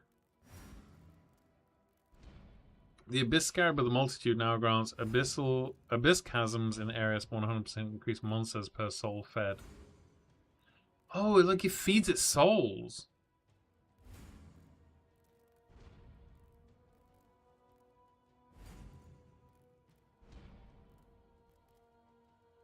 Abyss Scarab crystals cause Abyss pits in an area that do not contain a reward, instead to create an Abyssal Crystal. The Abyss Scarab of Profound Depth has been renamed to the Abyss Scarab of the Consort and causes 1 Abyss pit in area to spawn an Abyssal Consort. Following changes have been made to the highest tier modifiers for Abyssal Jewels. Their lower tier counterparts have been adjusted accordingly. 20% increased effect of cold ailments, previously up to 15%. Increased effects of lightning elements. I didn't even know these rolled on Abyssal Jewels. 8% increased impale effect, previously 6. And it's been removed from 2 types of jewels.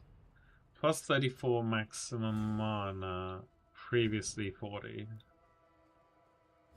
Okay.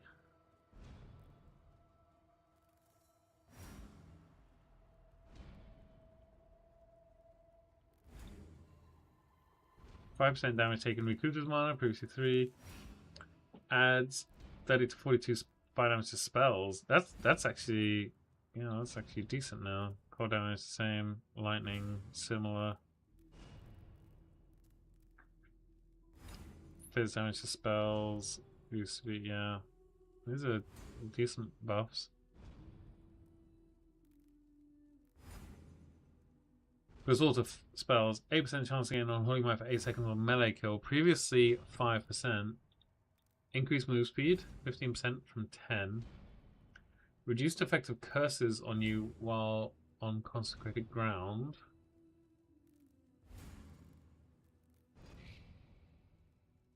$20 chance to avoid elements when you have elusive.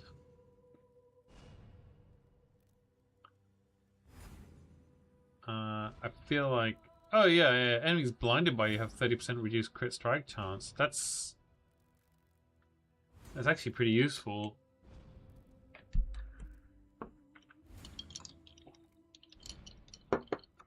Legion revamp. Okay. Added 4 crystals of permutation to the domain of timeless conflict, which you can place enshrouded items into. Enshrouded items can be transformed to another unique of the same item class with a vestigial implicit modifier derived from the enshrouded item.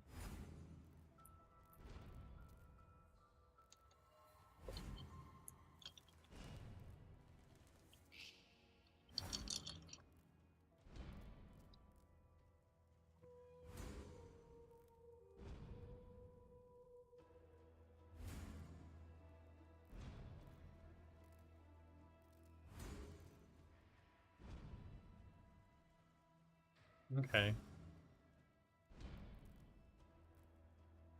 Korean Shadow Crystal, Imperial and Shadow Crystal, blah blah blah blah blah. You know, cannot drop in the domain of timeless conflict. So these are. So you could only get these items from generals in maps.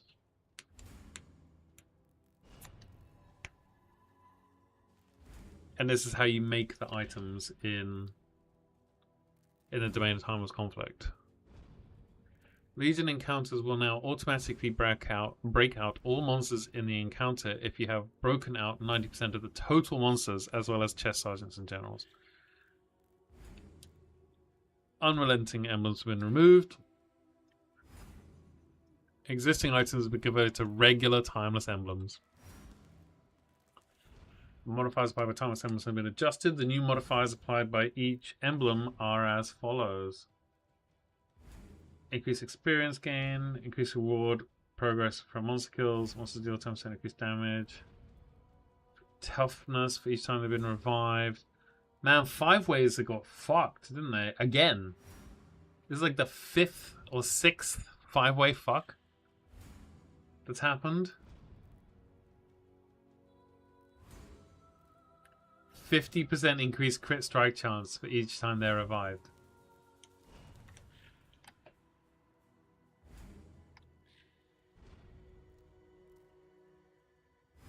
That's wild. Because you're doing like 70 different like waves. Easy 70 waves. It's like 3,500% increased crit strike chance. I guess you could only really get to 100, so whatever. Timeless Marika, like, man, 5 ways got like.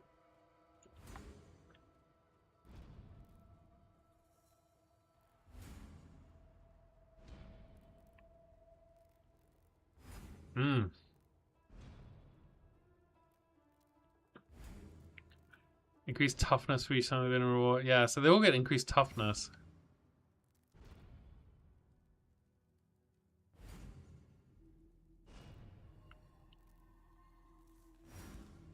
Incubators can no longer be the same. Is this unaffected by this change? So existing incubators are going to stick around, but you can't get anything good from them anyway. Timeless Delirium Orb is no longer obtainable, but existing items and standard can still be used. Rogue no longer has a craft to apply a random incubator to an item. Nice.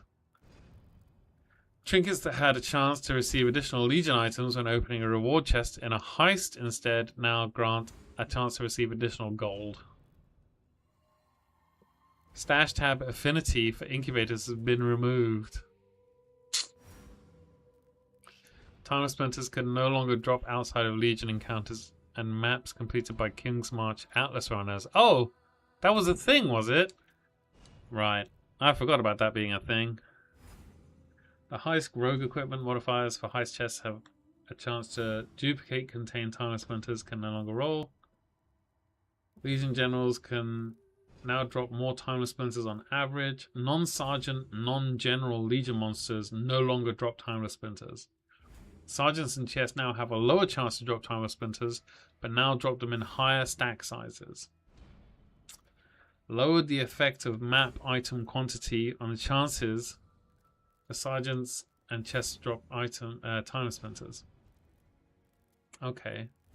The emblematic Atlas passive skill now grants 0.3% chance for the splinters to drop as emblems instead of 0.6. And the small passive preceding it now grants 10% increased quant. Okay, what? Let's go check that. It's this one, right? Yeah.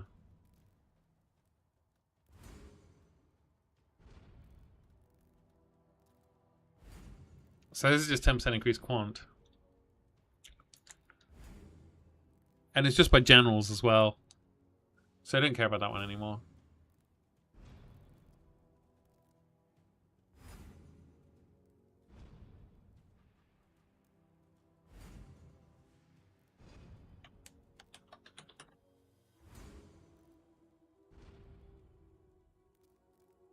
Let's go to PB Planner. 328. So I'm thinking like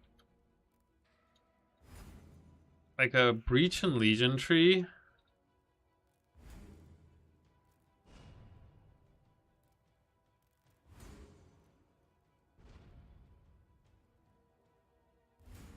What does that look like? It's a lot of this stuff is in the same area, isn't it?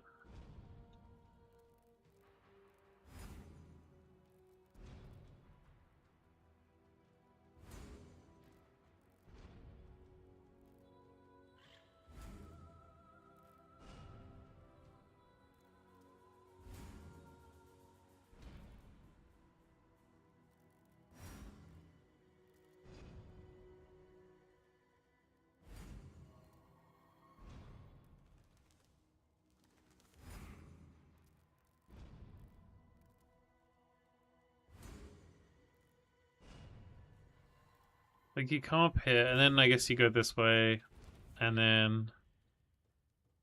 Or do you care about the? You don't even care about that much.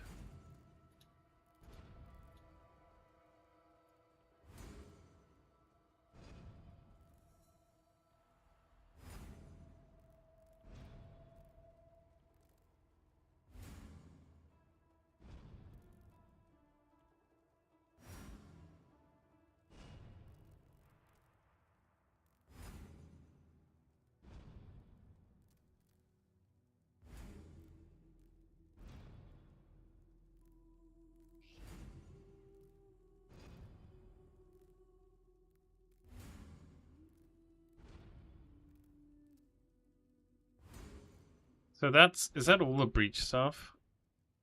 Yeah, it is. And then is it all the Legion stuff as well?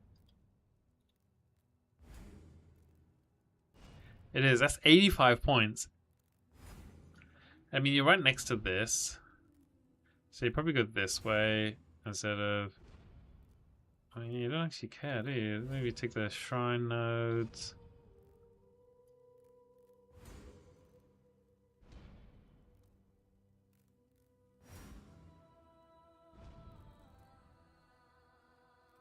The Scarab nodes, especially if you're getting like a ton of like what they said there was Scarab chests and stuff.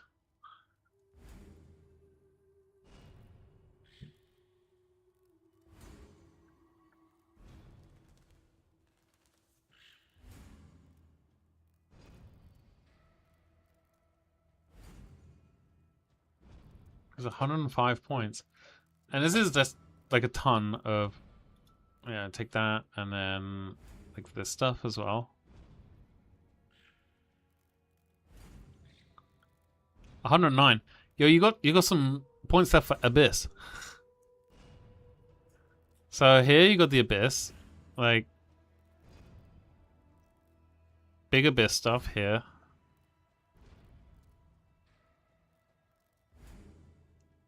Then what's this? Increased monsters. This is just like more monsters. Who even knows what these things are anymore? Extra Abyss chance. Is this the 5 or 6 mod stuff? So then you probably just come here. I don't think you care about these things. You don't care about the depths, right?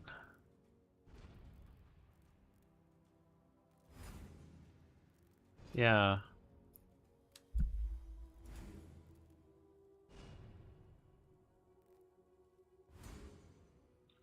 Then what do you got here? Extra Abyss. XP. 50% increased monsters, though. Yeah. And then this is 132, so you got enough to get over to like here. Maybe take the Scarab stuff off and you can get to here. Oh man, you kind of want to get to the end one, don't you?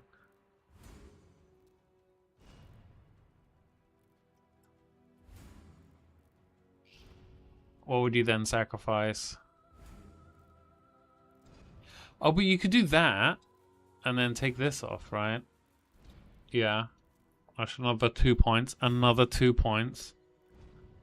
We're up to this. And you want just 4 more points, right? Maybe just take this off.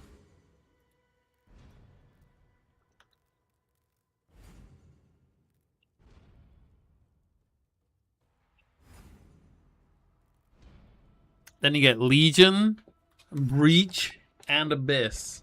And those are all like quick things now. Breach is pretty quick. Legion's pretty quick. Abyss is pretty quick now. It's 137 points. Okay, right. Back to reading the notes. Back to reading the notes. Yo, what are they like now? 10 divs. Yo, they're going up in price. They're going up in price. Okay. Gem socket changes. Gems can now be socketed into any equipment socket, even if the gem color does not match the socket color. Socketed gems now gain plus 10% quality in red, green, and blue sockets if the gem color matches the socket color. Item sockets are now always white by default. Each socket generated on an item has a small chance to roll as a red, green, or blue socket instead, and the selected color will still be proportional to the attribute requirements of the item.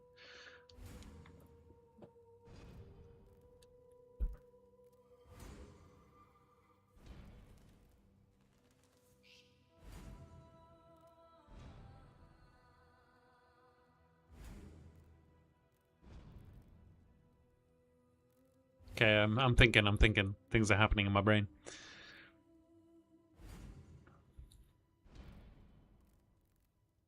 Oh, the chance to roll sockets as whatever increases. Okay.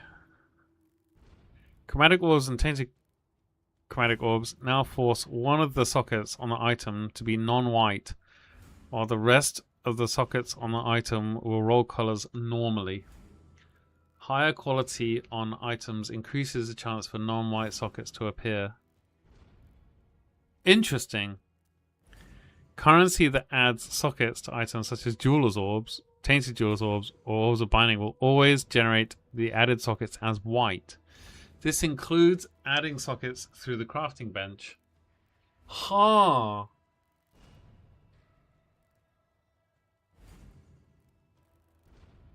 Chromatic orbs are now rarer and are no longer sold by vendors in towns in exchange for jeweler's orbs. The gold fees for chromatic orbs have been increased for the currency exchange. Yo, so all of the chromatics we've got are like now valuable. Wait, does that...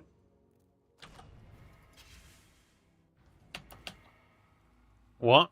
Now chromes are like valuable?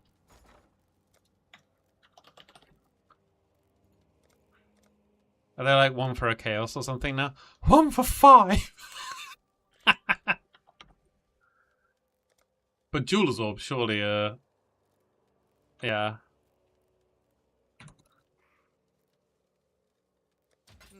I should raise my fees. We could just go and buy 1 trillion chromes, right, for jewelers. Yo, we just made $1 billion, guys.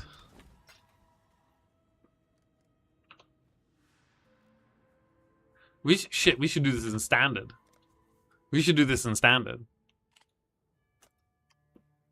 For pegging me again. This is a great character. This is a fantastic character. Okay, who are the... That's you. Clarissa. Just give me all of the chromes. How many... I mean, like, how many jewelers do we have in standard? Like, 1 trillion, right? Oh, 492 left. Yeah.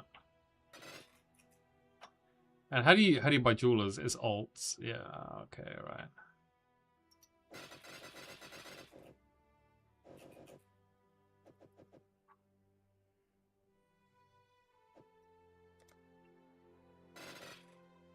Watch yourself.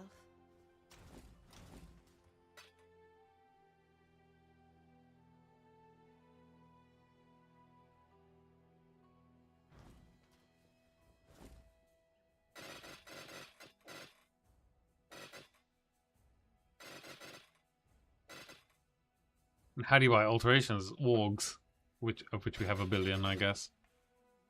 Watch yourself.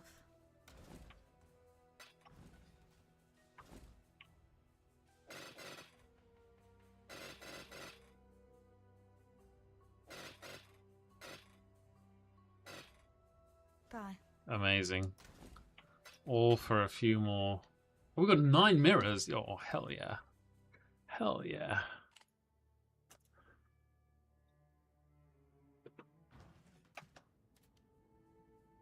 Again with these nuts? Which one's this? Oh, this is like, okay. Whatever.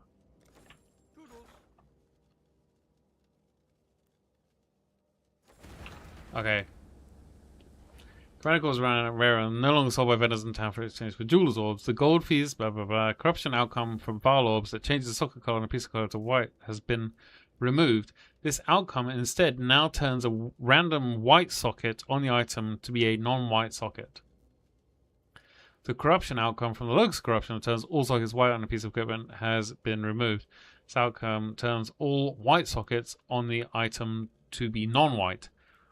Interesting. Interesting.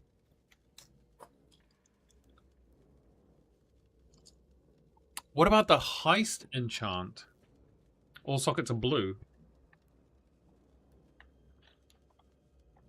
Trinket modifiers for a chance of chromatic orbs drop of jeweler's orbs or fusings can no longer roll. Yeah, understandable. New trinket modifiers for a chance of jeweler's orbs or orbs of fusing drop as chromatic orbs instead. Bestiary crafting option to create a stack of 8 chromatic orbs now instead creates a rare 4-linked helmet. You should have kept that one. That was like actually useful. Added the following new benchcraft that modify socket colors. At least 2 non-white socket, 5 chromes. 3 non-white socket, 20. 4 non-white socket, 75. Red, green, and blue have been removed. Horticraft sensations of reforwards around across turning white has been removed. Yeah. Following unique items now have a hidden property on them, preventing them from having white sockets. Dialas, Skin of the Lord, Skin of Loyal, existing versions are not affected. Diala's modification unique now has gem socketed. Always have the quality bonus from socketed color. It no longer has gems can be socketed in this item, ignoring socket color, as this was now the default behavior. This change affects existing versions of this unique. It now has gem socket and green sockets have plus 20 to quality, previously 30. You can update it. Oh, okay. Yeah, never mind. Yeah, Pariah is nuts, right? Pariah Unique Ring now has plus 100 to 200 maximum life per red socket, 100 to 200 max mana per green socket, and 100 to 200 max ES per blue socket, or previously 100. Alright, actually, I've got to check something with the Legion stuff. Read Legion, okay.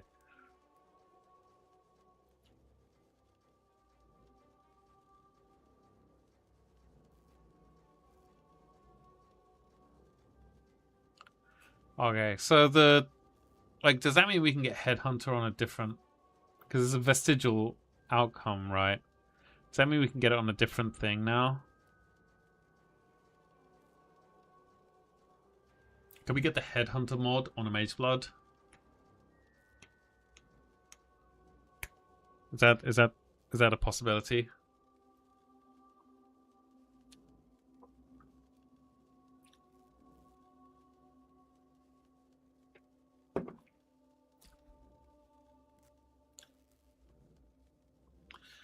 Prismatic unique sword has increased global fizz damage, blah blah blah.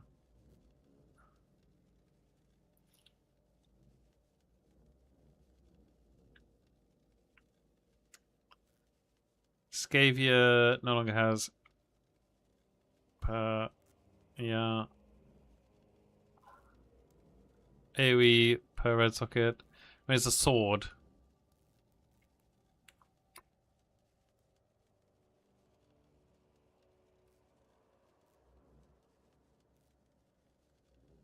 At least 4 non-white sockets. Yeah. Try grip. Now the following models minutes for 25% fizz to fire per socketed red gem. Oh, per socketed red gem.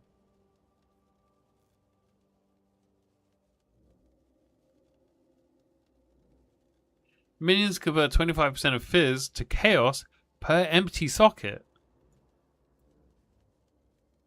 That's really interesting. So you can just get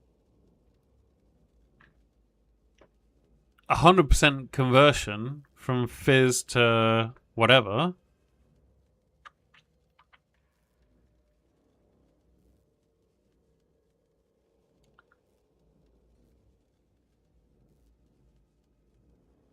What's triad grip used with these days?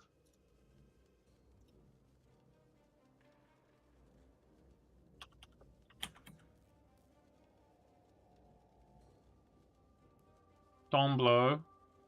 Really is Domblow? Okay.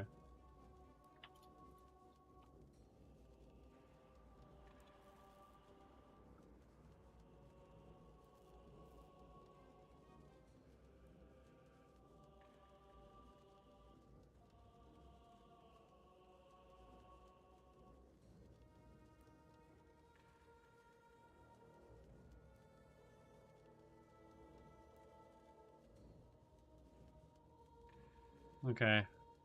And then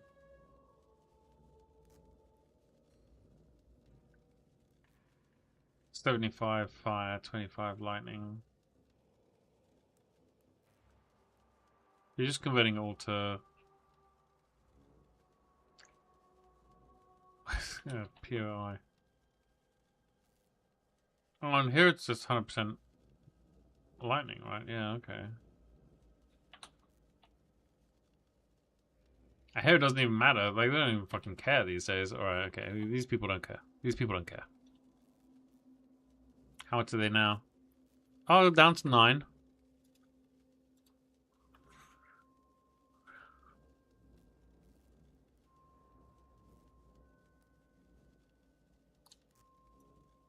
%12 to all rares. Feature empty white socket on any equipped item. Previous 18%. Okay. Bow passive mastery. They provide 100 accuracy rating per green socket on equipped bow has been replaced with 20% increased bonuses gained from equipped quiver. Wait, that's pretty good.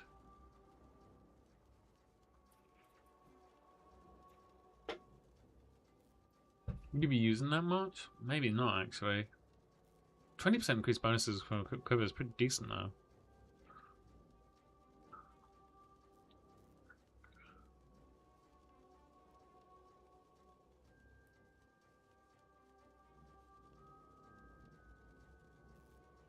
Oh, this is just a straight buff. Staff passive mastery that provided +3 max mana, max life per red socket, and +5% increased max mana is just 12% increased max life and mana if you have red and blue. I mean, maybe it's a nerf, but it's also a buff.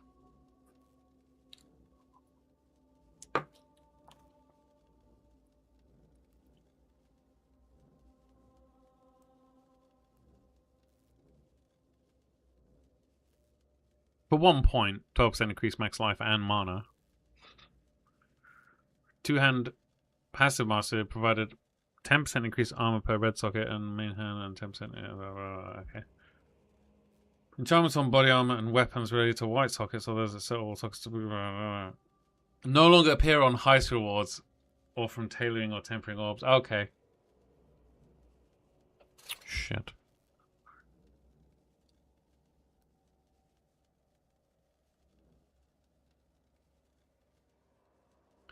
Reach's fortification safe house will also been adjusted. At rank 1, the reward is a bench that reforges the number of sockets on an item 100 times using the outcome with the greatest number of sockets. Previously colors of sockets. Rank 2 is a bench that reforges sockets on items 25 times using the outcome with the greatest number of non-white socket colors. Previously number of sockets. Interesting. Talisman revamp.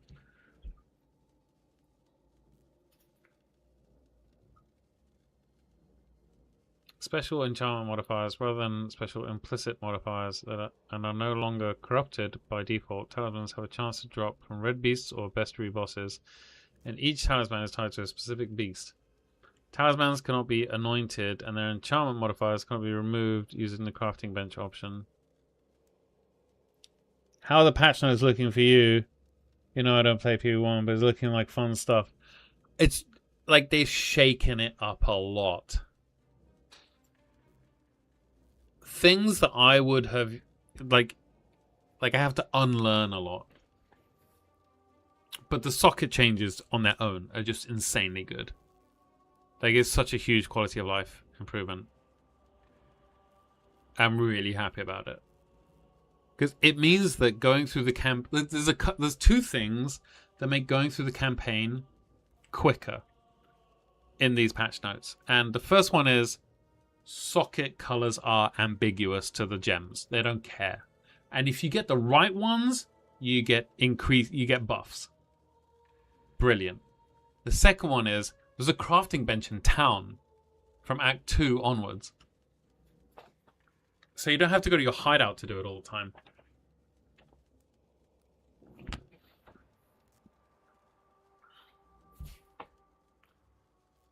I mean, it's really good. But we're just getting to the talismans, and the talismans touches on bestiary, and bestiary is something I love and I do a lot of. So I don't know. We're gonna get into the bit that worries me now, I guess. Talismans now have a specific enchantment modifiers rather than each talisman is tied to a specific beast. Can't be anointed. Enchantment modifiers can't be removed using the crafting bench option. Old talisman base types are no longer obtainable but will still exist in standard. Non-unique talismans can no longer be obtained as rewards outside of bestiary content. Divination cards that grant talismans or Thane Jorgen's Betrayal Self-House rewards. Which all this said that now we're adding colors to Scrolls of Wisdom, so you don't have the right color, you can't identify something.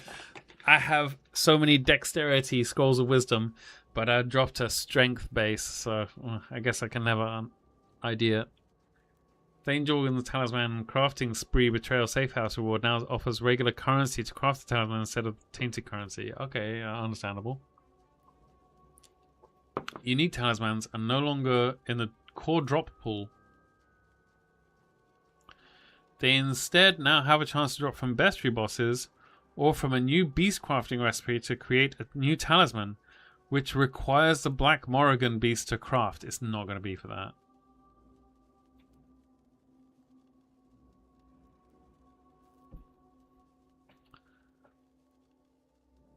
Black Morrigan's priced at... Oh no, Black Morrigan was mostly priced at Split, wasn't it? And they removed Split. The Blightwell unique talisman is now found on the Shield Crab talisman base type, previously Clutching talisman. It now has plus 50 to 100 max ES, previously 20 to 30, and 10 to 15% increased fast effect duration. Existing versions of this unique are unaffected by these changes. Eyes of the Great Wolf, which is good, now generates with 2 random enchantment modifiers from other talisman base types. It has 50 to 100% increased enchantment modifier magnitudes instead of implicit modifier magnitudes are doubled. These changes do not affect existing versions. So that's interesting because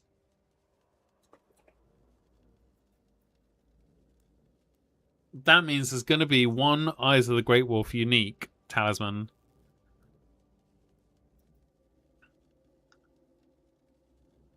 that can get to +2 all skills.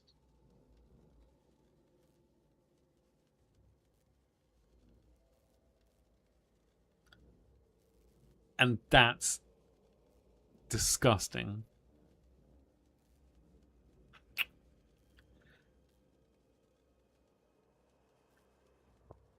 How would you get there normally? I don't know. The Natural Hierarchy unique talisman is now found on the Rex talisman base type, previously Rot Feather, and no longer has increased damage for each specific damage type. Instead, it now grants gain 10% of Fizz as extra lightning, 10 to 15 fizz extra lightning, 15 to 20 lightning as extra cold, 20 to 25 cold as extra fire, and 25 to 30 fire as extra chaos? What? That's weird, but okay. Rigwald's Curse Eating Talisman is now found on the Wolf Alpha Talisman base type, previously Wereclaw Talisman. It now has plus 5 to 10% to unarmed melee attack crit strike chance. Oh, that's flat.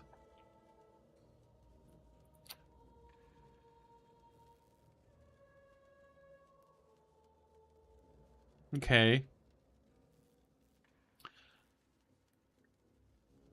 Pog. Bestiary boss area levels will now match the level of the red beast used in the Blood Altar to create the portals. In general, all bestiary bosses will now have greater life than before, which is more comparative to the life values on bosses from other League mechanics. The specific body armor unique items from each bestiary boss will now only drop if the area is level 80 or higher. The bestiary craft to create a red talisman is replaced with the craft that re-rolls a talisman base type, keeping the same implicit and explicit modifiers. But why would you do that unless there's some other explicit modifier you can get on a different talisman? Bestiary craft transform an item from an amulet to a talisman is replaced with a craft that creates an imprint of a rare talisman.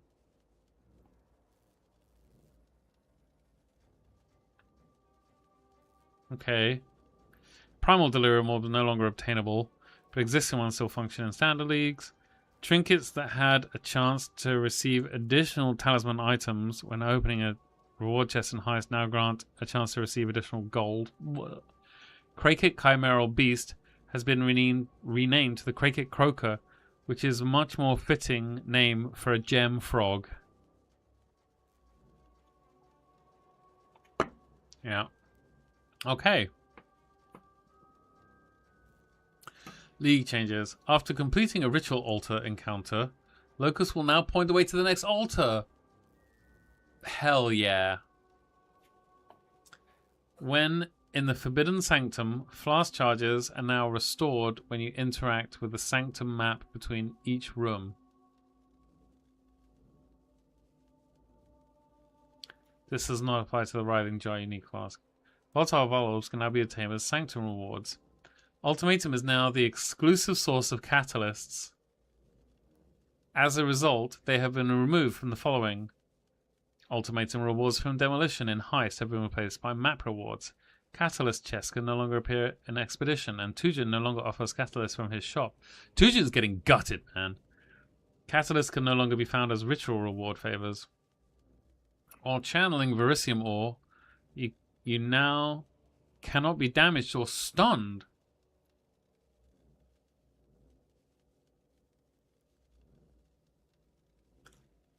It took them 2.5 years, but we got there in the end. They should have had that in fucking Settlers, man. In 325.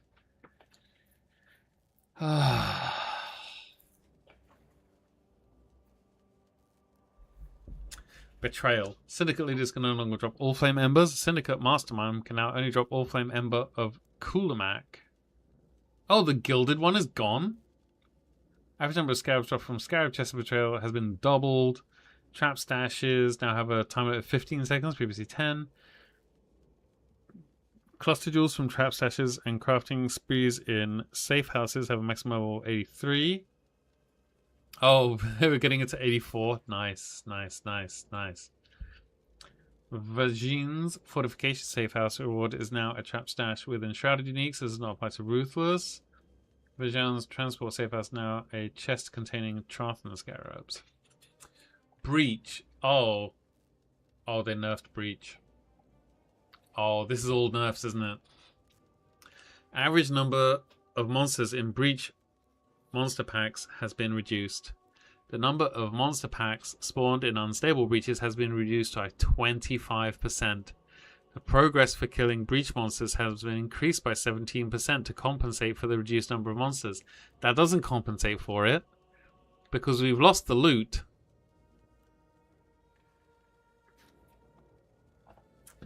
The maximum number of unstable breaches that can be opened at once has been reduced to 2? Why? Quality of life reduction in breach. The Swelling Ranks Atlas passive skill now grants breach monsters in your maps have 10% increased pack size, previously 20%. Small passives that granted breach monsters in your maps have 5% increased pack size. Instead, now grant breaches in your maps spawn 5% increased rare monsters. So we went from 5% flat to 5% rare monsters. So if you got 1 rare monster, this gives you nothing. If you had 20 rare monsters, this gives you 1.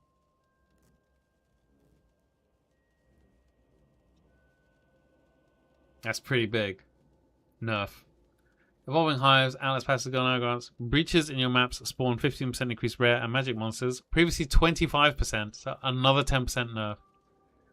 Small passives that granted breaches in your maps spawn 8% increased magic monsters now have values of 5%, another 3% nerf. These changes do not affect the amount of hive blood or womb gifts you receive, which nobody was doing breach for, honestly. A few people were, but I guess not much. Equipment items birthed by the Genesis tree inherently have slightly less modifier tier rating and bias towards higher tier base types. There is also a lower inherent chance to birth additional equipment items.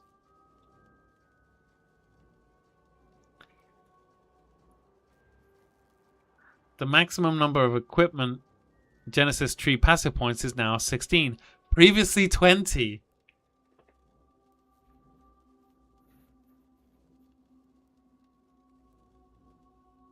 Wow. Small equipment Genesis tree passives that grant a chance for womb gifts to birth an additional equipment item now have values of 25%, previously 50. Oh my god, they fucking gutted breach. Oh my god, it's a bloodbath. Equipment Genesis tree notable passes are granted increased chance for modifiers now have values of 300%, previously 500. Wow. They hate the Genesis tree.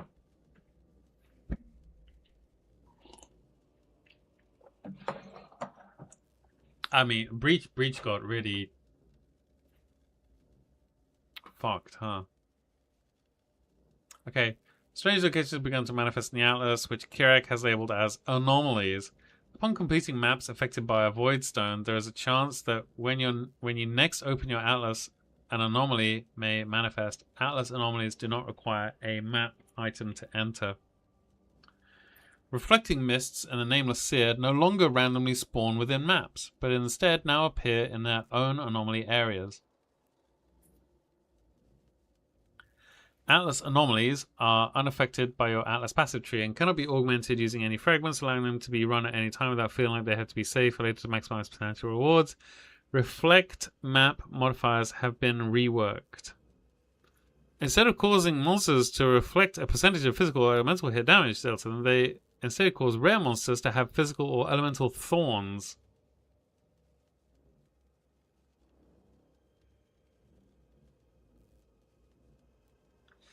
How bad is that?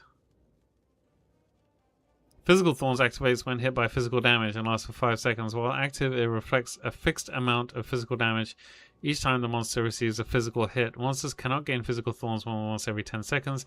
You can only take Physical Thorns damage once every 0.1 seconds. Okay. Elemental Thorns activate when hit by elemental damage and last for 5 seconds. When active, fixed amount of blah blah blah blah blah. Yeah, same. Okay, maybe this is good. Red tip maps, rare monsters have physical thorns affecting 800 physical damage and elemental thorns affecting 1,500 elemental damage. And you can mitigate it through evasion, block, armor, resistances, etc. Reflect modifiers no longer appear on corrupted side areas in the campaign. Nice. Following maps. Oh no. Okay, we still got dunes. We still got dunes. Okay. Back to the Atlas. Arachnid Nest. Basilica. Nice. Nice. Nice. Bazaar. Caldera. Cells. Channel. Colonnade. Colosseum. Conservatory. Crystal Ore. Desert. Desert Spring. Estuary. Forbidden Woods. Geode. Infested Valley. Laboratory. Malformation. Museum. Phantasmagoria. Pier. Plateau. Ramparts. Stagnation. Sunken City. Temple. Toxic Sewer. Toxic Sewer! My love. My beloved. Toxic Sewer's back. Oh my god. Nice. Nice. Yo, Blight League?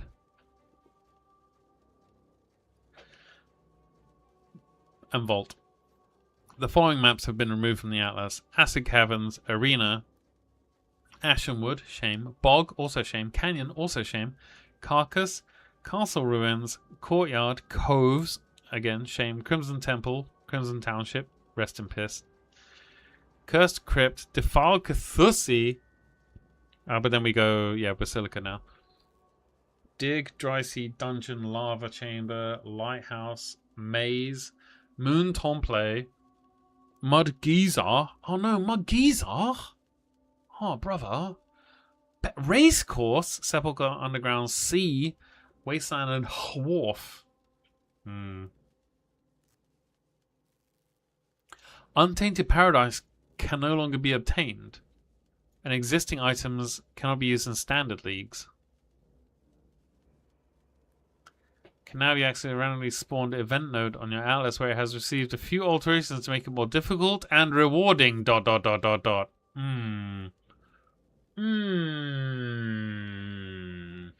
Okay. Decayed Voidstone socket on the Atlas now connects to the Forge of the Phoenix, Pitacamera, in distance to the Maze of the Minotaur. Okay. Pitacamera boss now spawns only one wave of enemies per phase. A buff. A big buff.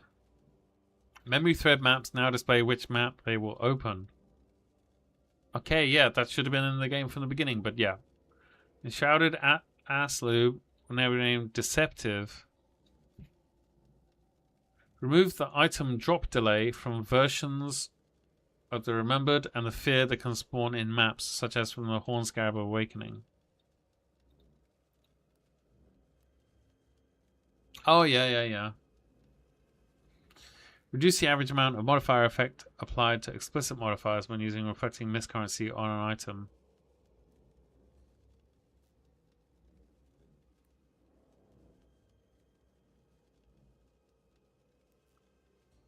Reduce the average amount of mod effect applied to explicit modifiers when using reflecting miscurrency on an item. So reflecting mis got nerfed.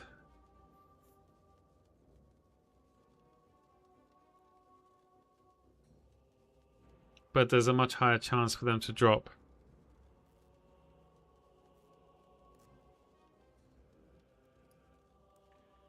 Okay. Man, Standard's eating good with all these changes, huh? Added a new altered prophecy cluster to the Atlas passive tree. The notable grants your tier 14 plus maps 4% chance to drop a scrying orb on completion, while the small Atlas, small passive grants your maps increased chance to drop divination cards. In Ruthless, this cluster grants scarab related bonuses.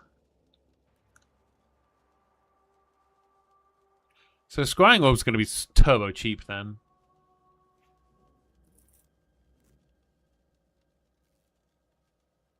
Scrying was a new currency that stores the map that the currency item was found in. It then allows you to scry the divination cards of the map area listed on the item to a map on your Atlas. Oh, so you still have to run 20 of those things. 25 on average to get it. Or you just buy it on trade. But yeah, there's people who could be running Basilica permanently. Scrying always new current, yeah. Brave, so this basically allows you to scry itemized. Brave Tower Atlas passive skill now has an ultimatum boss drops 10 of a random catalyst, previously a full stack of a random catalyst. Oh, okay, yeah, because the full stack has now changed to 20. Dutiful Soldier, oh, that's Huck. Now grants blueprints found in your maps have a 15% chance to have a special implicit. Oh. Okay. But then does that mean... Oh, now also grants. So that means we also get Huck as well. Okay, cool. That's fine. Player changes. Sources of chance to avoid all damage from hits are now additive with sources of avoid damage of a specific type from hits.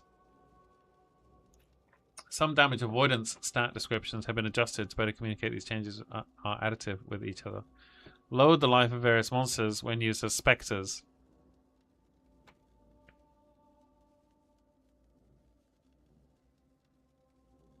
Like the minion pact one. In general, no spectre should have more life than a meat sack. Some of the monsters that have had their life reduced include the unholy aberrations from the Unholy Trinity boss fight, yes. Originator influenced monsters and robot monsters found in the hidden area in the refinery. All non-spectre minions no longer pause while attacking. Many minions already didn't pause while attacking and are unaffected by this change. This change will be a significant damage per second increase for the following minion types in particular. Dominating Bow, Raise Zombies, Stone, Ice Flame, Chaos and Lightning Golems, Summon Raging Spirits, Summon Skeletons. Skills, items, and modifiers at once stated that increases and reductions to spell damage also apply to attack damage have been replaced by the new Arcane Might keyword. This is a purely descriptive change. Okay. Okay. Ascendancy changes.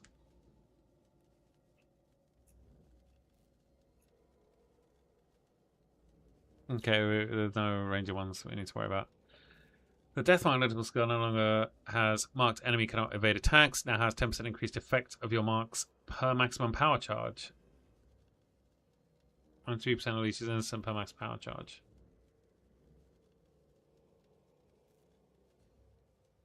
It's pretty good.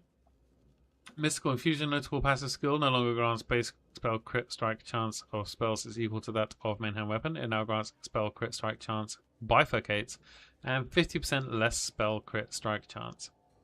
Bifurcated critical strikes cause critical strike chance to be rolled twice when determining if a critical strike should occur. If either roll succeeds, the hit will be a regular critical strike, and if both rolls succeed, the amount of extra damage dealt by the critical strike will be doubled. This is equivalent to doubling the amount by which critical strike multiplier exceeds 100 for that hit.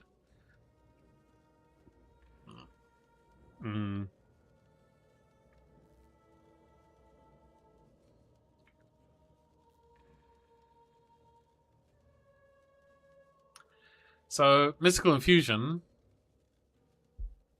is now insanely good. 7 divs. Oh, they're going down in price. Okay. Let's see.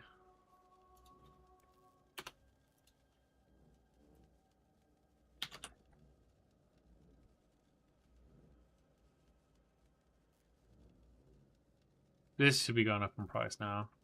10 div already. Yeah. Okay. Hierophant. The Ritual Awakening passive now has 3% more damage per summon totem. Previously 5. Previously 5. That sucks. Hierophant got a nerf. Inquisitor. Added a new Instruments of Justice notable passive skill, which requires Instruments of Virtue. This notable grants base spell crit strike chance of spells equal to that of main hand weapon. Instruments of Zeal notable. What is like the highest?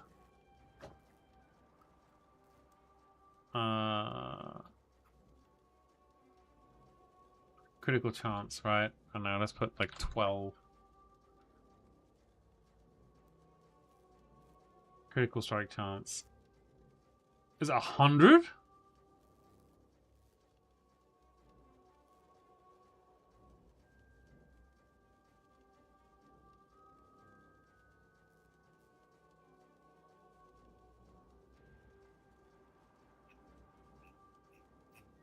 So it's just tripping on you. You just get a tripping on you. You get 100%. That's nuts.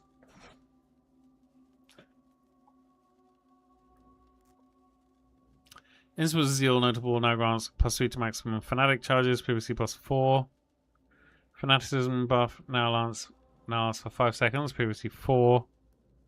And grants 75% less cost of spells you cast yourself, previously 75% reduced.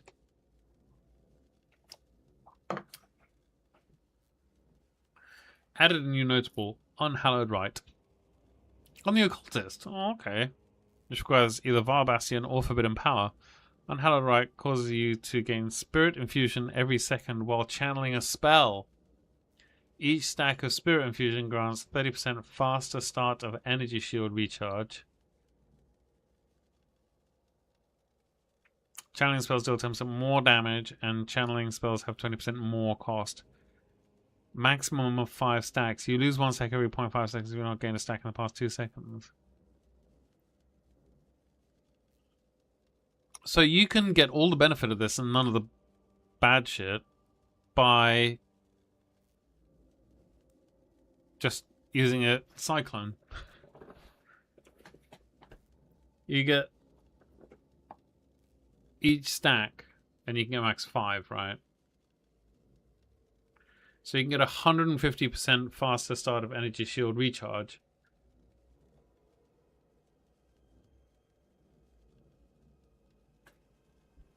From this node, from the Occultist. Interesting. The notables for the Red Aquarian Ascendancy have been shuffled, which surpasses blow for Curse of Allflame. Have they nerfed it? No, they haven't. They've just left it the way it is. Okay. Nice. Added new Arcane Conservation clusters to the northeast of the Witch's starting location. Arcane Conservation notable grants 10% increased cast speed, 20% increased mana efficiency, cost efficiency of spells, and 3% increased intelligence. Added a new Contemplative Meditation cluster to the northwest of the Templar starting. 8% increased reservation efficiency of spells and 20% increased cost efficiency. Reduced cost of skills in the passive tree have been converted to cost efficiency at appropriate values. Nice. So it's like unifying it. Totem passive mastery option that grants increased crit strike chance if you've summoned a totem recently now has values of 40%, previously 60%. Why are they nerfing totems? Shaman's Dominion now grants 50% increased crit strike chance. It was 60, previously 60. And the preceding grant plus 16 to crit multi, previously 20. Why do they hate totems so much? Most spells that have received base damage increases also have higher damage growth with each gem level. For example, All Divine Eye deals 27% more damage at level. It does 37% more damage at gem level 30. Okay, shadow-themed physical spells and pure cold hit spells have higher critical strike chances, while pure fire spells generally have lower critical strike chances. Pure lightning spells generally have lower cast times, but the spells cost more mana. Fire spells generally have lower mana and higher effectiveness of added damage. Because we're going to fix Totem in PoE 3. Yeah, I just need to see the vision, you're right. They're going to fix it when they fix melee. It's PoE 4. Absolution now has cast time of 0.65. Yeah. 10% of mana. Oh, 10 to 14. Oh, they nerfed Arcane Cloak. Arc now has a cast time of 0.6, previously 0.7. Oh, we're getting brand volatility.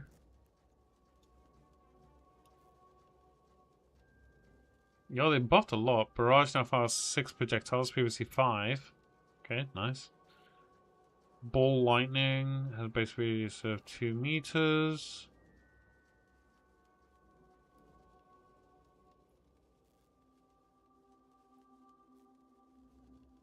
Blade Blast now has base radius of 1.5 and crit strike chance of 10. It's like very small buffs. I was gonna make a joke about fixing melee in PvP4 if you mentioned melee, and you ruined my joke. You're welcome. You're welcome. Blade Vortex now has 30% increased hit rate for each blade, previously 35%, and 30% more damage for each blade, previously 35%. Now has a crit strike chance of 10%, previously 6. Oh. Blade Vortex of the Scythe now has a critical strike chance of 10%.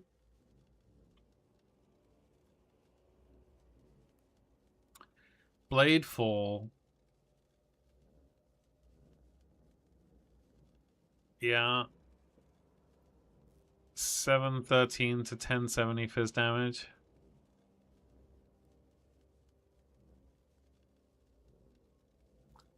Blade Fall of Trathus now has 140% added damage at gem level 20.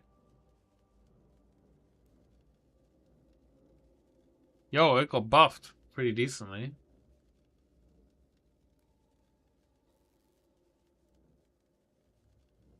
Cold Snap now has 20% chance to freeze and a critical strike chance of 7.5. Yeah. Creeping Frost, crit strike chance of 7.5.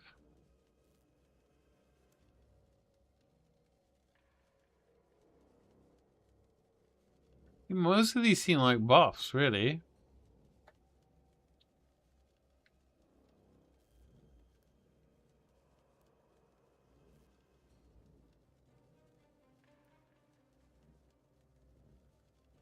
They're not huge, but they're like they're sort of across the board like around 20% better.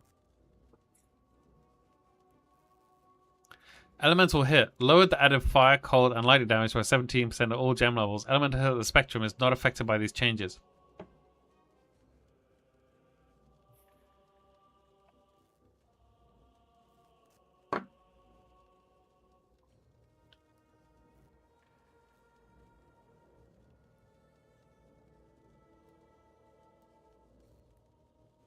EK now fires 10 to 15 projectiles. Has a crit strike chance of 10%.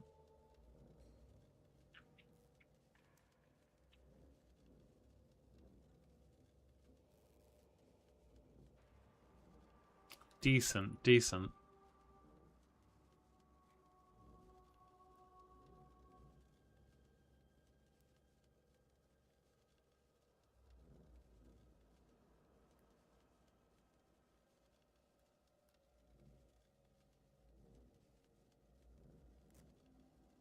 Flame Dash now has a crit strike of 5%. Previously 6. Oh, they nerfed Flame Dash, crit strike chance.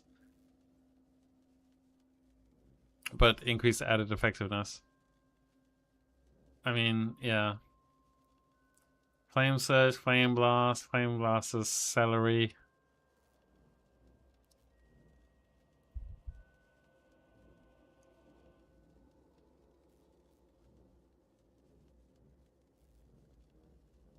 Forbidden right now is 14% your max life as chaos damage.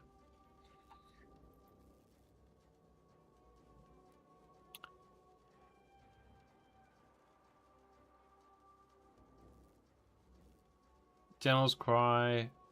The support effect can no longer support skills with cooldowns. Oh, interesting. Holy Flametove now has crit strike chance of 6%, previously 5.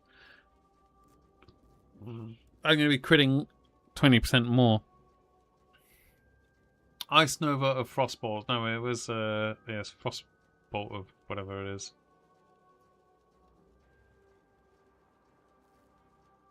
Oh, they didn't change Frostbolt. Okay. Incinerate. Kinetic Blaster Costing now has a 150% increase Arcane Might. Previously 200%. They nerfed Kinetic Blast. They nerfed Kinetic Blast. By not a insignificant amount as well.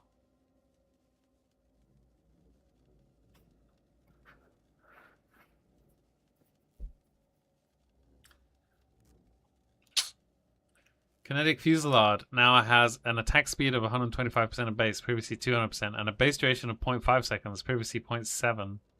And now costs 6 to 10 mana at gem levels, previously 4 to 6. Yo. Yo. Hold up. Hold up. Hold up. KF nerf. There we go. There we go. There we go. There we go. Ward loop nerfed as well. That's, yeah.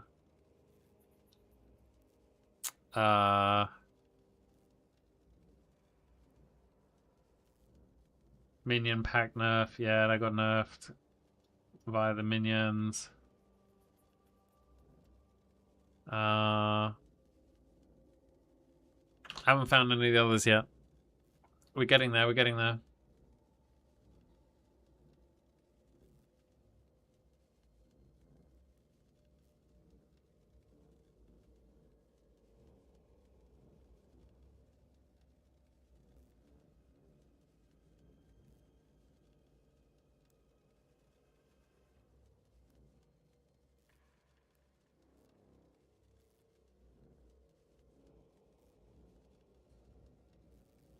Purifying Flame. Quickstep is now able to dash over terrain. It is still unable to dash through enemies.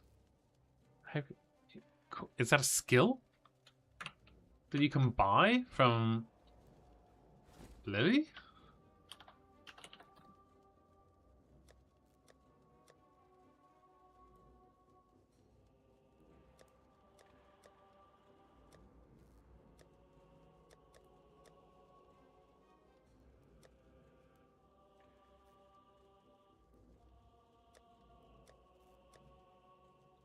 No.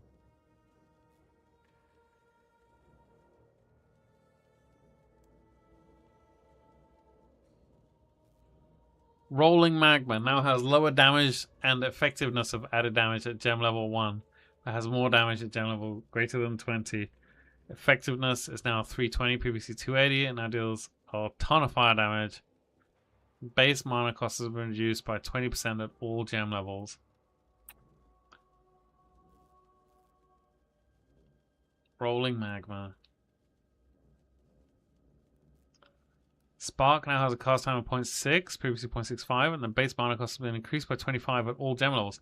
Really, you get 0.05 cast time reduction, and that's 25% increased mana.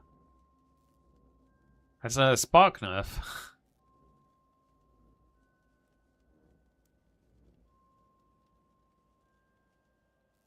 And the Spark of the Nova, 6 to 10 proj instead of 8 to 12. And you get your 0.05 increase in cast time and 25% increased mana cost.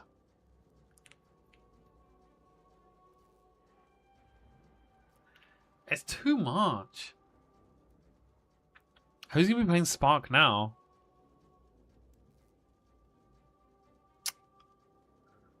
Unearth, crit strike chance 10%, previously 6. Void Sphere now has a crit strike chance of 7, previously 5. 60% fizz converted to chaos, previously 40. 100% effectiveness of added damage at gem level 20, previously 75.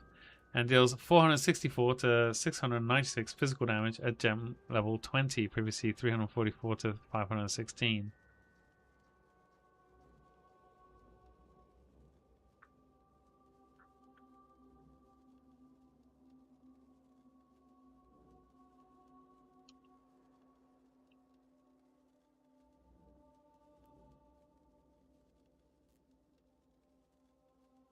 Wave of Conviction, 0.6 second, previously 0.4, and a base mana cost by 15%. Eesh. Winter Orb now fires 2 to 3 projectiles. Previously 1. Yo. 25% chance to freeze, and a critical strike chance of 7.5, previously 6. Now deals 360 to 359, previously... Oh, so actually Warb buff.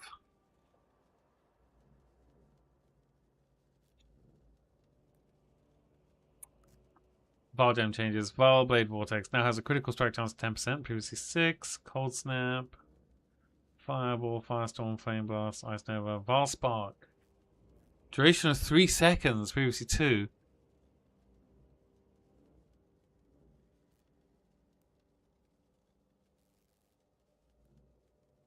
Valspark's good now. Dang. Okay. Oh, support gem changes. Uh-oh. Archmage now has 8 to 14. Previously 10 to 16. Ooh.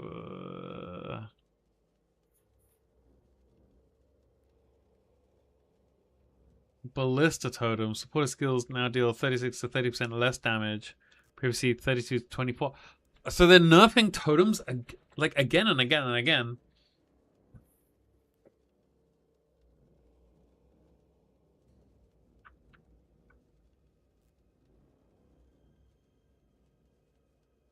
Yo, Barrage, they fucking... Yikes.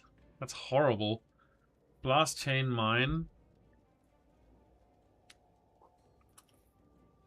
Why are they nerfing mines?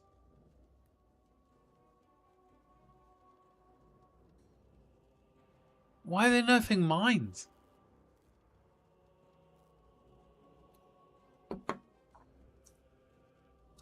Cast on Ward Break now has supported spells have 5% increased cooldown recovery rate per 100 ward, up to 400, previously uncapped. Just do Ward Loop again. Cast on Challenge now has trigger supported 20% less damage, previously 30%. Okay, Cast on Challenge buffed. Charge Mines. 8% increased mine throwing speed per frenzy charge, previously 10. 20% increased crit strike chance per power charge when used by mines, previously 25%. Now has a custom reservation multiplier of 140%, previously 120. Companionship. No longer has minions from supported skills have 40 to 60% more maximum life if they're your only minion. Now has minions from supported skills take 24 to 28% less damage if they are your only minion. What? Minion Packs has been reworked. It's now called Communion Support. It supports spell skills that hit enemies and cannot modify the skills of minions. Supported spells deal some bullshit or whatever. Spell Totem. Supported skills now deal 55 to 50% less damage at gem levels 1 to 20, previously 49 to... No, more totem nerfs. Were totems really the problem? Greater Unleash. Supported skills now deal 25 to 23 less. Previously 35 to 31. They buffed Unleashed, but who cares? It doesn't matter, does it? Oy.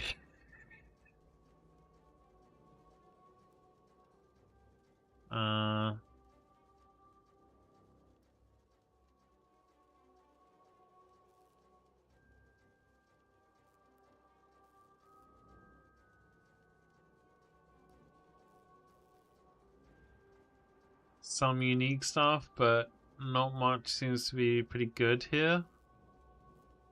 Disintegrate unique stuff. Dariani's Delusion unique boots, and I've had Leviathan Greaves.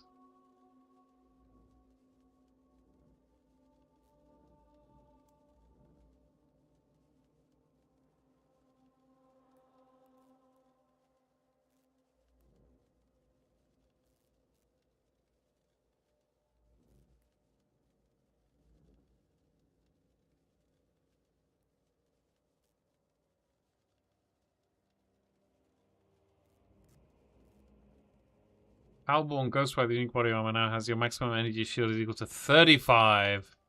Previously 40. Grace by unique stuff now has implicit modifier magnitudes are doubled. 300 to 400% increased. Yo, can we get a Ghost Wraith?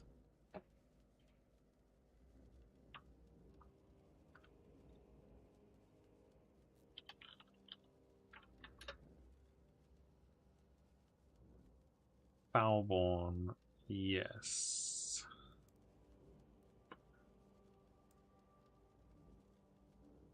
Oh.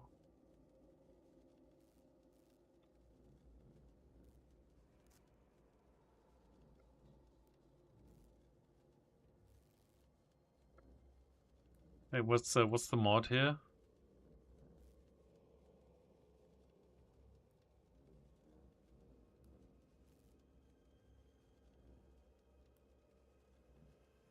Is equal to of your maximum life.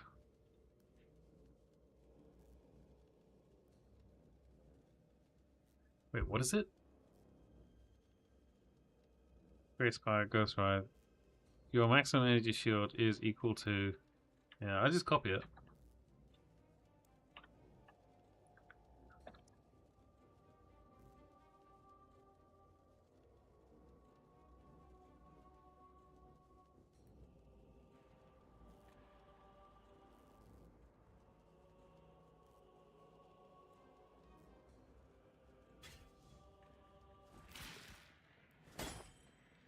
Go, well, let's buy some Ghost Rides. Kept that one. We probably only want one Foulball modifier there.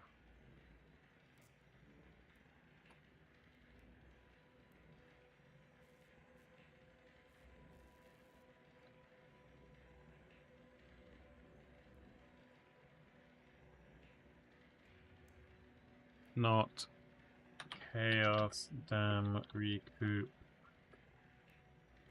So these like more expensive, yeah. Where's Corrupted near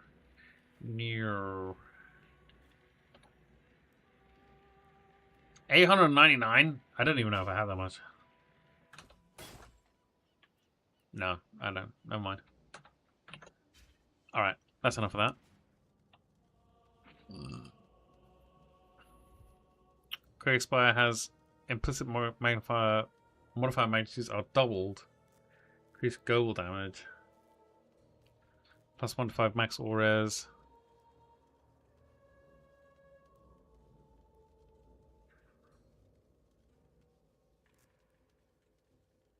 Holy shit, Goal got fucked.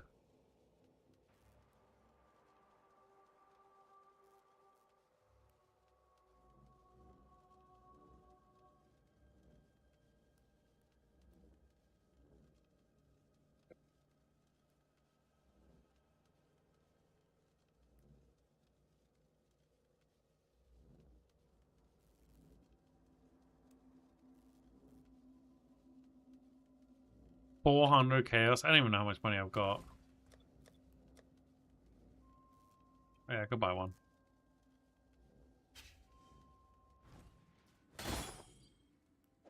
Wish I'd kept that one.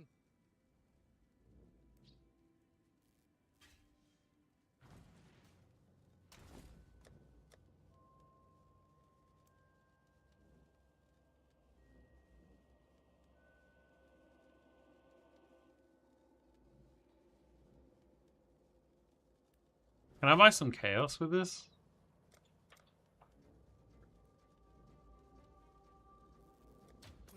Or well, make it happen. I want some more gulls. You've got a fez. You might want to. Oh. Doodles.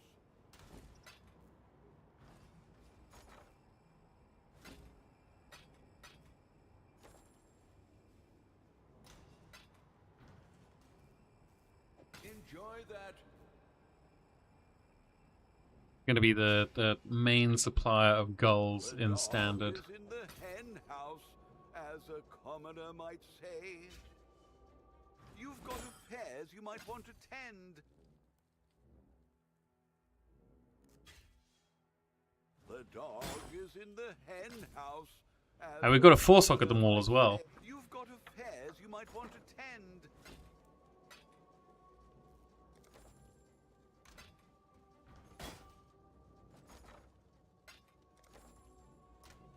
Otherwise, they're worthless. 400. Let's go. Let's go. Let's go gull hunting. It seems every dog has his day.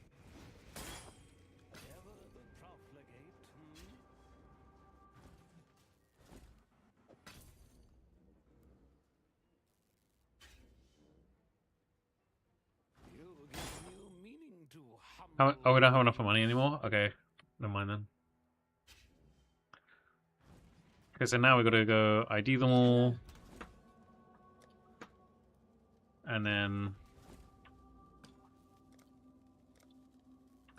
4 socket, 4 linked socket, 4 socket, 4 linked socket.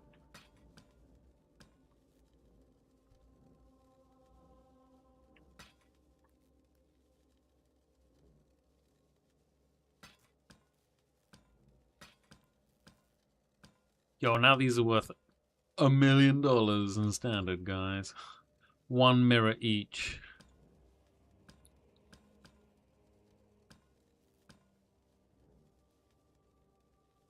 I don't even have enough jewelers anymore because we sold them all.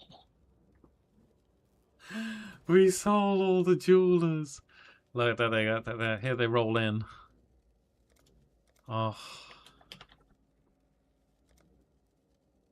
3 for 1. Brother. I got none left.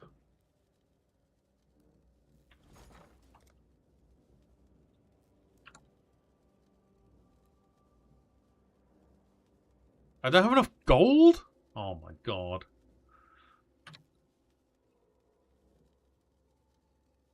Well, make it happen.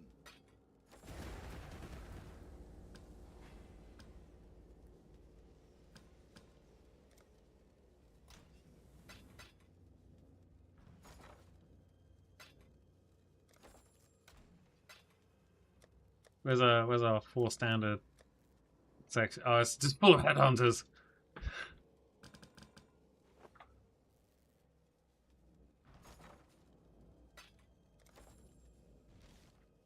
Let's go epilogue and just buy 1 million more chromes.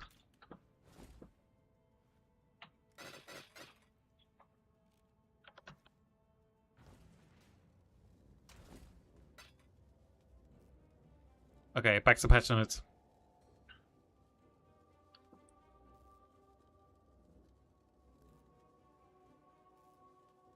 Balborn Harbor Luke ring, you know, no longer has 20-30% increased amount of cost efficiency of minion skills. Ooh, okay, yeah. Hate Forge, 20 to 40% increased rage cost efficiency. Honor Home unique helmet now has 30 to 50% increased mana cost efficiency. Previously reduced mana cost of skills. Ugh. Chikani's potential unique stuff now adds 1 to some lightning damage per 10 intelligence. Oh, that's a nerf. Lionized Remorse unique shield now has minus 150 fizz damage taken from projectile attacks. The Mask of the Stitch Demon unique helmet now has regenerate 1% of life per second per 500 max player energy shield. Previously 500 max, yes.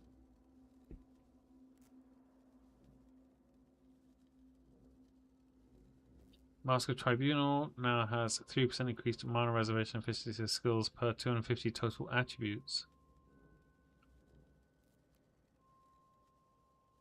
Previously 2%. Okay.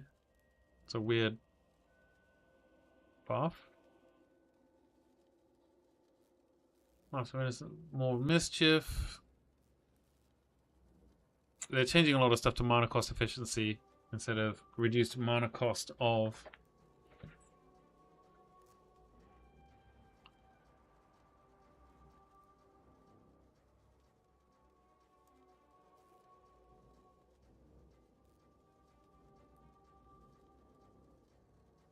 Praxis, 20-30% increased mana cost efficiency.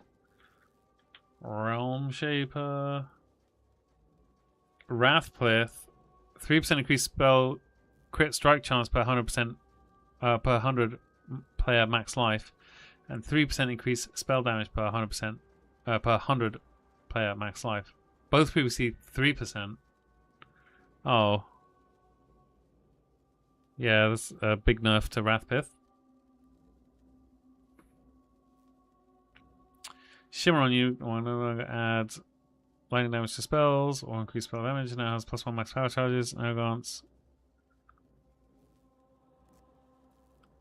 Per power charge. Oh. Hmm. Okay. There's a bunch of uniques changes here. It's not terrible.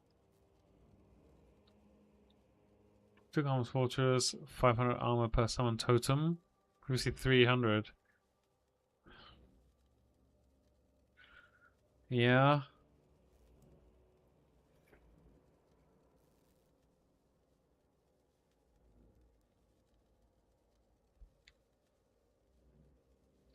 Void battery, 10 to 15 increased spell damage per power charge. Previously 25. 50% reduced spell damage. Previously 80% reduced. And 100 to 120 max mana.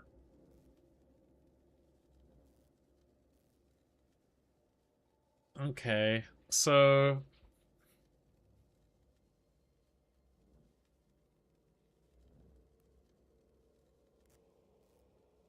it's kind of a buff to Void Battery if you're stacking. No, because if you're stacking, you get 250. Like, say you get 10 power charges, you get 250% increased spell damage and 80% reduced. And now you can get 150, but 50% reduced. So now you also get some flat mana, but I mean, with a good roll, you're looking at 100% increased spell damage. And with a good roll previously, you weren't even, it wasn't even a roll. You were just getting 25%. And you were getting 170.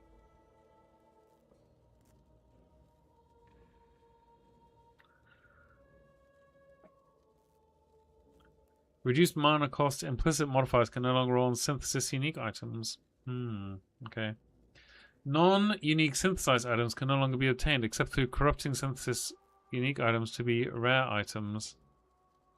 Currency items like fracturing orbs, fracture fossils, and reflecting mist no longer explicitly state they don't work on synthesis items.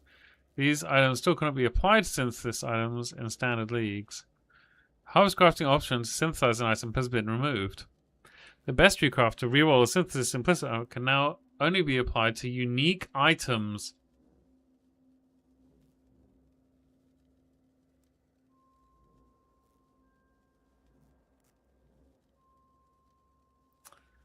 Vivid stonks falling. Fracture fossils now fracture a random modifier and cannot be used on fractured and influenced items. The beast crafting option to split an item into two has been replaced with a new option that fractures a modifier on a rare talisman with at least 4 modifiers. Beast crafting option to split an item into 3 has been replaced with a new option that fractures 2 modifiers on a rare talisman with at least 6 modifiers. Wait, you get a talisman with 2 fractured mods?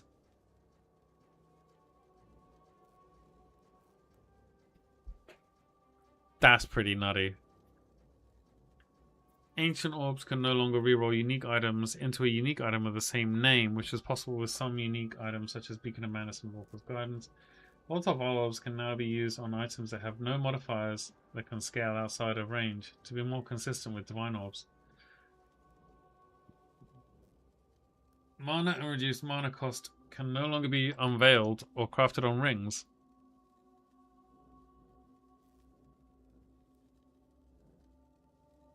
Instead, you can now unveil or craft mana and increase mana cost efficiency on rings.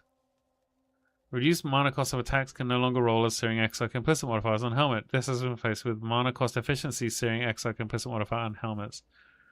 Okay. Openness cluster jewel notable additionally now has 15% increased mana cost efficiency. Daring Ideas has cost efficiency of attacks.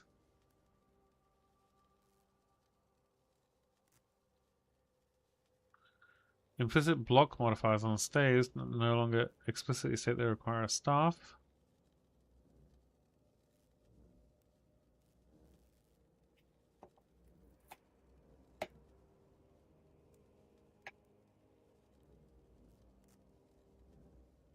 Okay.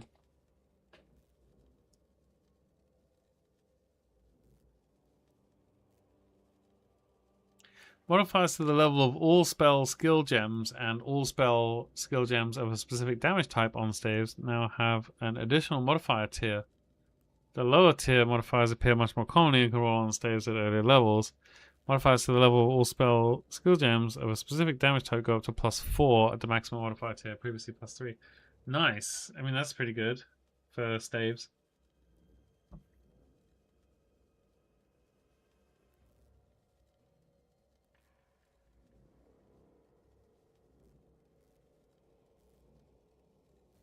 Cast weapons no longer roll increased fire, cold, and lightning damage suffix modifiers, nor can these modifiers be crafted at the crafting bench anymore. Increased spell critical strike chance modifiers on one-handed cast weapons now roll values from 40 to 109. You see 10 to 109. Okay, yeah, nice.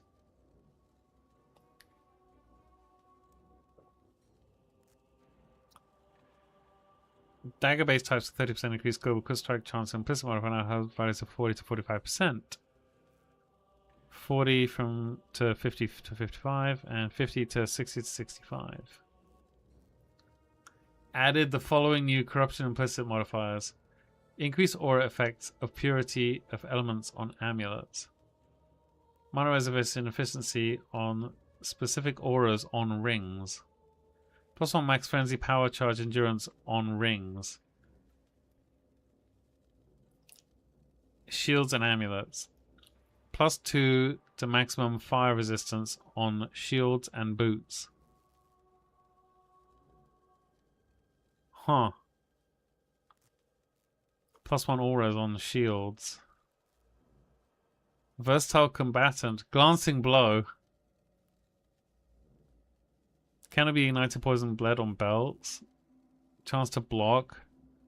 Increased mana cost efficiency on rings.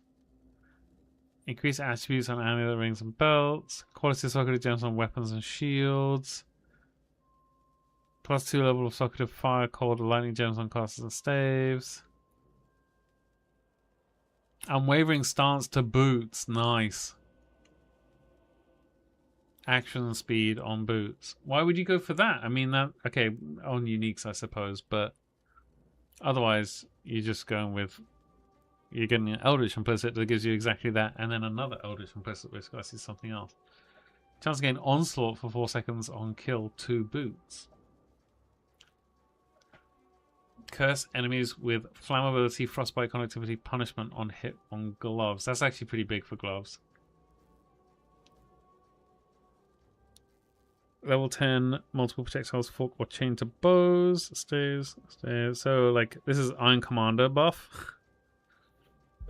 Multiple projectiles is pretty good.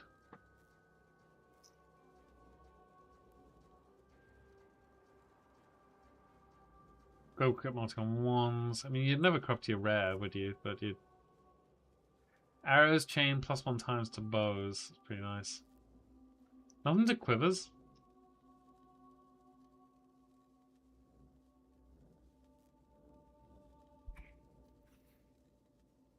Following can no longer roll. Reduced area damage taken from hits on shields.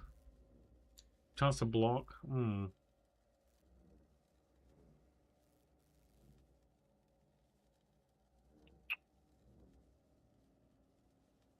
Divination card changes. Following divination have been temporarily disabled. Broken promises, imperfect memories, magnum opus, and parasitic passages.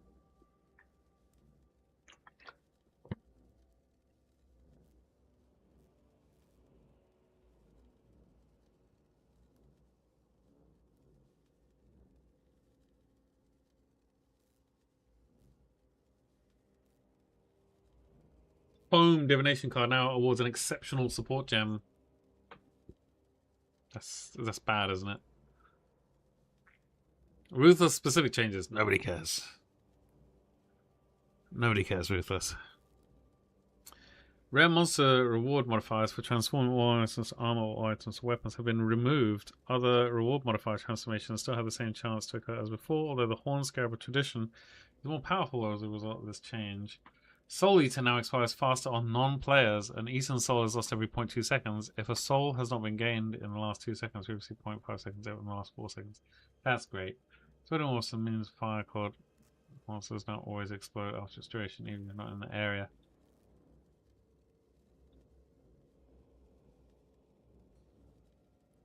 Nice. All guys now with faster attacks from Ness upon completing the cage brute. Interesting. Good.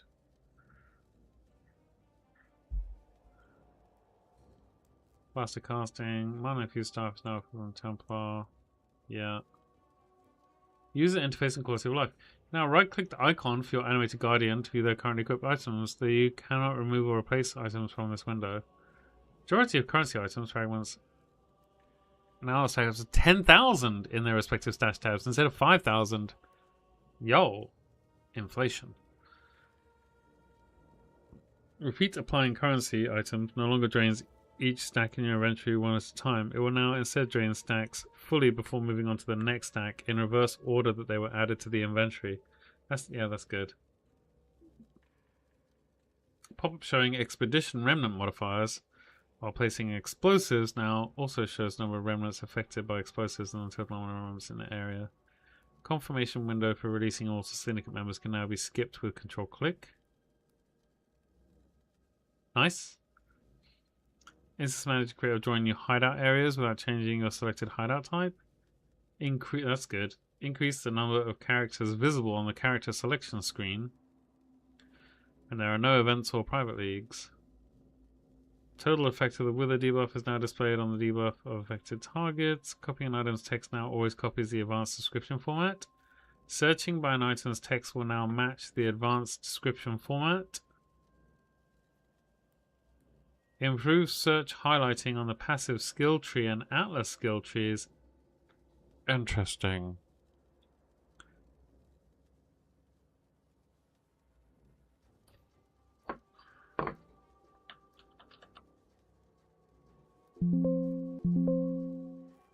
No crop rotation. Fix. It's a shame.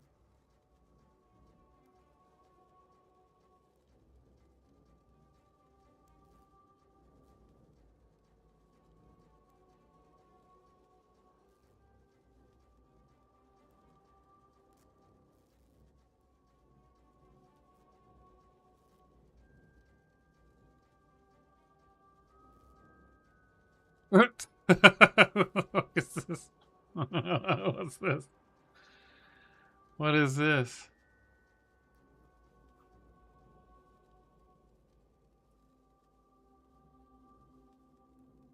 Yo. Lots of buffs. And lots of nerfs.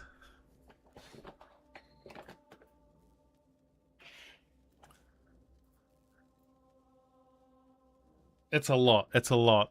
It's a lot, isn't it? I think I gotta get out of here, man. I gotta go to sleep. It's like 3 in the morning for me. But wow. There's a lot there, isn't there? What are they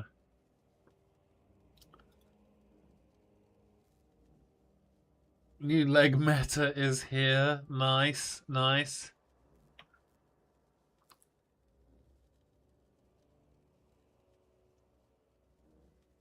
Yeah, did you also notice how big Mark was in comparison to the to the other two? He's a big boy now. Jeez.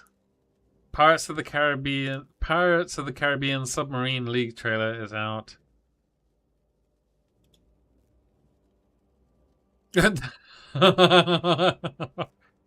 is that? Ah.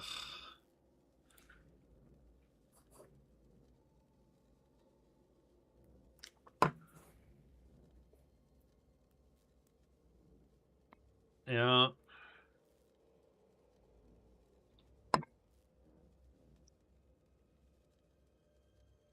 Oh, Black Barrier is here.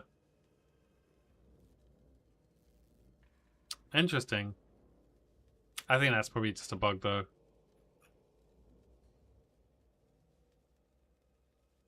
This was mistakenly on the version of the Atlas we filmed the live stream on.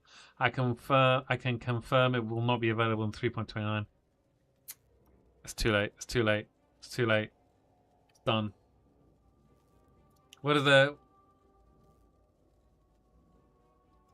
this tag? What is this tag? Mars. What is this tag?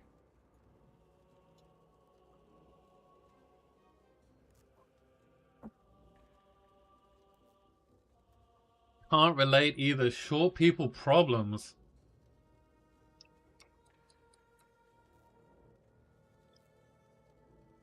And what's the GG post here? I. Alright, okay. Oh, it's Kelly. Okay. Yo, I gotta send Kelly a message. Okay, W. Okay. Otter. Yeah, there they are. Thank you for your support. Okay, right. Yeah, well, I think that's got to be it for me, everybody. I got to get out of here. I got to go get some rest. So, I got a lot of stuff to think about for tomorrow. A lot of stuff to think about for tomorrow. Headhunter Minion.